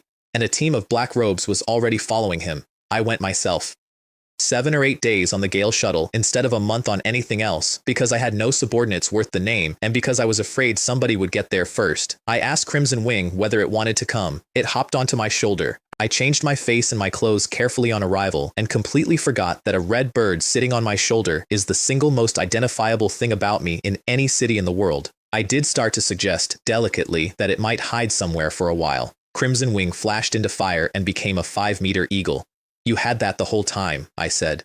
And then the giant eagle went chirp in exactly the same tiny voice, and I laughed so hard I had to sit down, and it got visibly angry and embarrassed and would not look at me for an hour. I got there in time and stayed hidden, and I'm going to tell you the ugly part of that first. Sun Chang, the sect master's own disciple, Foundation Establishment Initial, a dual cultivator of chi and body, was standing in front of a dozen exhausted, wounded young survivors, the entire remaining seed of the Dali sect, facing a Foundation Establishment late-stage black robe and a horde behind him. The black robe wanted the method and offered a dignified death in exchange for it, and then, because men like that cannot resist, described how the beasts had taken their master, laughing. "That pitiful scream," he said. "How wonderful." A boy at the 5th layer of chi refining called Xiao Hu charged him. Sun Chang was 1 step late. He got his own strike across the killing bolt and was driven back down the slope, and I could see him arrive at the answer from where I was standing. Foundation Establishment late. I am no match. And I was calculating. I want this on the record because it is the truest thing about the man I had become by 37. I was working out the correct moment to appear, not the earliest, the correct one. After they were fully in despair, ideally after a few of them had died, because rescued men bargain and desperate men give. That was the plan. I had it timed. And then the weakest of them, a boy who could not have survived one exchange, put both hands on Sun Chang's back and shoved him toward the gap in the encirclement. "Junior Marshal Uncle, go. Don't worry about us." And I moved early. I had not expected there could still be human warmth in that indifferent cultivation world, and finding some in a boy about to die annoyed me into acting like a better person than I am. The shadowless sword is transparent and silent, and it went through the elder's chest before he had finished turning his head. Then the spirit-devouring golden lotus fire ate his essence and left nothing to bury.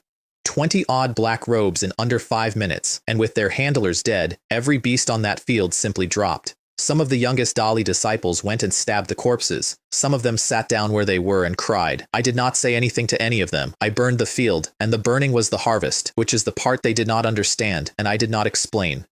The spirit-devouring golden lotus fire fed me back the essence and the life energy and the soul energy of tens of thousands of beasts and 1 late-stage Foundation Establishment cultivator, and here is the number that bothered me for the next 6 years. All of that together came to less than my own personal energy, and the soul portion of it was outrageously low, far below the life energy, far below the spirit energy, in a way that made no sense at all. Something had already taken the souls out of everything the beast puppet sect touched. I did not understand it. I filed it, and I was right to be uneasy. I asked Sun Chang for divine force without limit directly, because I could not be bothered to be subtle, and because subtlety with a man in that condition is its own kind of insult. He froze. It was the secret only sect masters inherit, and he was not the sect master, and the sect master was Ash. It was Jasmine Bloom who overrode him, the sect master's daughter, and by any reasonable accounting the only person present with the standing to decide. "The sect is destroyed, and only we are left," she said. "Without Senior, we would already be dust." She put the jade slip in my hand herself. Then she knelt and asked for the thing she actually wanted, and every survivor knelt with her. "Senior, avenge my father. Wipe them out." Their offer was every remaining legacy of the Dali sect, which, as I noted coldly to myself while looking sympathetic, cost them nothing at all, because inheritances can be copied. But the legacies were not what I wanted. I wanted the 12 people. Sun Chang, a dual cultivator at Foundation establishment under 100 years old. The eldest of the rest in his 30s at the 8th layer. The youngest Jasmine Bloom at the 5th. The rest at 6 and 7. Of course they were talented. No sect entrusts its seed to mediocrities. So my counteroffer was not payment. It was allegiance. Why don't you all come with me first? Because Sun Chang, who would have become the new sect master of a sect that no longer existed, was the one man there who would not kneel willingly. And I wanted him convinced, completely, rather than merely grateful. So I went and burned the ruins of the Dali sect for him. I came down out of high altitude alone under full concealment with the pendant on, and the black robes never saw me arrive, which was the entire point. It is the only reason I could set up a little divine power cleanly instead of letting half of them scatter. 2 Foundation establishment late-stage black robes came up to meet me. I gave them 4 words: blazing, flames, burn, sky. A sky curtain of fire red came down over the whole ruined sect, and there was nowhere inside the coverage to be. They screamed the words, little divine power, at each other, and then one of them started to beg, and 5 seconds later, there was nobody there to finish the sentence. Then everything burned. Beasts, black robes, corpses, buildings, the mountain the sect had been carved into. For over a day, with my fire sending little fireballs back to me as it gorged itself and returned. When it went out, the ground itself had crystallized. And then I spent my last reserves deliberately damaging my own burn scar so that nobody could work out which fire attribute little divine power had made it. On the deck of my ship, every single person aboard was white, including my own household. I heard the sentence pass among them twice. Could this person be a Golden Core perfected person? Crimson Wing was lying on a deck chair on the top deck with one wing over its eyes, having seen all of this before and found it tiring. They all knelt when I came aboard.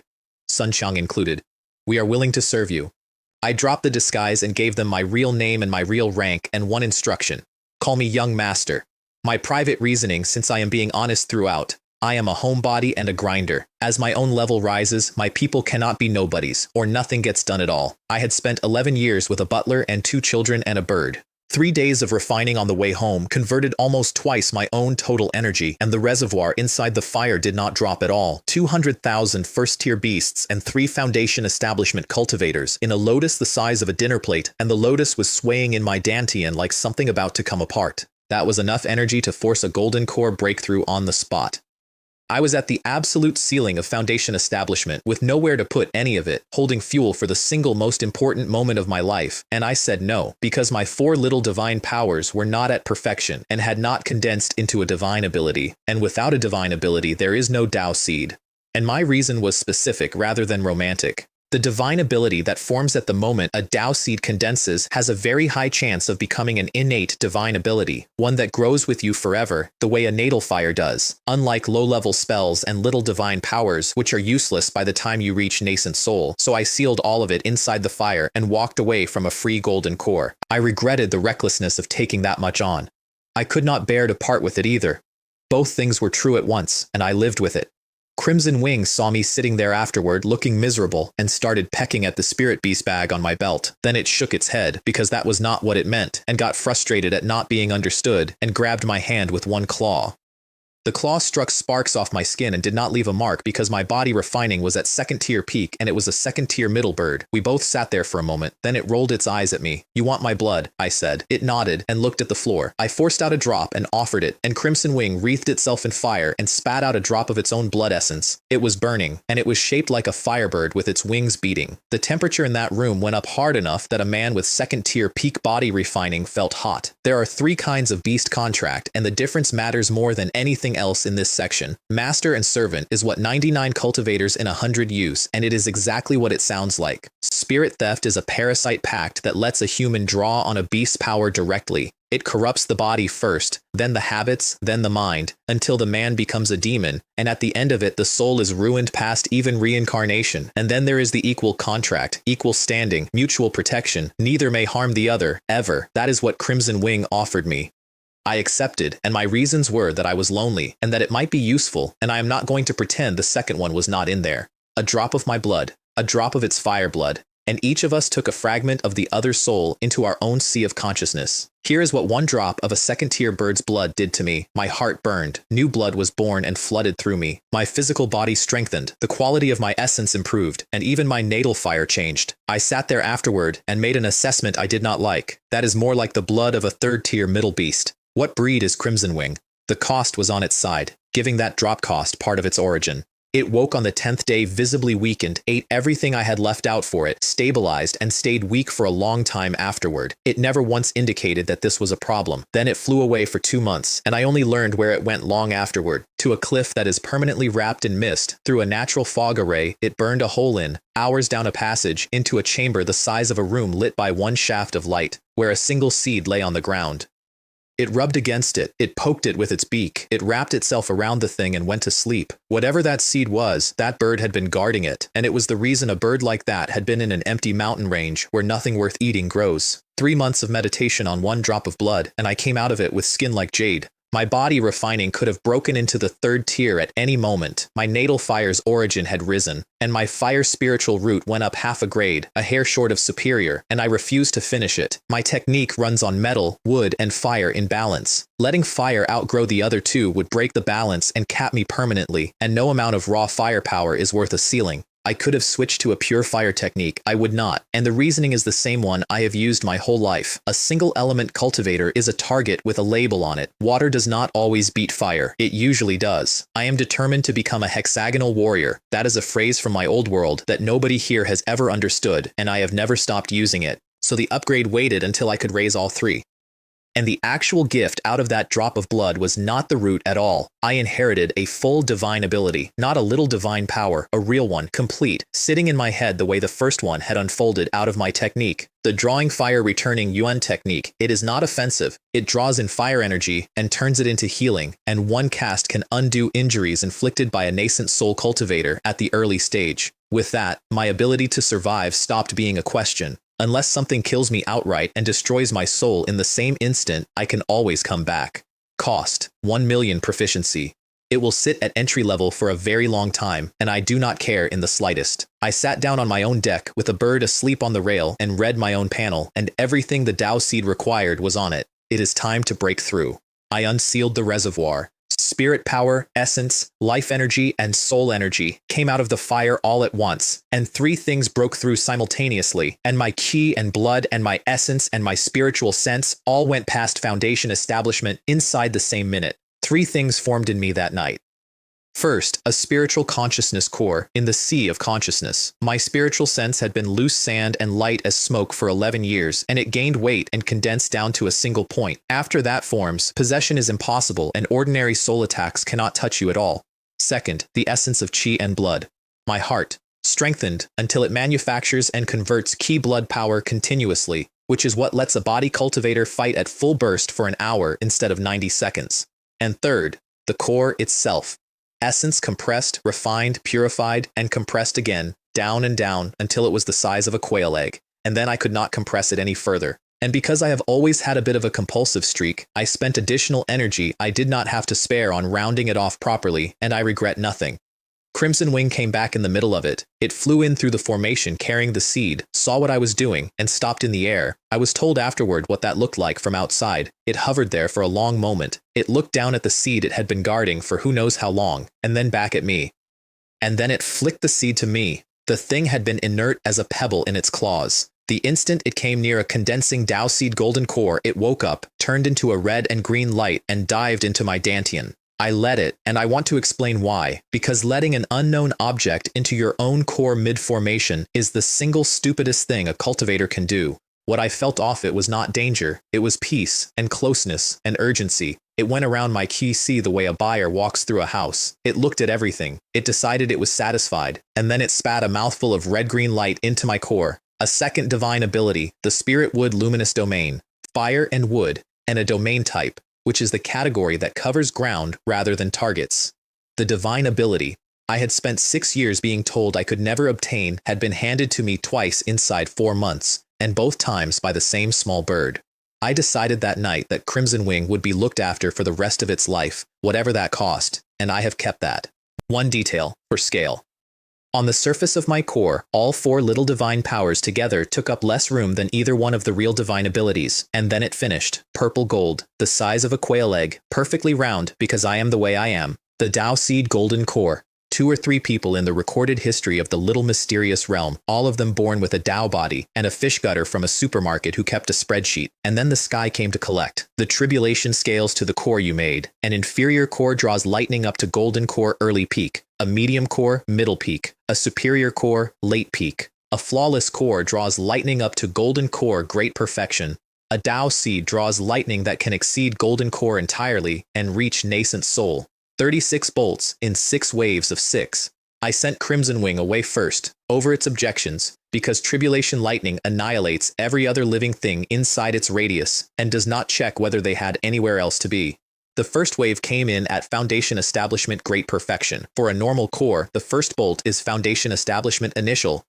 My third-tier body took them the way you take a slap, and I went numb for a few seconds after each one and then stopped noticing. The second wave was False Core Grade. The first bolt knocked me 10 meters sideways out of the air, and I relaxed, which sounds insane and was correct because the pattern told me the final wave would be Golden Core Great Perfection rather than Nascent Soul. The third wave was Golden Core early. I took the first one on my body out of pride and it evaporated nearly half of my ki and blood. My honest diagnosis, made while falling, my body refining techniques grade is too low. The Bright Jade skill is only second tier top grade, and the Ming Jade body cannot keep up with the recovery a third tier physique actually needs. Fourth wave, Golden Core middle. I stopped tanking and started spending little divine powers. Fifth wave, Golden Core late. I was forced to break the sealed reservoir far earlier than I had planned, which the Dao Seed's rules permit, because energy stored inside my own natal fire counts as mine and not as an external object. Sixth wave, first bolt, Golden Core. Great perfection, exactly as predicted, met with blazing flames burn the sky. And then the cloud grew. The second bolt of the sixth wave came down as thick as a water bucket, and it was nascent soul grade. I had about 3 seconds. I put everything I owned in its way. The Ming Jade body, a magic shield, blazing flames burn the sky, the fire lotus, the 3 phases divine wheel, which had taken 2 days and nearly my meridians to forge. It went through all of it like a sword through stacked paper. The wheel was knocked spinning and damaged, and the bolt opened me from hip to hip and very nearly took the 2 halves of me in different directions. The third bolt was worse, and it was not lightning. Because my body refining was breaking into the third tier at the same moment, its tribulation had been folded into this one. What came down was a wind. It ignored every shield I had because it did not interact with shields. It acted directly on the body, and it sounded, the entire time, like a great many people whispering and sobbing about a hand's width from my ear. It opened cuts all over me. It found the wound across my hip and widened it to 2 fingers across and kept working. I did not scream, and that was not courage either. The held breath was the only thing keeping the 2 halves of me in the same place. And then the thing I had inherited from a bird 4 months earlier paid for itself forever. Drawing fire returning Yuan technique, cast slowly, in pieces, between gusts, while being flayed. It heals by eating fire energy, and the only fire energy in reach was my own natal fire, so it healed me by consuming the spirit-devouring golden lotus fire, and dragged it from the edge of its next advancement back down to ordinary third-tier low. I traded my fire's future to keep my body. I would do it again, without pausing. Then repair and destruction fought each other across my body for a quarter of an hour, and every single clash between them made me tougher, and I came out of that bolt several times stronger than I went into it. The fourth bolt was for the core itself. I spat my own Dao seed out of my mouth and let it face the sky alone, because interfering in a core tribulation cripples the foundation permanently, and there is no repairing it afterward. It manifested both divine abilities to defend itself. A firebird with its wings coming open, a great sun standing over a forest. It held for about half a minute, then it lost the firebird and the sun, and then all 4 little divine powers one after another, and the bolt drove it back down into my body cracked and whole. The 5th was for the magic treasure, and the wheel was already damaged. It took a bucket-thick bolt and lasted 10 seconds and survived, cracked across 2 arcs. If it had shattered, my Dao seed itself might have come out flawed. I found that out afterward, which is the only reason I did not have a heart attack during. The 6th and last bolt was the Heart Demon Tribulation, and I'm sorry to report that it was the easiest thing that happened to me all day. The temptations offered to a man about to become a Golden Core cultivator are, at bottom, basic human desires presented very persuasively. I was raised on the internet. I have been marketed to by professionals since I was 9 years old. I regained my composure and woke up. Then the thunderclouds turned into a 5-colored cloud 100 acres across, and it rained light on me for a long time. It healed everything. It pushed my stalled cultivation up again. It strengthened the essence of chi and blood. It grew the Dao seed from a quail egg to the size of a ping pong ball and sealed every crack in it. It grew the spiritual consciousness core, and it raised the 3 phases divine wheel to the absolute ceiling of a medium-grade magic treasure, one material upgrade short of high grade, which is a nascent soul cultivator's weapon, and then the prize I had staked 6 years and a free golden core on. The 4 little divine powers each gained a rank, and both of my true divine abilities became innate, cheaper to run, stronger to release, and growing with me forever the way my fire does. These 2, I wrote down, can be used right through my ascension. No, they might even still work after it. Foundation establishment cultivators came flying in from thousands of miles away, drawn by the last waves, and arrived at an empty mountain and a crater. The early bolts had been too weak to sense from a distance. The later ones had been too fast to reach. And any wandering qi refining cultivators in the neighborhood had been driven off days earlier by a small red bird with strong opinions. They stood around the hole in the ground lamenting that they had missed the birth of an immortal master, and several of them said out loud how much they would have liked to become his disciple, and then they left quickly in case he came back and took offense. I walked into Qingmu City 2 days later with a different face, told everybody I had just come out of seclusion, and neither Chief Manager Zhou at Foundation Establishment Great Perfection nor Taifeng Immortal Master at Golden Core noticed one thing. I was Golden Core, middle stage, publicly displaying Foundation Establishment middle peak. And I was confident by then that even a golden core at great perfection, scanning me deliberately, would come away with nothing more than an impression that this man is concealing his level, which is a sentence you could say about a third of the cultivators in any city. One thing happened that week that I want on the record. I announced I was going into seclusion and asked who would look after Crimson Wing. The bird considered Sun Chang, a Foundation Establishment cultivator and a serious person, and then went and settled against Jasmine Bloom instead and refused to be moved. I have reason to suspect, I said, that this is a lecherous bird. Half a month to make 2 years of pills. Dozens of batches a day, sometimes hundreds. Lifespan, 37 of 500. 500 normally arrives at Golden Core Great Perfection. I had it at the middle stage, and I credit the 3rd tier body, the wood attribute technique, the seed, and the Dao seed itself, in roughly that order. All 4 little divine powers up a rank, with blazing flames burn the sky at major achievement. Both divine abilities at proficient, which meant I could fully release them. Which means, and I checked this twice before writing it down, that I possessed the combat power of the nascent soul stage. 1 strike of it, but nascent soul combat power. Choosing the Dao seed was definitely the right decision, and that same panel told me I had to leave. Golden Core middle stage cultivation resources were already nearly unobtainable in the Qingmu domain. As for 3rd tier middle body refining resources and 3rd tier late spirit refining resources, I had never so much as heard of a technique for them in that entire region. The domain could not feed me anymore. It had not been able to for a year, and I had been pretending otherwise. I was going to Qingmu domain. I cross-checked 3 maps of the route, Chief Manager Zhou's, T. Feng's, and the one Feng Jian had drawn me from his Jade Beauty City days.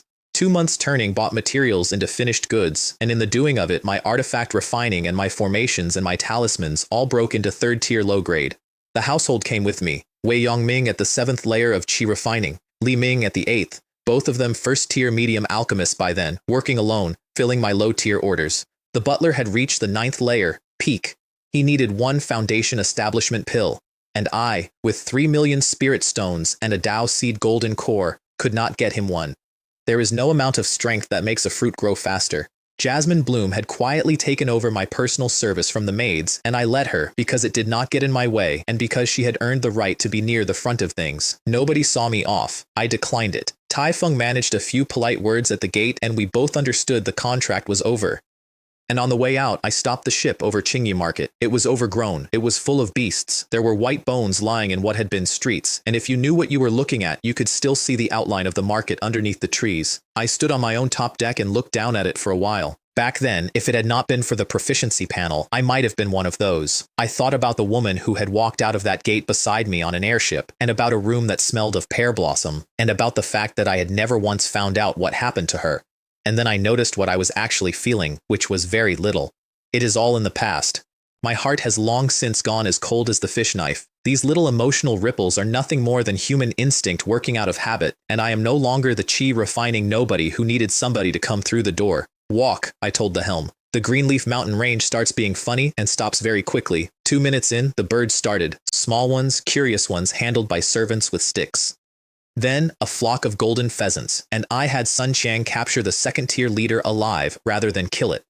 Stewed golden pheasant with mountain delicacies is the finest dish in this world, and I have eaten it twice. I do not need to feed it, I explained to a baffled Sun Chang. I have plenty of people who eat without working. Then it stopped being funny. Fire falcons, then the green locust swarm, then the gray moth swarm, then the psychedelic butterfly swarm, one after another with no gap. Sun Chang and the butler, armed with my talismans and my artifacts, survived the third one only by burning a second-tier top-grade formation plate and had to camp overnight to recover. So I changed the standing orders. Nobody goes outside to fight.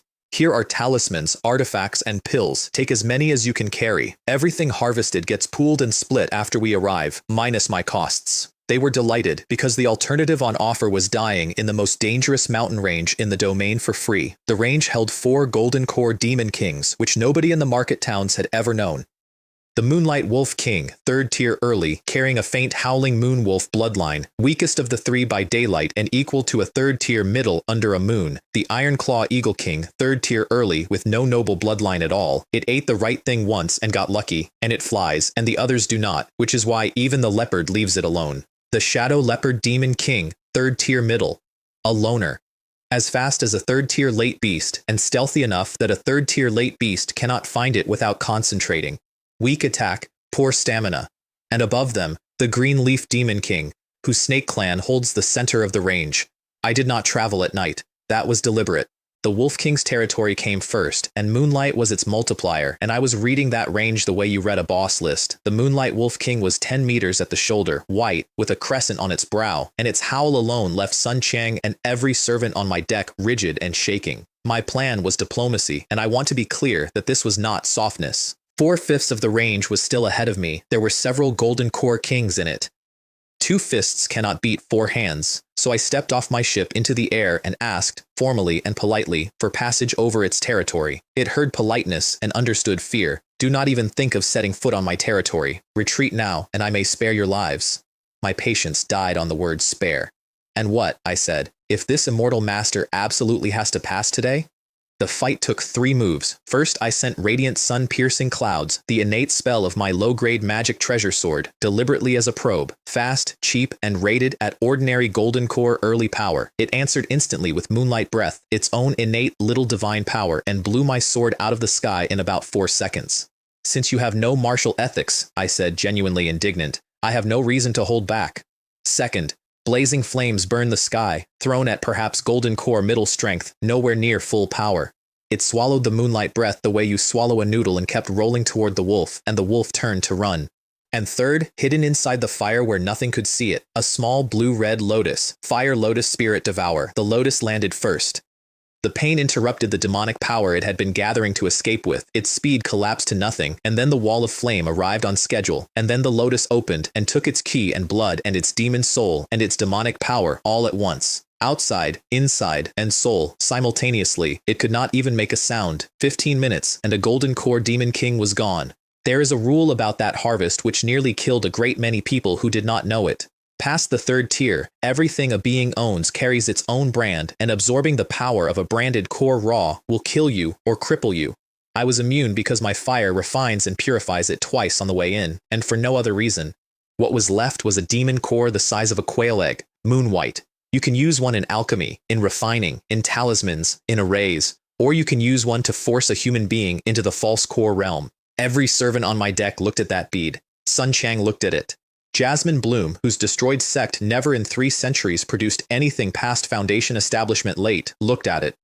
Nobody moved a muscle because all of them had just watched what happened to its previous owner. 9 cultivators in 10 in that world die inside Chi Refining or Foundation Establishment. Everybody on that deck knew the number personally. I put it in my ring as a staff bonus and flew on, noting with satisfaction that the fight had certainly been heard by the Iron Claw Eagle King and the Shadow Leopard Demon King. With the cautionary tale of the Moonlight Wolf King behind me, I expected the other 2 to be easier to talk to. They were. The Shadow Leopard Demon King was 3rd tier middle and genuinely stronger than the wolf, and it did not attack. It had seen the kill. It knew this human was at least its equal, and as a loner with no clan behind it, 1 bad injury is a death sentence on a schedule. It still refused passage, and its real reason was bureaucratic, and I respected it. It was not authorized. The Greenleaf Demon King was in seclusion, and being an accomplice to a trespass is worse than refusing one, so I did not fight it.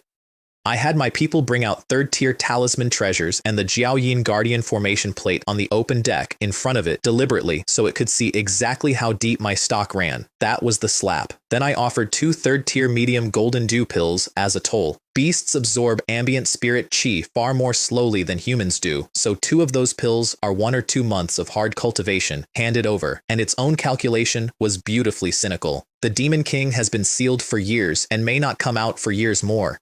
By then, this will all be over. These 2 pills are practically free. It swallowed them and walked away.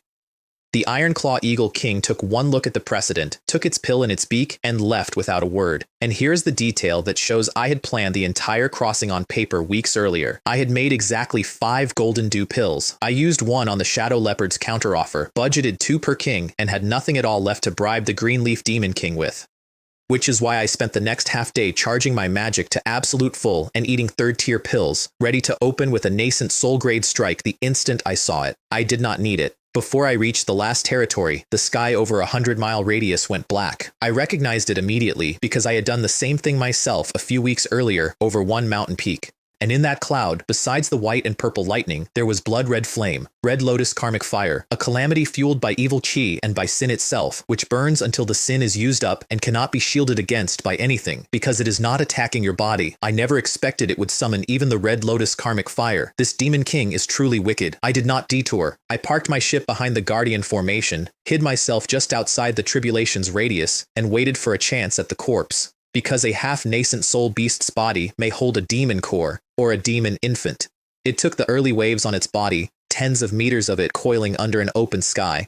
Then it started using magic.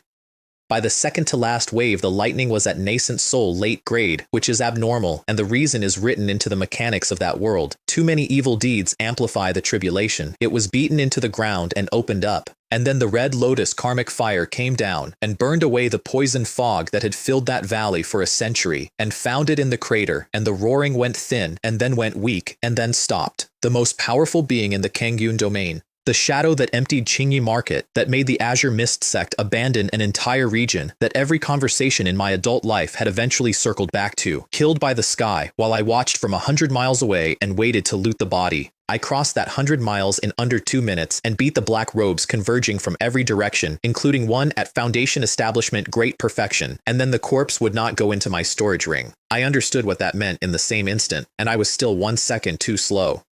A blue-purple light shot out of it and into my Dantian, and something much heavier came behind it straight at my sea of consciousness. With black robes shouting at each other 20 meters away and something eating into my mind, I turned back and took the corpse anyway, and it went in easily. Then I ran. I landed on my own deck, gave 3 orders: fly, keep the formation up, ignore everything below us, got to my own floor, sealed it behind me, and collapsed. The black-robed leader in the snake nest below found an empty crater, looked up, and saw an airship. I learned who she was much later. She had worked the Greenleaf mountain range for decades. She had lain hidden outside that snake nest for more than 10 years waiting for exactly this hour. The beast puppet sect master's wife went berserk. And this is the one time in this whole story where my people fought without me, so I am going to give it to them properly. Sun Qiang held the Jiaoyin Guardian formation, a third-tier array he could not power alone. It takes more than 10 chi-refining cultivators feeding it and a small mountain of mid-grade spirit stones, and he had both, and he ran them.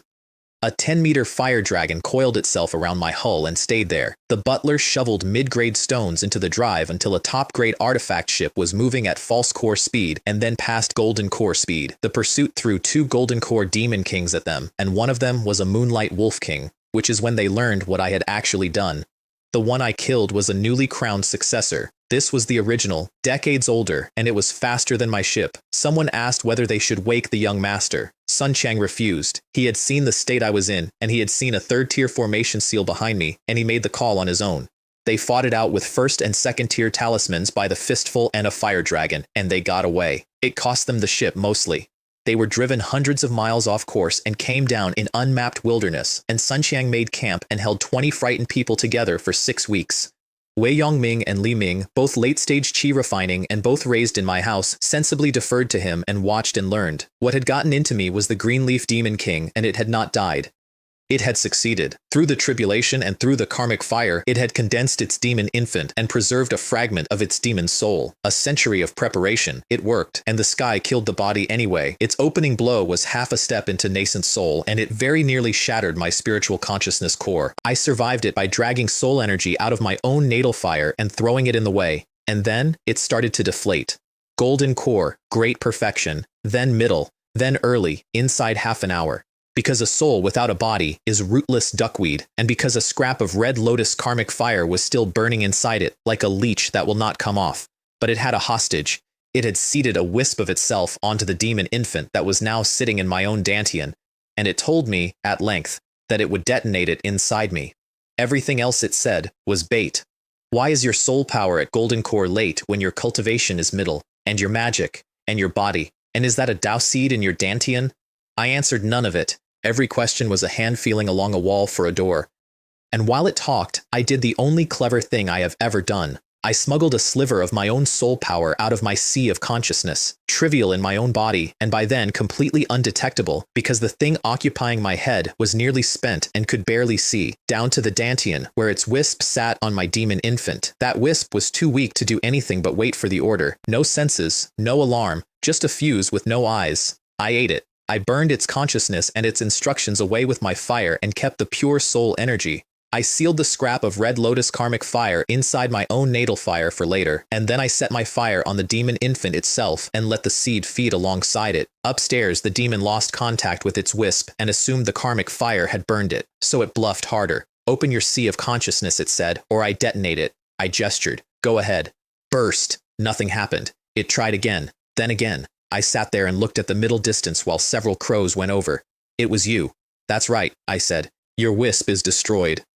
And as for your demon infant, this immortal master will gladly accept it. Then it played its last card, which was genuinely dangerous. With the hostage gone, it threatened to self-detonate the demon soul itself inside my sea of consciousness.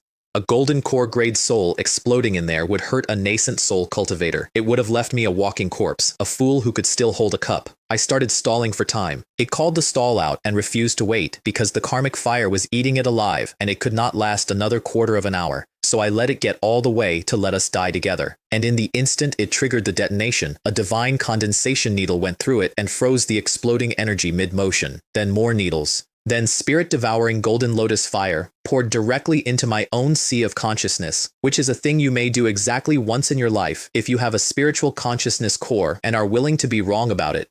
Between the needles, my fire, and the karmic fire already burning inside it, the last demon soul of the strongest being in that domain was ash in a few minutes. I kept the surviving scrap of red lotus karmic fire, sealed, for later. The accounting afterward was excellent and slightly bleak. My natal fire, already at the edge, took the demon infant and jumped to third-tier medium. It would have gone higher if I had not needed some of that energy myself, and if the seed had not eaten most of the rest. The seed sprouted, only sprouted. Its germination condition turned out to be devouring nascent soul-grade power, and most of a demon infant barely got it started, which told me that whatever that thing is, it is 4th or 5th tier at minimum. There is a rule here worth knowing. A fire root gets a natal true fire. A wood root gets a natal spirit plant. A metal root gets a natal spirit gold. All of them grow with the cultivator forever, and none of them can be taken, so I claimed the seedling as my natal spirit plant. 1 drop of essence, blood a day for 9 days, then 108 days of blood watering plus daily magic, and what the texts unhelpfully call spiritual comfort. 117 days in total. It drank the first drop, which is how they consent. Then a month of refining what was left in the fire. The soul energy healed my sea of consciousness and pushed my soul to Golden Core late peak. The magic pushed my cultivation from Golden Core middle to Golden Core late, and the chi and blood, which was the largest pool because neither my fire nor my plant wanted it, pushed my body refining to 3rd tier middle peak, and then the wall. Without a 3rd tier body refining technique and a 3rd tier spirit refining technique, my soul and my body could only be used at ordinary grade. I had raised all the numbers and could not spend any of them. Even in the richer Qingmu domain, I wrote, those may not be easy to get. I came out of that room to find my people camped in an ordinary forest, not a spirit forest, an ordinary one. Lush, green, entirely pleasant, and not one plant in it was even a 1st-tier spirit plant. My spiritual sense reached out for hundreds of miles and found no human being at all. They had been there nearly 2 months. They had eaten all the spirit rice and all the beast meat and were within a week of living on fasting pills, which I had invented my career on and would not wish on anyone. The ship was damaged. I sent for Sun Chang and the butler, who were out hunting for repair materials, and fixed it myself in 2 days because every array on that hull is my own work, and I was by then a 3rd-tier formation master and a 3rd-tier artifact refiner. I did the repairs 40 miles away from the camp, alone, out of habit. While I was unconscious, my people had found something, and this is the part where hiring a destroyed sect pays for itself. They had walked into a region where spirit ki is not merely absent, but is actively drained out of you. They retreated. Then they tested it repeatedly, established that the drain was reversible with pills, and pushed in anyway. And Sun Qiang, who had been raised in a sect with a proper education, recognized the ore. Spirit Stone Storage Ore. It stores spirit ki, spiritual power and essence, capped at 2nd tier supreme, which is why it cannot hold golden core magic. It is what spirit storage pearls are made from. Ground down, it becomes spirit ink for talismans and array patterns and artifact patterns. And darkly, it is what magic suppressing rings and spirit suppressing prisons are made of, for controlling and caging cultivators. It always sells. There is not a market in any domain where it does not sell. I went and looked at the vein, and then I mined it, and I am told my own people did not speak for the whole hour. I laid a 3rd-tier spirit-locking array over a 100-mile radius, inside which a golden core cultivator at the early stage could not move his own magic. Then I formed a blade of pure magic on 2 fingers and flew a circuit around the vein, cutting it out of the earth. Then I picked up a small mountain in one hand. I sheared the waste rock off it in mid-air, smoothed out the pit underneath, and set the rest down. Nobody mines like that. Nobody has ever needed to. And at the center of it was a spiritual marrow core the size of a ping-pong ball. Crystallized pure spirit chi, and not merely fuel, because a spiritual marrow core can be cultivated into a spiritual vein.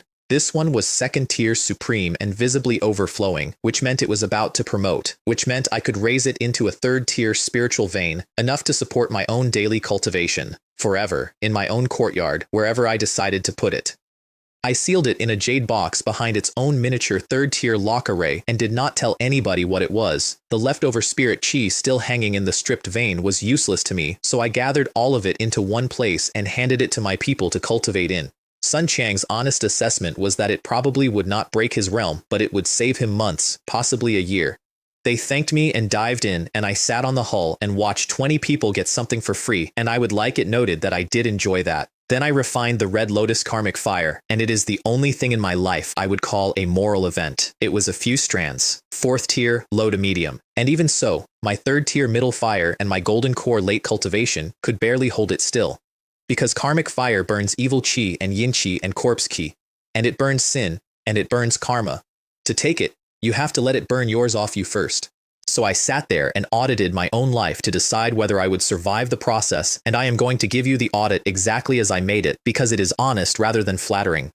The original owner of this body was harmless and died of it. After I arrived, I stayed at home and ground. The people I killed had all come to kill me first, without exception. The beasts I killed were vicious, and whether killing all those beasts counts as atrocity or as minor karma is still, frankly, up in the air. Then it landed on me, and I screamed, and I am not going to pretend otherwise. It burns the body and the soul at the same time, and while it burns, you watch, like a man standing outside a screen, every living thing I ever killed, in order. The men on the road, the 5 tigers who lived, the beasts, even the spirit plants I had grown and harvested with my own hands. I endured it because the path you choose you have to walk to the end, even if you have to do it on your knees. At the end of it, my fire went from 3rd tier medium to 3rd tier high, its origin raised by devouring something far above its own grade, and its color changed from turquoise and gold to a pale red, and it gained 3 properties on top of everything it already did: burning nothingness, restraining evil spirits, and burning sin and karma. I renamed it, being still catastrophically bad at names, the Devouring Spirit Burning Karma Red Lotus Fire. After a week of everyone tripping over that, I started calling it the Devouring Lotus, and so will I here. A month to master Divine Force without limit, the Dali Sect's 3rd tier top grade method. At beginner level, it doubles physical strength. On a body at 3rd tier middle peak, that came out to roughly the power of 10 dragons, which in local measure is about 100,000 caddies. Enough to kill a golden core cultivator at the late stage with one punch. With my body, without using anything, and it was still throttled because I had no 3rd tier body refining technique to run it through.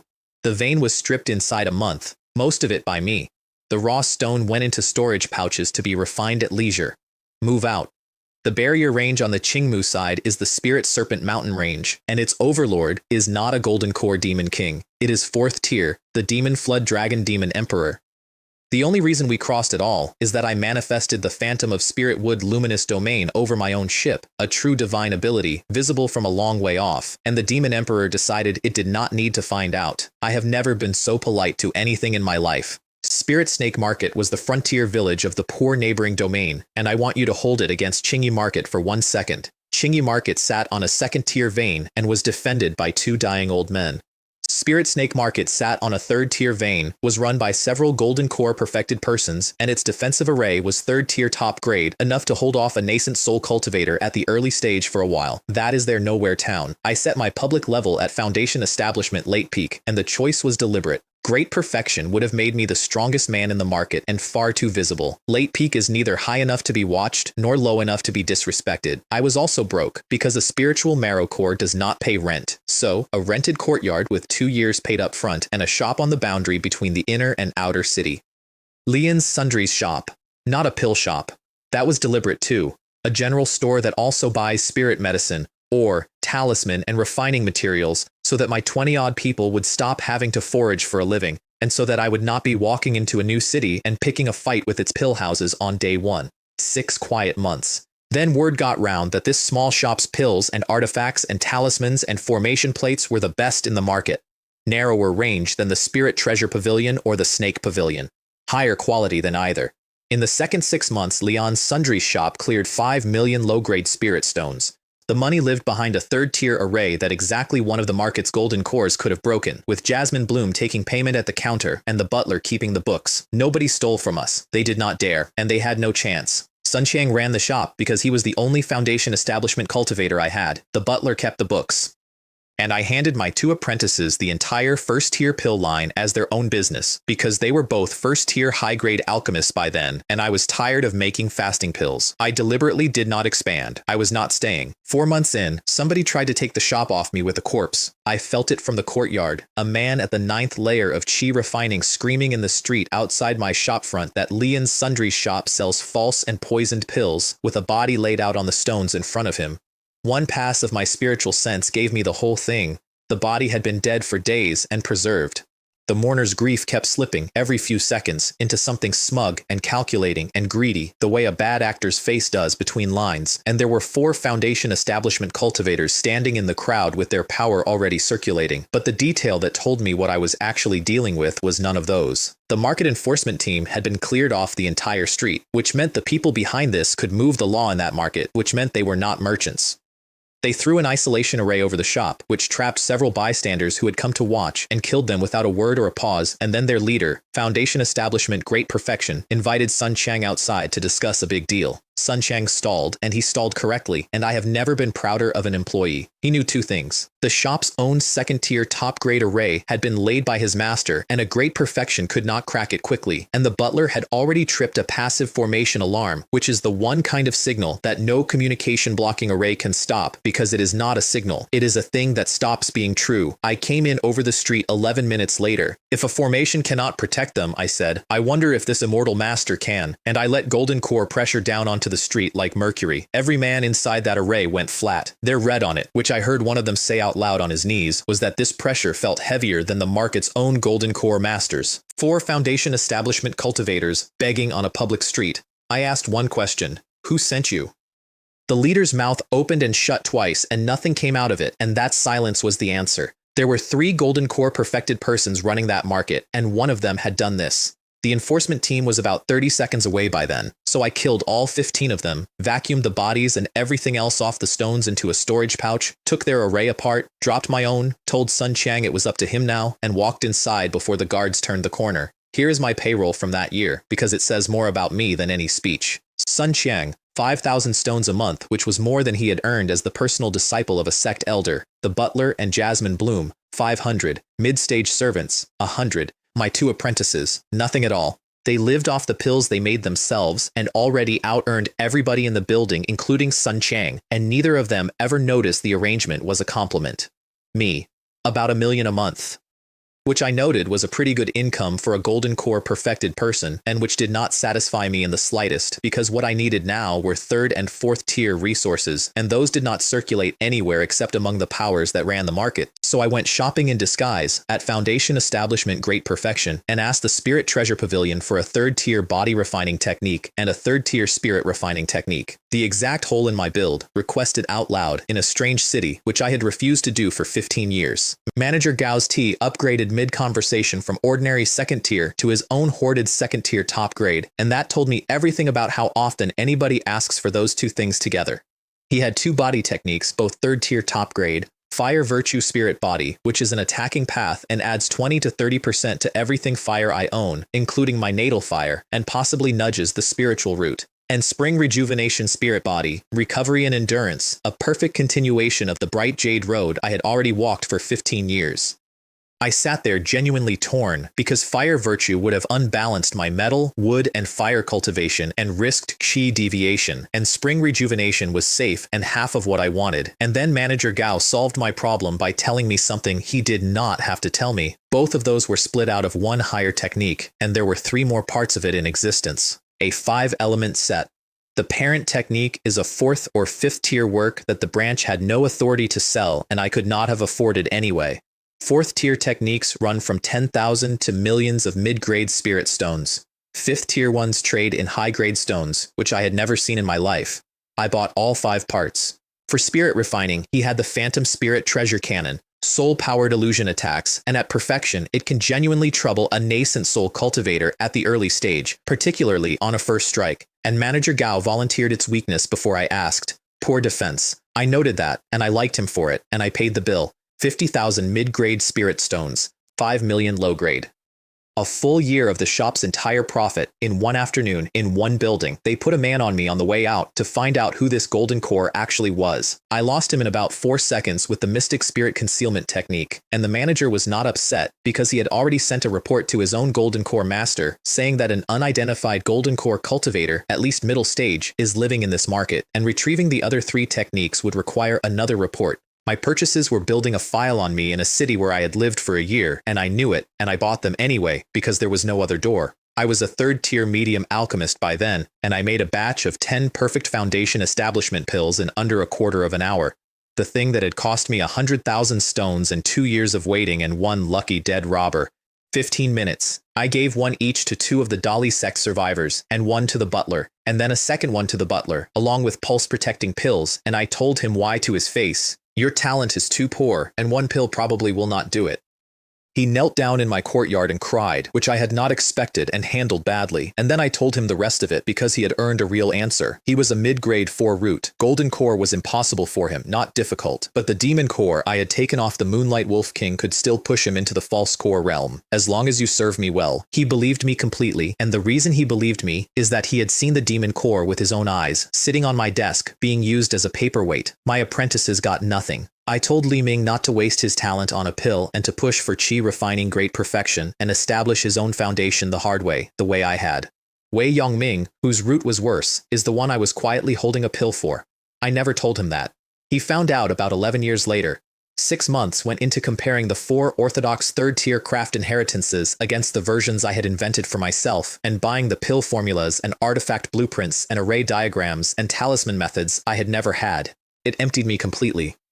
I could not even pay for the 3 reserved body techniques until the following year. The Phantom Spirit Treasure Cannon replaced the mind condensation skill on my panel and brought a little divine power with it. The Art of Illusion, which drops a target into an ocean of illusory satisfaction and lets them drown in it. At beginner level, backed by a soul at Golden Core late peak, it could instantly trap anything up to Golden Core late. With a prepared ambush, a great perfection. The 5 body techniques went in fast and unevenly. Spring Rejuvenation took 1 day. Fire Virtue and Vajra took 3 each. Chong Yue and Watermarsh took 10 days apiece and gave far worse returns, because I have no water root and no earth root and never will. Each of them granted a little divine power. Metal Consecration, which buffs a magic treasure. Revival, which restores chi and blood.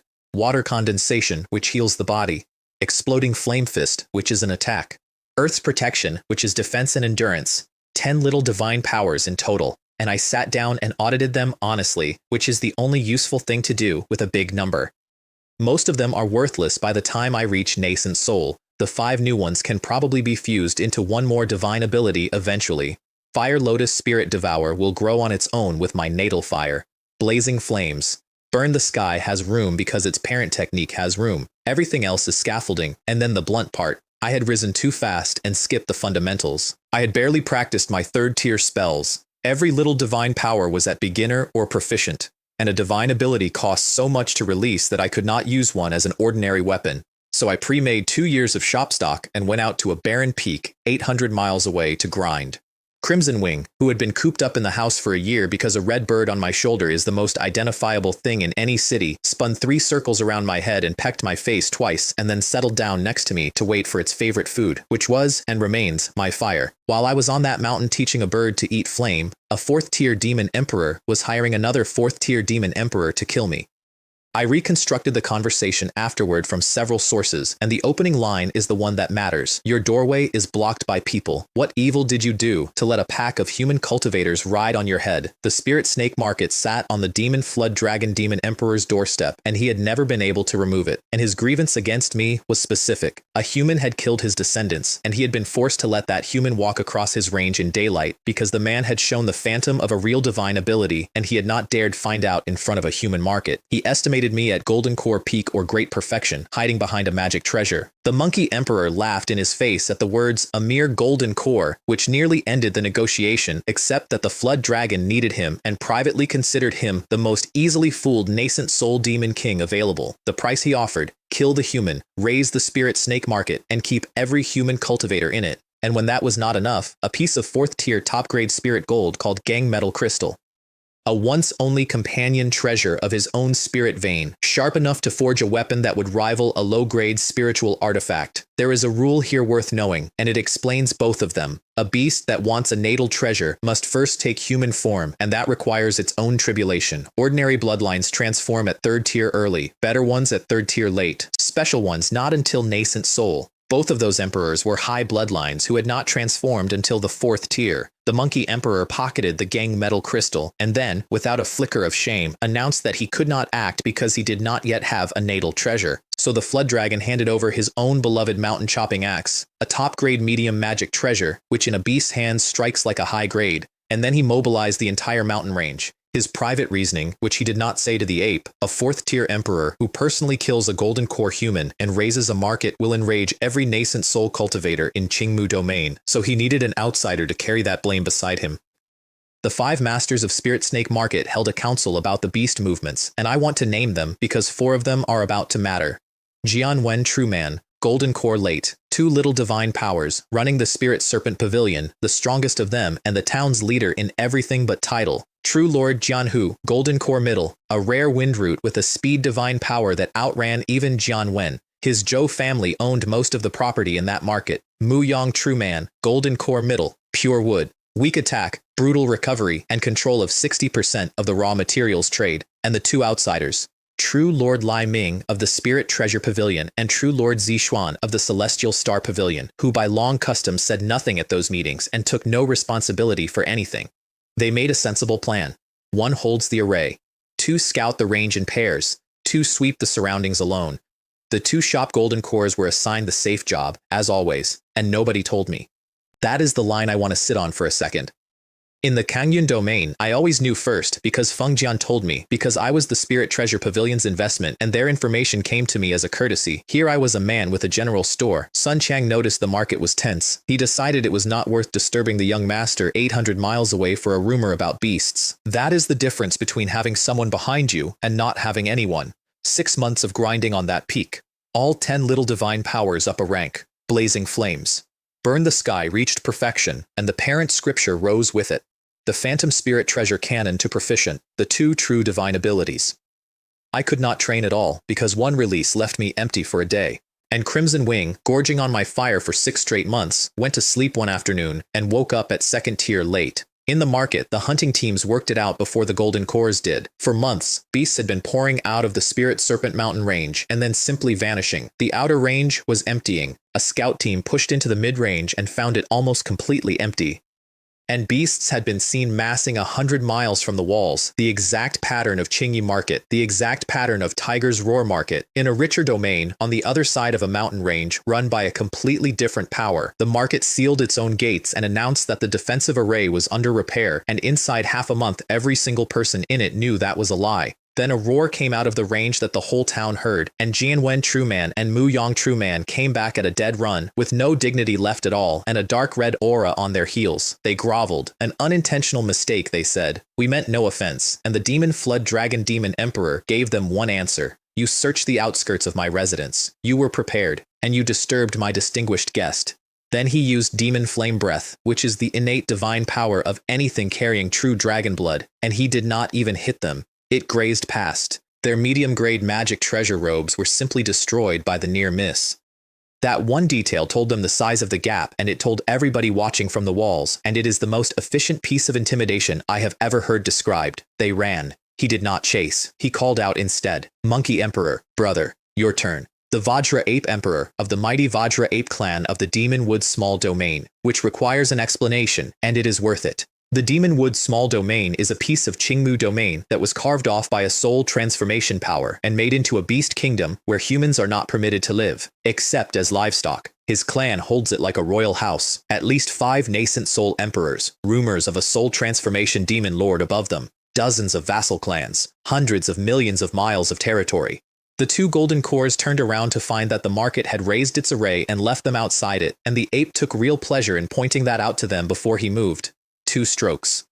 Afterward, the ape offered a piece of what was left to the flood dragon, who refused it with visible disgust, and then lectured him about it. And this is the best characterization of a monster I have ever encountered. Even as Yao beasts we should minimize killing, the dragon said. You and I are the same age with similar bloodlines, and you took so long to reach the 4th tier because you have committed too many sins, and your nascent soul tribulation was too strong for you to face. We are beasts, the ape said. Eating a few people is normal. You are so boring. 2 monsters arguing about karmic economics on a hillside, and both of them entirely correct. True Lord Jianhu and True Lord Li Ming turned back and fled inside the walls rather than die as a bonus, and the market's plan was to hold, because a nascent soul True Lord from the interior of Qingmu Domain could be there in under a day. The wall was the Mystic Turtle Suppressing Spirit Array, 3rd tier top grade, purely defensive, and with several golden cores feeding it, and enough mid-grade stones it fights like a 4th tier low array. A vast dome, with a black tortoise solidifying on the top of it. The ape looked at it, grew the mountain chopping axe from 1 meter to 20, and swung. One blow visibly distorted the tortoise. Every cultivator in that market started feeding the array voluntarily after that, because they had all understood at the same moment that it was the only thing standing between them and being a resource. And the cost was not paid in spirit stones. It was paid in people. Sustained axe blows evaporate the essence of everyone channeling, and 10+ foundation establishment cultivators would be wrung dry at a stroke and rotated out and replaced with the next batch over and over, 3 factions with 10 each all afternoon. Then the flood dragon, bored, offered to help. Does that mean, said the ape, that you think I cannot? And revealed his true form, 100 meters of golden ape, and grew the axe to 50. The tortoise answered with the one attack it has, a column of water, and the axe split the column and landed on the tortoise's back. Every foundation establishment cultivator holding that array died instantly from the recoil. True Lord Jianhu was overwhelmed. The other 2 were nearly spent. And the honest truth of that afternoon is that the only reason a 3rd tier array stood that long was tens of thousands of ordinary cultivators pouring their own power into it from the streets. With nascent soul help still hours out, they decided to buy time with treasure, and the negotiation among the defenders was uglier than the siege. Li Ming and Zi Xuan refused to contribute anything, and their reasoning was airtight. The Spirit Treasure Pavilion and the Celestial Star Pavilion are powers in their own right. If the market falls, they can stop resisting, name their backers, and live. Only True Lord Jianhu had everything he owned inside those walls, family, descendants, property, and no patron anywhere. So Manhua proposed, and the 2 outsiders instantly and cheerfully agreed that the ransom be stripped out of the 2 factions whose golden cores had just died. The Spirit Serpent Pavilion and the Mu Yang faction, who were in no position to refuse a living golden core standing in their treasury with a demon emperor at the gate. As long as it is not ours, said one of them, that is fine. They are businessmen who make money out of qi. That is a direct quote, and it was not meant as an insult. Then Manhwa flew out alone to negotiate with a 100-meter ape, who asked whether he had any last words, and offered 3 4th-tier medium treasures: Clarity Spirit Flower, Clarity Spirit Water, Ghost Jade Copper, all 3 above the ape's own 4th-tier early grade, and all 3 things he happened to need. He took them, delighted, and stood down. The Flood Dragon had never actually intended to raise that market himself. Qingmu Domain is full of experts, and he still has to live in that mountain range. Then he stepped up and took 3 more. Fire Dragon Fruit, nourished by a trace of true dragon blood, which can improve the bloodline of a dragon-blooded beast. Boiling Blood Vine, to draw the fruit's power out completely, and Ice Crystal Frost Flower, to keep the combination from cooking him alive. Together, a whole level of physical power handed over on a hillside. And here is the moment that made him a real character to me rather than a weather event. With those 3 in his hands, he genuinely considered leaving. If the one I had killed had not been his most valued descendant, the one about to reach the 4th tier, he really would have gone. Do not think Yao beasts are stupid. After a nascent soul tribulation, their intelligence is no less than a human cultivator's. He chose his own cultivation over his revenge, and then he asked for me anyway, because he could have both. He had a portrait made out of magic and put it in the air over the market.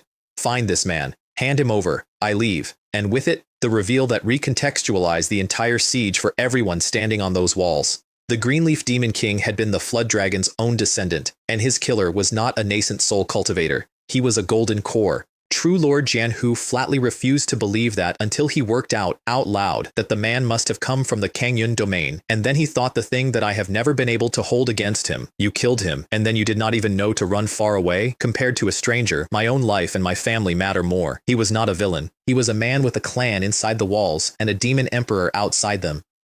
It took 15 minutes of showing that portrait around before a passerby placed it. That looks like someone from Leon's Sundry's shop. The witness had never seen my face. He recognized Sun Chiang and the others, who had walked in through the gate together the day we arrived and been noticed the way 20 strangers arriving together are always noticed. 1 bottle of first-tier pills bought the information, and the man who took the bottle felt a chill go through him as he was dismissed, and I hope he thinks about that. At the shop, Sun Chiang, the only Foundation establishment cultivator present, and the only one who spotted the Watcher. Jasmine Bloom, my 2 apprentices, 3 late-stage servants, and a dozen mid-stage. The butler and 2 others were in seclusion elsewhere. They raised my 2nd-tier top-grade heavy mountain protection array over a general store, which made True Lord Lai Ming whistle out loud. A 2nd-tier top-grade formation, he said. There really are hidden dragons in this market. 3 golden core perfected persons at the front door of a shop that sold talismans and cooking rice. And Sun Chiang, frightened and doing it anyway, whispered to Jasmine Bloom to trip the master's alarm array, the one thing that works when a siege array is blocking every form of communication in the city, and then walked out and stood in front of the door and asked the Zhou family's messenger what he wanted. 800 miles away, I was mid-cast, and what I said out loud was, "The formation has been triggered again? No. No. I already left Kangyun Domain, and I am still this unlucky.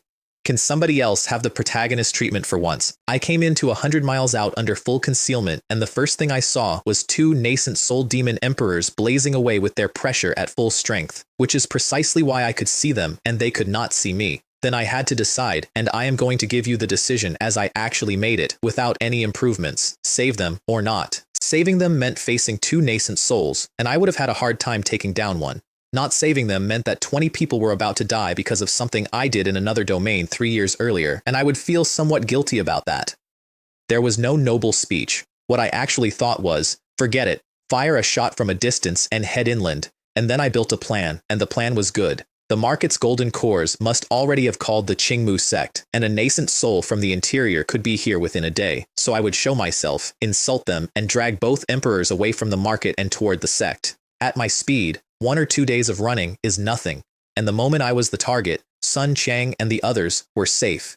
Even if the market arrested them, nobody would kill them before they had news of my death. To be honest, I could not bring myself to abandon Sun Chiang and the others. There is always a feeling of unease in the heart. That is as close to a noble speech as I have ever gotten. I opened from 300 miles out, which is the straight line limit of my spiritual sense, with the blazing sun sword on radiant shadowless swordplay, which I had not used in years and which was all I had at that range. It drew blood on a nascent soul. The Flood Dragon's first thought was that the Qingmu sect had arrived, until he noticed the treasure was only low grade and worked out who it had to be. And 100 miles away, a golden core cultivator facing 2 nascent soul demon emperors grinned at them and drew 1 finger across his throat. The Vajra ape crossed the whole distance in a leap, like a monkey. "Wow," I said. "Were you born in the year of the monkey?" Then, the three phases divine wheel and triple divine light, metal and fire and wood fuse through the three phases heart, which at full magic lands harder than an all-out strike from a golden core at great perfection. He refused to eat it on the body and blocked with the axe, and it nearly took the weapon out of his hands. No wonder, he said, he could kill that brat Qingyi. And then I did the only genuinely clever thing available to a golden core in that situation. As he wound up a real swing, I recalled the wheel. His full-strength axe blow went through an empty illusion and carried him face first into the ground, and he only saved himself with a roll, and I am told the noise he made was not dignified. The wheel also doubles as my mount, and it fits me better than any flying sword ever did. So while he was still falling, I turned and dropped blazing flames burn the sky on the flood dragon, who had to stop and break it, and who looked up afterward to find I was 200 miles away instead of 1. Then 2 hours of running while firing blazing flames burned the sky backwards over my shoulder. At perfection, it has no cast time and adjustable power, and is cheap enough to throw repeatedly, and it is still comparable to the weakest divine ability. Both emperors shattered every single one, and every shatter cost them about 2 seconds. The gap held at 300 miles for 2 hours. Their own long-range attacks failed, and the source of that is worth knowing. Beasts have weak souls. Their reach is barely better than mine, and all I had to do was drift sideways at the right moment. And I taunted them the entire time, deliberately and continuously, because the whole objective was to remain interesting enough to follow. 2 hours out, I met the rescue coming the other way, a nascent soul cultivator on his way to Spirit Snake Market. Feng Bao, true lord of the Qingmu sect, a lightning root, and by reputation, a genuinely upright man. I knew all of that before he opened his mouth because my subordinates collect information, which is one of the advantages of having subordinates. He got in ahead of me before I could even ask for help. Demon Dragon, it has been decades. You have really gotten worse with age, chasing a mere Golden Core Junior all over the country. 2 nascent soul demon kings after 1 human Golden Core across thousands of miles. I would be ashamed. And you gang up. And most importantly, you still have not won. Then he worked out the cause on his own, asked whether it was the green leaf from the Greenleaf mountain range, and laughed out loud for some time. Then he turned to me. Kid, are you some kind of genius? And I gave him the answer I've been giving since I was 26 years old in a backwater shop. I bowed. I gave him my real name. And I said I was not worthy of the word genius, and that I had only had a bit of good fortune and luck. It worked. And the reason it worked is written into the mechanics of that world. At that range, even a nascent soul cultivator can read my level and my age. He cannot read my spiritual root, my aptitude, or my comprehension. And in a world that old, a lucky one turns up every now and then. The lie I had been telling since a rent squad knocked on my door held up in front of 3 beings who could have killed me with a gesture. Now that this true lord has arrived, he said, I will absolutely not allow a human genius to come to harm. The flood dragon tried to buy him off with face. Give you face? How many spirit stones is your face worth? And then the pressure that came off him to settle the argument. Nascent soul, late stage. Both emperors started sweating, and there was a knife inside that meeting which I only understood later. When those two first met, the Flood Dragon was 3rd tier peak and Feng Bao was Golden Core early. The second time, Feng Bao was at great perfection. Now, under a century later, the Flood Dragon was still 4th tier early and Feng Bao was Nascent Soul late. The demon who had lectured an ape about how sin slows a tribulation was standing there looking at what a clean climb produces. They left. The Flood Dragon's parting words were that Feng Bao had better keep an eye on this little brat.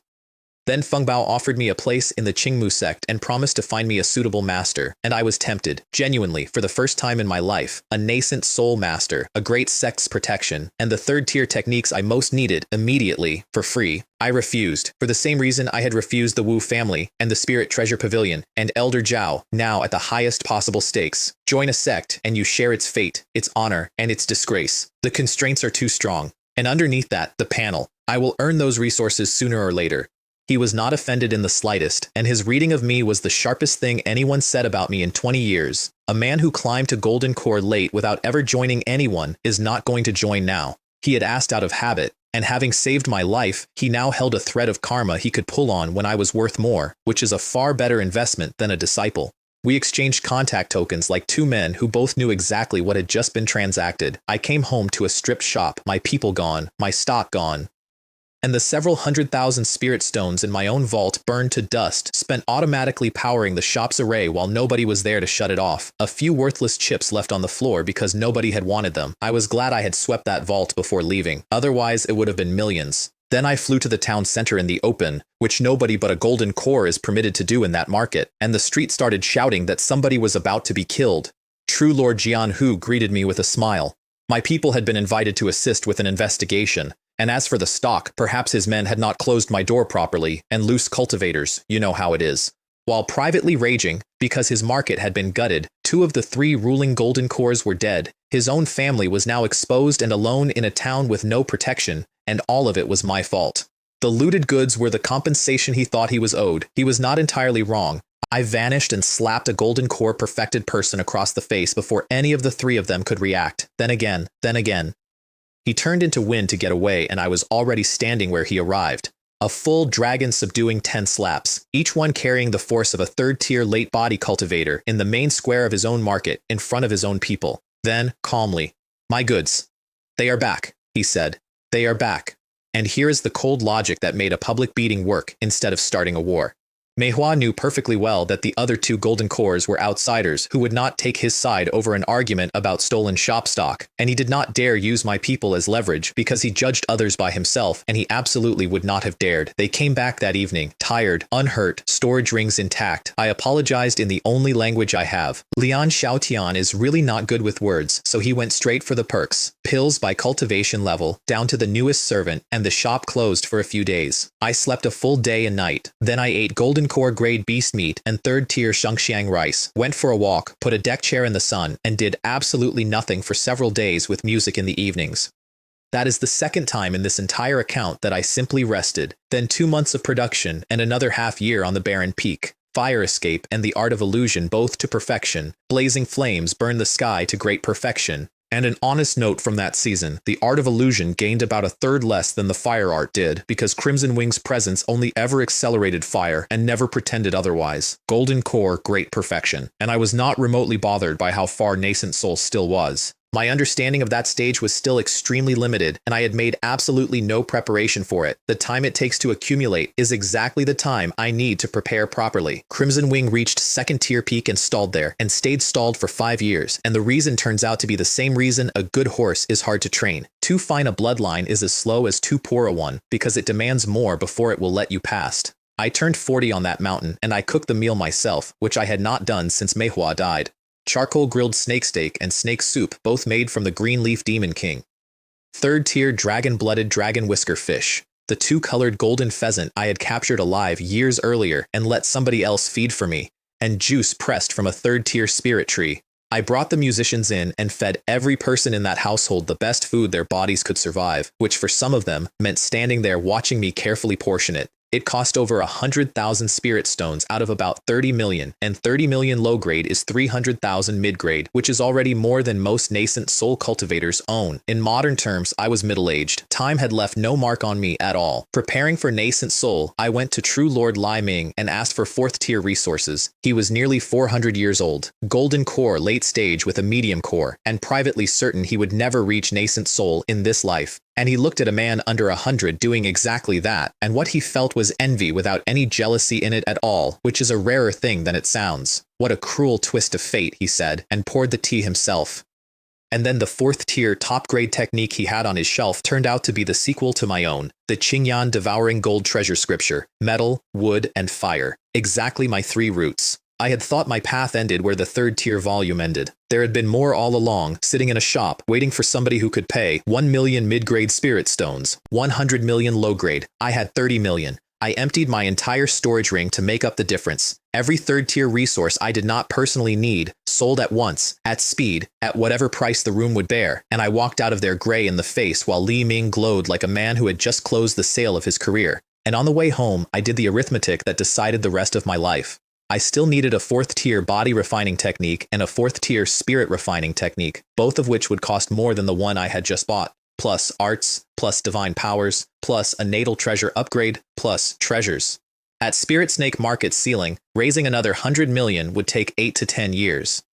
It seems, I wrote, that it is time to head to a more bustling area. 6 months of non-stop alchemy refilled the vault, and while I was working, all 3 of my stewards broke through to Foundation Establishment. 4 Foundation Establishment subordinates. From nothing, in 5 years, I did the honest ceilings on all of them because you cannot plan a household on hope. Sun Chang might reach Golden Core. The butler would never pass Foundation Establishment Great Perfection, and so I decided to spend the Demon Core on him and push him into the False Core realm, and I told him so. and he did not sleep for 2 days. And while I was doing that, the market ate itself. True Lord Jianhu was lured out with an offer of profit sharing and killed by 4 outside golden cores. He begged, at the end. Everybody heard about it. Lai Ming and Zixuan did not lift a finger and were untouched afterward, because that is what being a branch of a real power buys you. I did not intervene either. He came to my door first. He stood in the street outside a general store and asked a man he had once robbed for help, and I did not open the door, and 4 new golden cores carved up his market between them by the end of the month. Then those 4 turned their attention to me and to Lian's sundry shop, and by that point, my response had become a routine. I visited each of their houses in turn and slapped them. They tried again a month later, all 4 together, in the open, which I respected. I slapped all 4 of them until they were dizzy and disoriented, warned them once, and left. Nobody troubled that shop again. By then I had already sent Sun Chang to Qingmu City, the capital of the Qingmu sect, with people and stock, to open the next one. The problem I could no longer outrun arrived about then, and it was not a person. Under 20 years, from an ant at the 3rd layer of qi refining to golden core great perfection. That has gone beyond the scope of the word genius. When people find out, and they were finding out, they do not conclude that a man worked hard. They conclude that he obtained some incredible opportunity. An opportunity that would tempt a soul transformation power. I really did not know what to say about it. I decided that when the time came, I would simply make up a story, and it came fast because kiting 2 nascent soul demon emperors for 2 hours and then slapping 4 golden core perfected persons 1 against 4 are both the sort of thing that travels. Everyone informed in Qingmu domain knew the name Lian Xiaotian. The Spirit Treasure Pavilion worked out who I was, formally invited me to join, was refused as usual, and then on the strength of a 15-year relationship raised me to Earth grade first class, offering anyway. The other powers were not gracious about it. The Blazing Flame sect, Tidegate, and the Ling Yu sect are all first-class sects with nascent soul true lords, and all 3 invited me repeatedly, and their courtesy ran out on schedule. Yan Bing, true person of the Blazing Flame sect, was a golden core early cultivator visibly propped up on pills, and on his 5th visit he stopped pretending. Do not test our bottom line, he said, or my nascent soul true lord will come in person to teach you rules and propriety. And I read the entire trap in about 4 seconds, and it is a good one. They did not want me to join.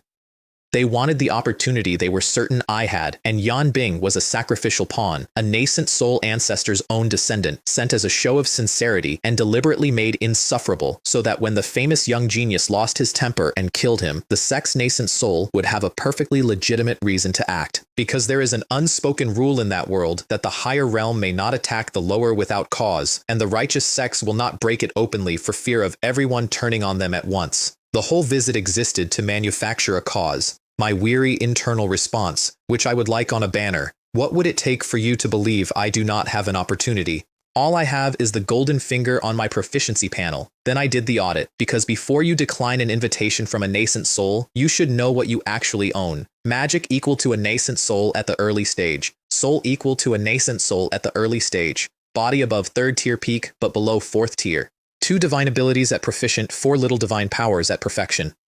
Verdict. On par with a real nascent soul early and able to trade a few moves with a middle. I had also researched the Blazing Flame sect properly because I research everything. They had exactly 2 nascent souls. Ming Yan, early stage, promoted only a few decades ago, and Yinghuo, middle stage. Then I said dry and slapped a golden core perfected person clean out of his chair and across the street, and followed him with several dozen more until both of his cheeks were swollen shut. I will hit you whenever I want, I told him. Why would I need to pick a day? And the honest aside, since true Lord Jianhu, I had developed a real liking for the simple, brutal, impactful feel of it. There is nothing subtle about a slap, and that is the entire appeal. The market had gotten bored of this, because it had happened several times over the previous few years, and people were watching from balconies with tea. The envoys of the other sects were not bored. They were horrified, and then quietly, enormously relieved, because the Tidegates man had been about to make exactly the same visit that afternoon, and had just watched the alternative timeline play out in front of him. Ming Yan True Lord read the report and decided inside a minute. His reasoning was chillingly casual, and it is why the whole trap was never necessary. The pawn had not needed to die at all. Beaten and humiliated was enough to claim an insult to his dignity. The reason is somewhat far-fetched, he thought. But who cares? That kid is just a loose cultivator. Meanwhile I, entirely unaware, was spending 120 million low-grade spirit stones on a book. The Enchanting Spirit Treasure. 4th tier, the sequel to the Phantom Spirit Treasure canon. 1,200,000 mid-grade. It left me about 70 million and not enough for the 4th tier body technique. And it paid for itself in 11 days because of a rule I had learned years earlier and had never seen operate at this scale. As the parent techniques rise, their little divine powers become true divine abilities. Blazing flames burn the sky became flame domain, which converts all spirit ki within 100 miles into fire so that non-fire cultivators inside it cannot draw on the world at all, and I can.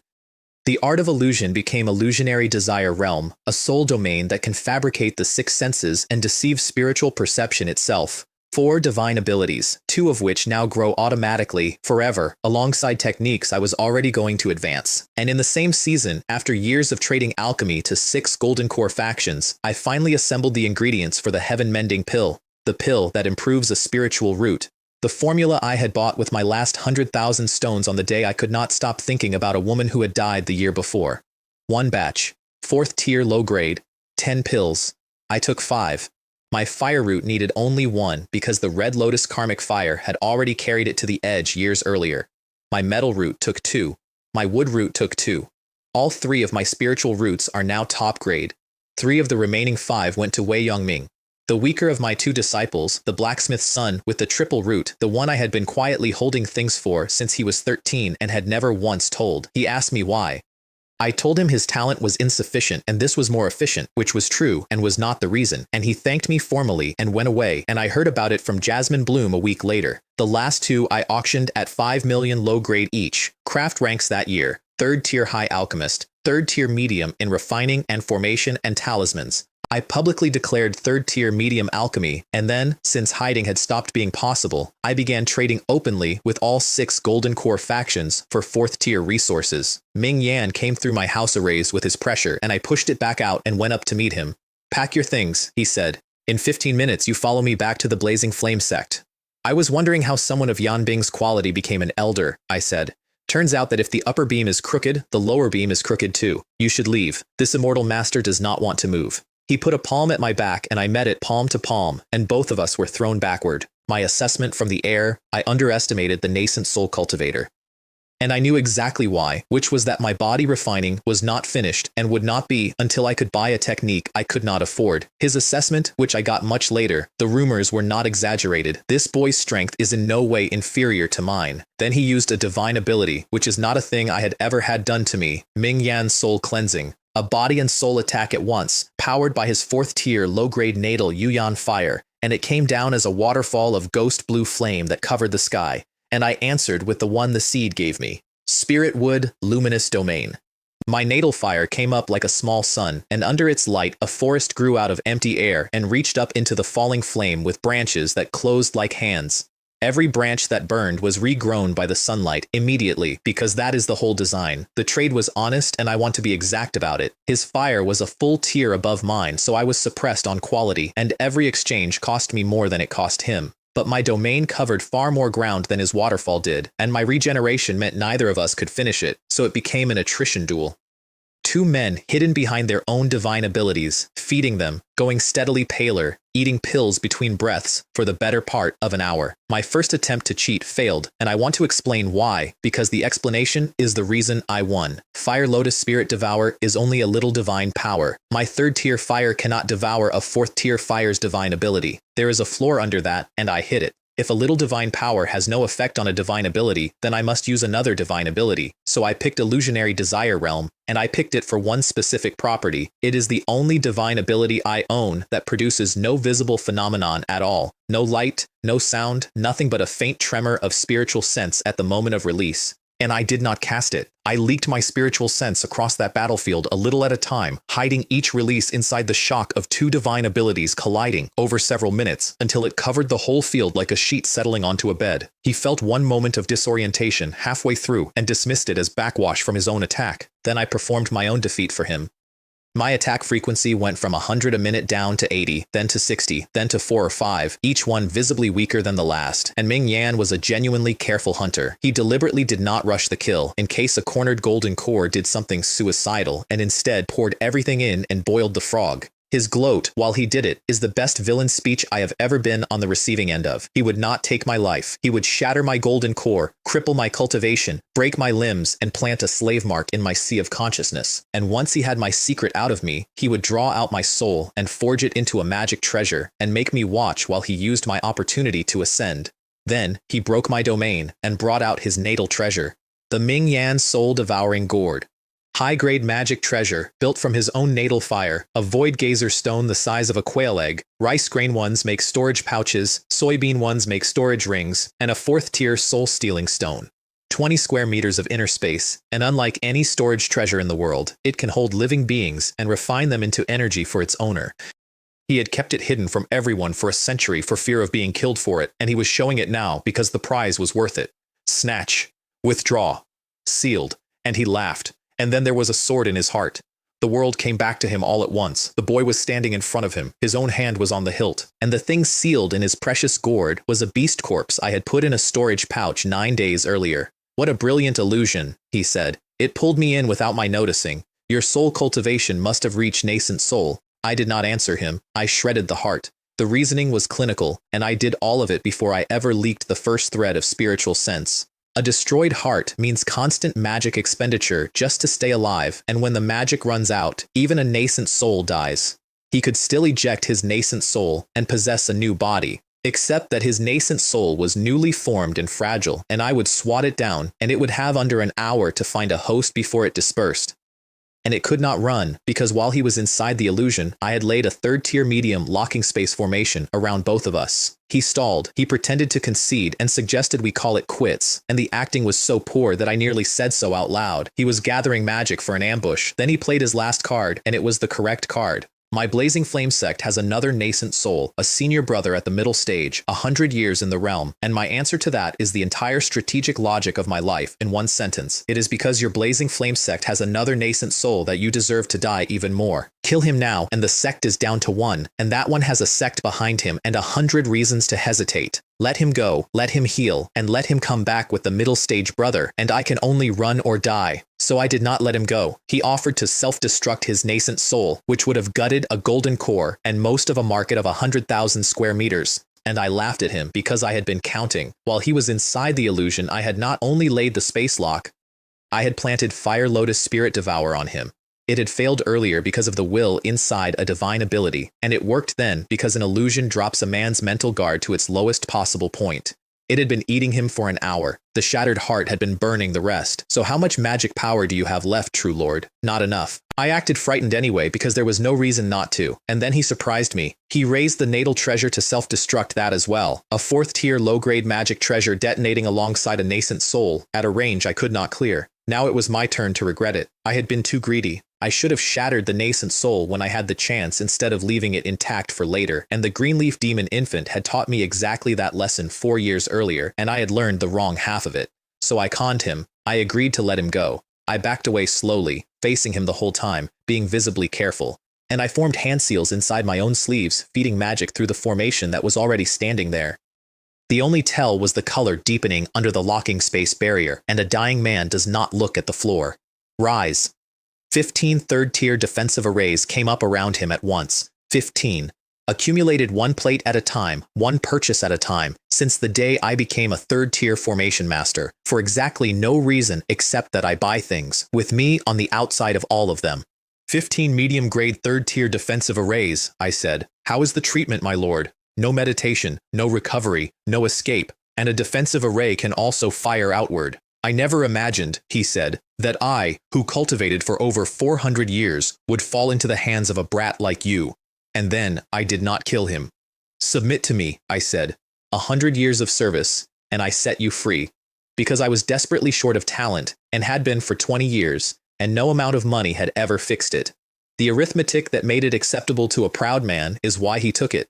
A nascent soul at the early stage lives about 800 years. He was 400. A century is survivable. And I added the one assurance that made it real. I just need someone to run errands.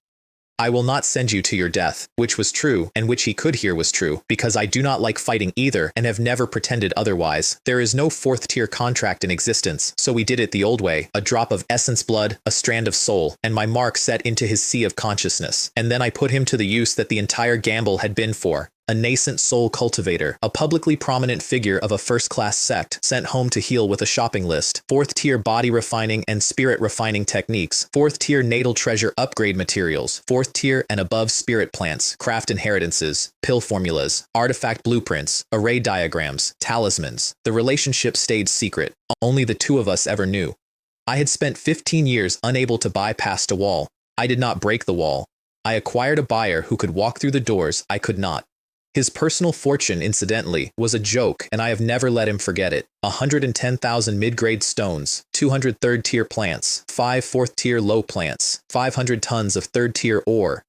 1 piece of fourth-tier low spirit gold, the mighty nascent soul's entire net worth. To be fair to him, he had promoted recently and spent everything on techniques and treasure upgrades and breakthrough materials, which is exactly what I would have done. A month of quiet, and every sect that had been inviting me stopped. My private conclusion: if this kind of trouble happens again, I will just find another nascent soul and beat them up. The market had watched a golden core fight a nascent soul, and had watched the nascent soul go home in a sorry state. The 4 golden core factions and both trading houses started treating me with something past respect. Leon's sundry shop did 6 months of business in 1 month.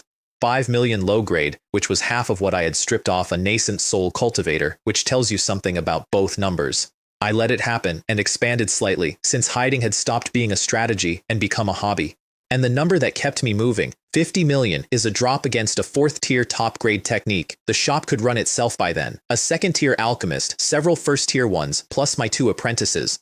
And Sunchang had already opened the Qingmu City shop, small, mostly 1st-tier pills, a few hundred stones a month, because Sunchang was only foundation establishment middle, and the capital does not care. I was 3 days from leaving when the Spirit Treasure Pavilion sent me word as a courtesy. Every branch in Kongyun Domain was withdrawing to Qingmu Domain. Every branch. The whole region, abandoned by a chain that had operated there for centuries. I stayed to meet them, partly to see the Xings, mostly because I wanted to know what could drive a power like that out of an entire domain. They came over the mountain edge in convoy. True Lord Lai Ming and Immortal Master Shuixi for the Spirit Treasure Pavilion. True Lord Zixuan and a 3rd-tier high-grade refining Great Master for the Celestial Star Pavilion.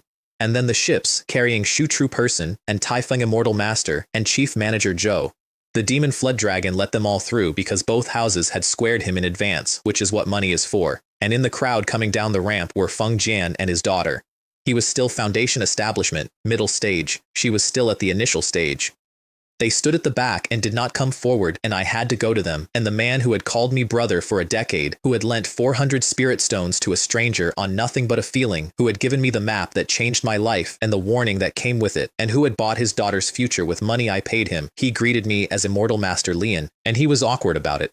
Physically awkward, the way a man is when he cannot decide what to do with his hands, because he had just watched me come down the mountain alongside 2 golden core perfected persons, and talk to them like an equal. Only Miss Feng still spoke to me the way she always had. Then they told me what had happened to the Kangyun domain, and I sat down while they did it. Shortly after I left, it went completely under. Beasts everywhere, in every region at once. And then finally, somebody worked out that the beasts were being driven by human beings. And the mastermind turned out to be an ordinary first-rate sect that nobody had ever thought about twice. The Beast Puppet Sect. The Azure Mist Sect mounted a punitive expedition.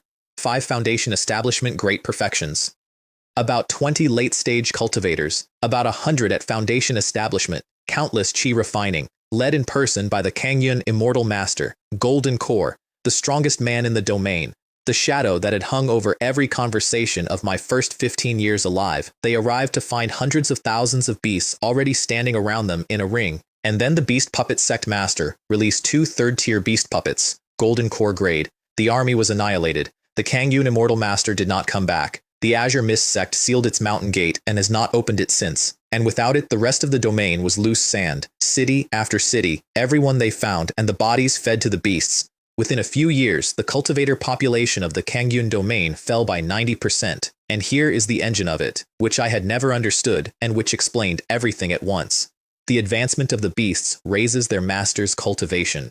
Which is why last year, the Beast Puppet Sect Master reached Golden Core, and his Grand Elder right after him.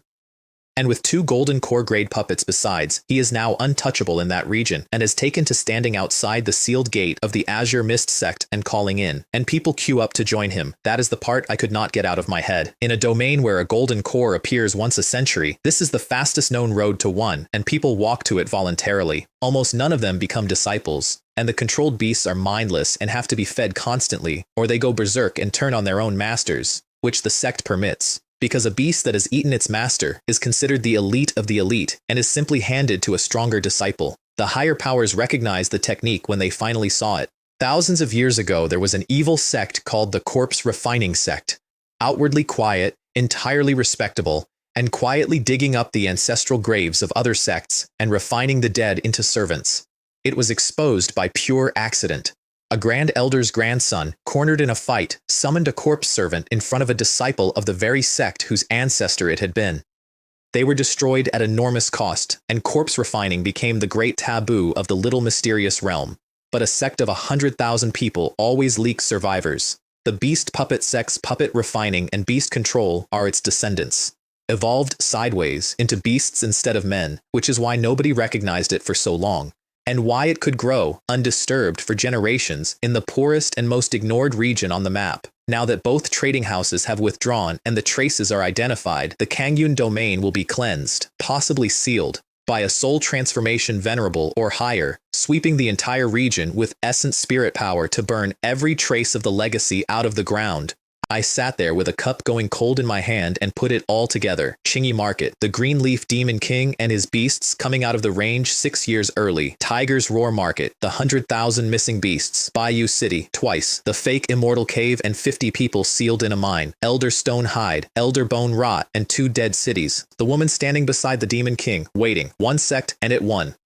The domain I was born into in this life, the one that made me, the one I spent 20 years running across in one direction, is gone, and it was never a series of disasters. It was one plan, and I was never in it, and it did not notice me leaving. Of the Zhao siblings, there was no news at all. Nobody at Foundation establishment level had any. Nobody was going to. That is not a mystery. It is simply what happens to people below a certain line when a region ends. I worried about it for a while, and then I let it go, and told myself the Azure Mist sect was sealed, and they were probably inside it, and I knew perfectly well that I was telling myself that in order to stop. I laid on a feast for the Xings before they went inland, and the feast is the whole distance between us in one table. They got top-grade second-tier food. I ate third and fourth tier, because with my cultivation, that is the only grade of food I can still use for anything. And I opened the wine. It was called Soul Gathering Spirit Wine, and its story is the funniest accident of my career.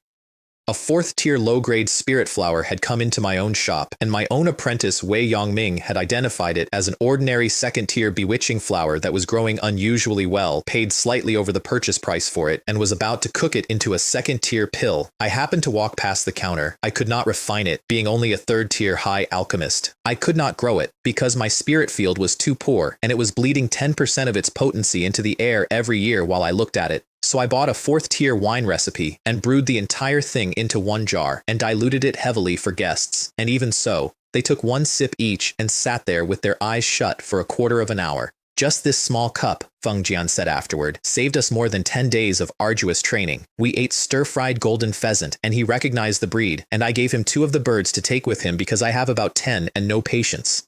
We talked about their plans, and mine.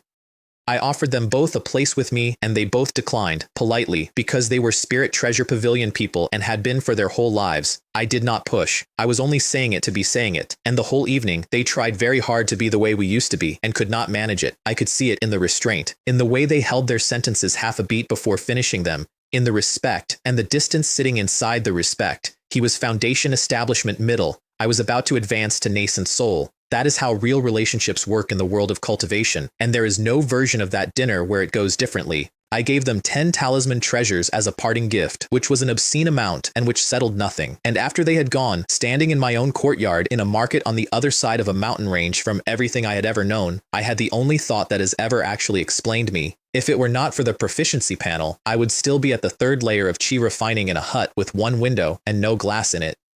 And when I stood in front of Feng Jian, I would still be doing what I did the first day, which is bowing lower than necessary and hoping to be liked. Strength. Everything comes from strength. Everything I have, everything anyone has ever given me, every door that opened, every person who stayed. All of it is downstream of one number, and the number is not kind and does not care who you were before it. I stood there a while longer with that. Then I went to bed instead of cultivating, which I had not done in 11 years, and in the morning I told the Shings not to see me off, and boarded the Azure Sky flying ship with a household of servants and a bird asleep in a spirit beast bag, bound for Qingmu City, where there are 1,000 golden core cultivators and a soul transformation venerable, and nobody at all who has ever heard my name. I left both apprentices behind, deliberately. In that city, my reputation is worth nothing, and one ripple in the wrong direction would kill them, and here my name still means they are untouchable, so they stay where the name works. They will be furious about it for years.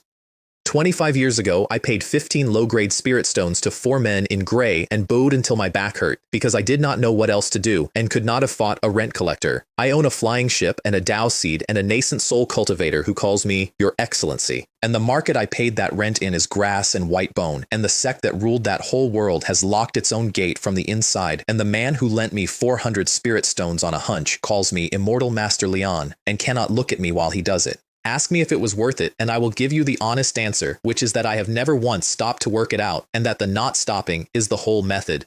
There is a mountain range behind me full of things I have already survived, and a city ahead of me where I am nobody again. Good. I prefer being nobody. It is so much easier to work.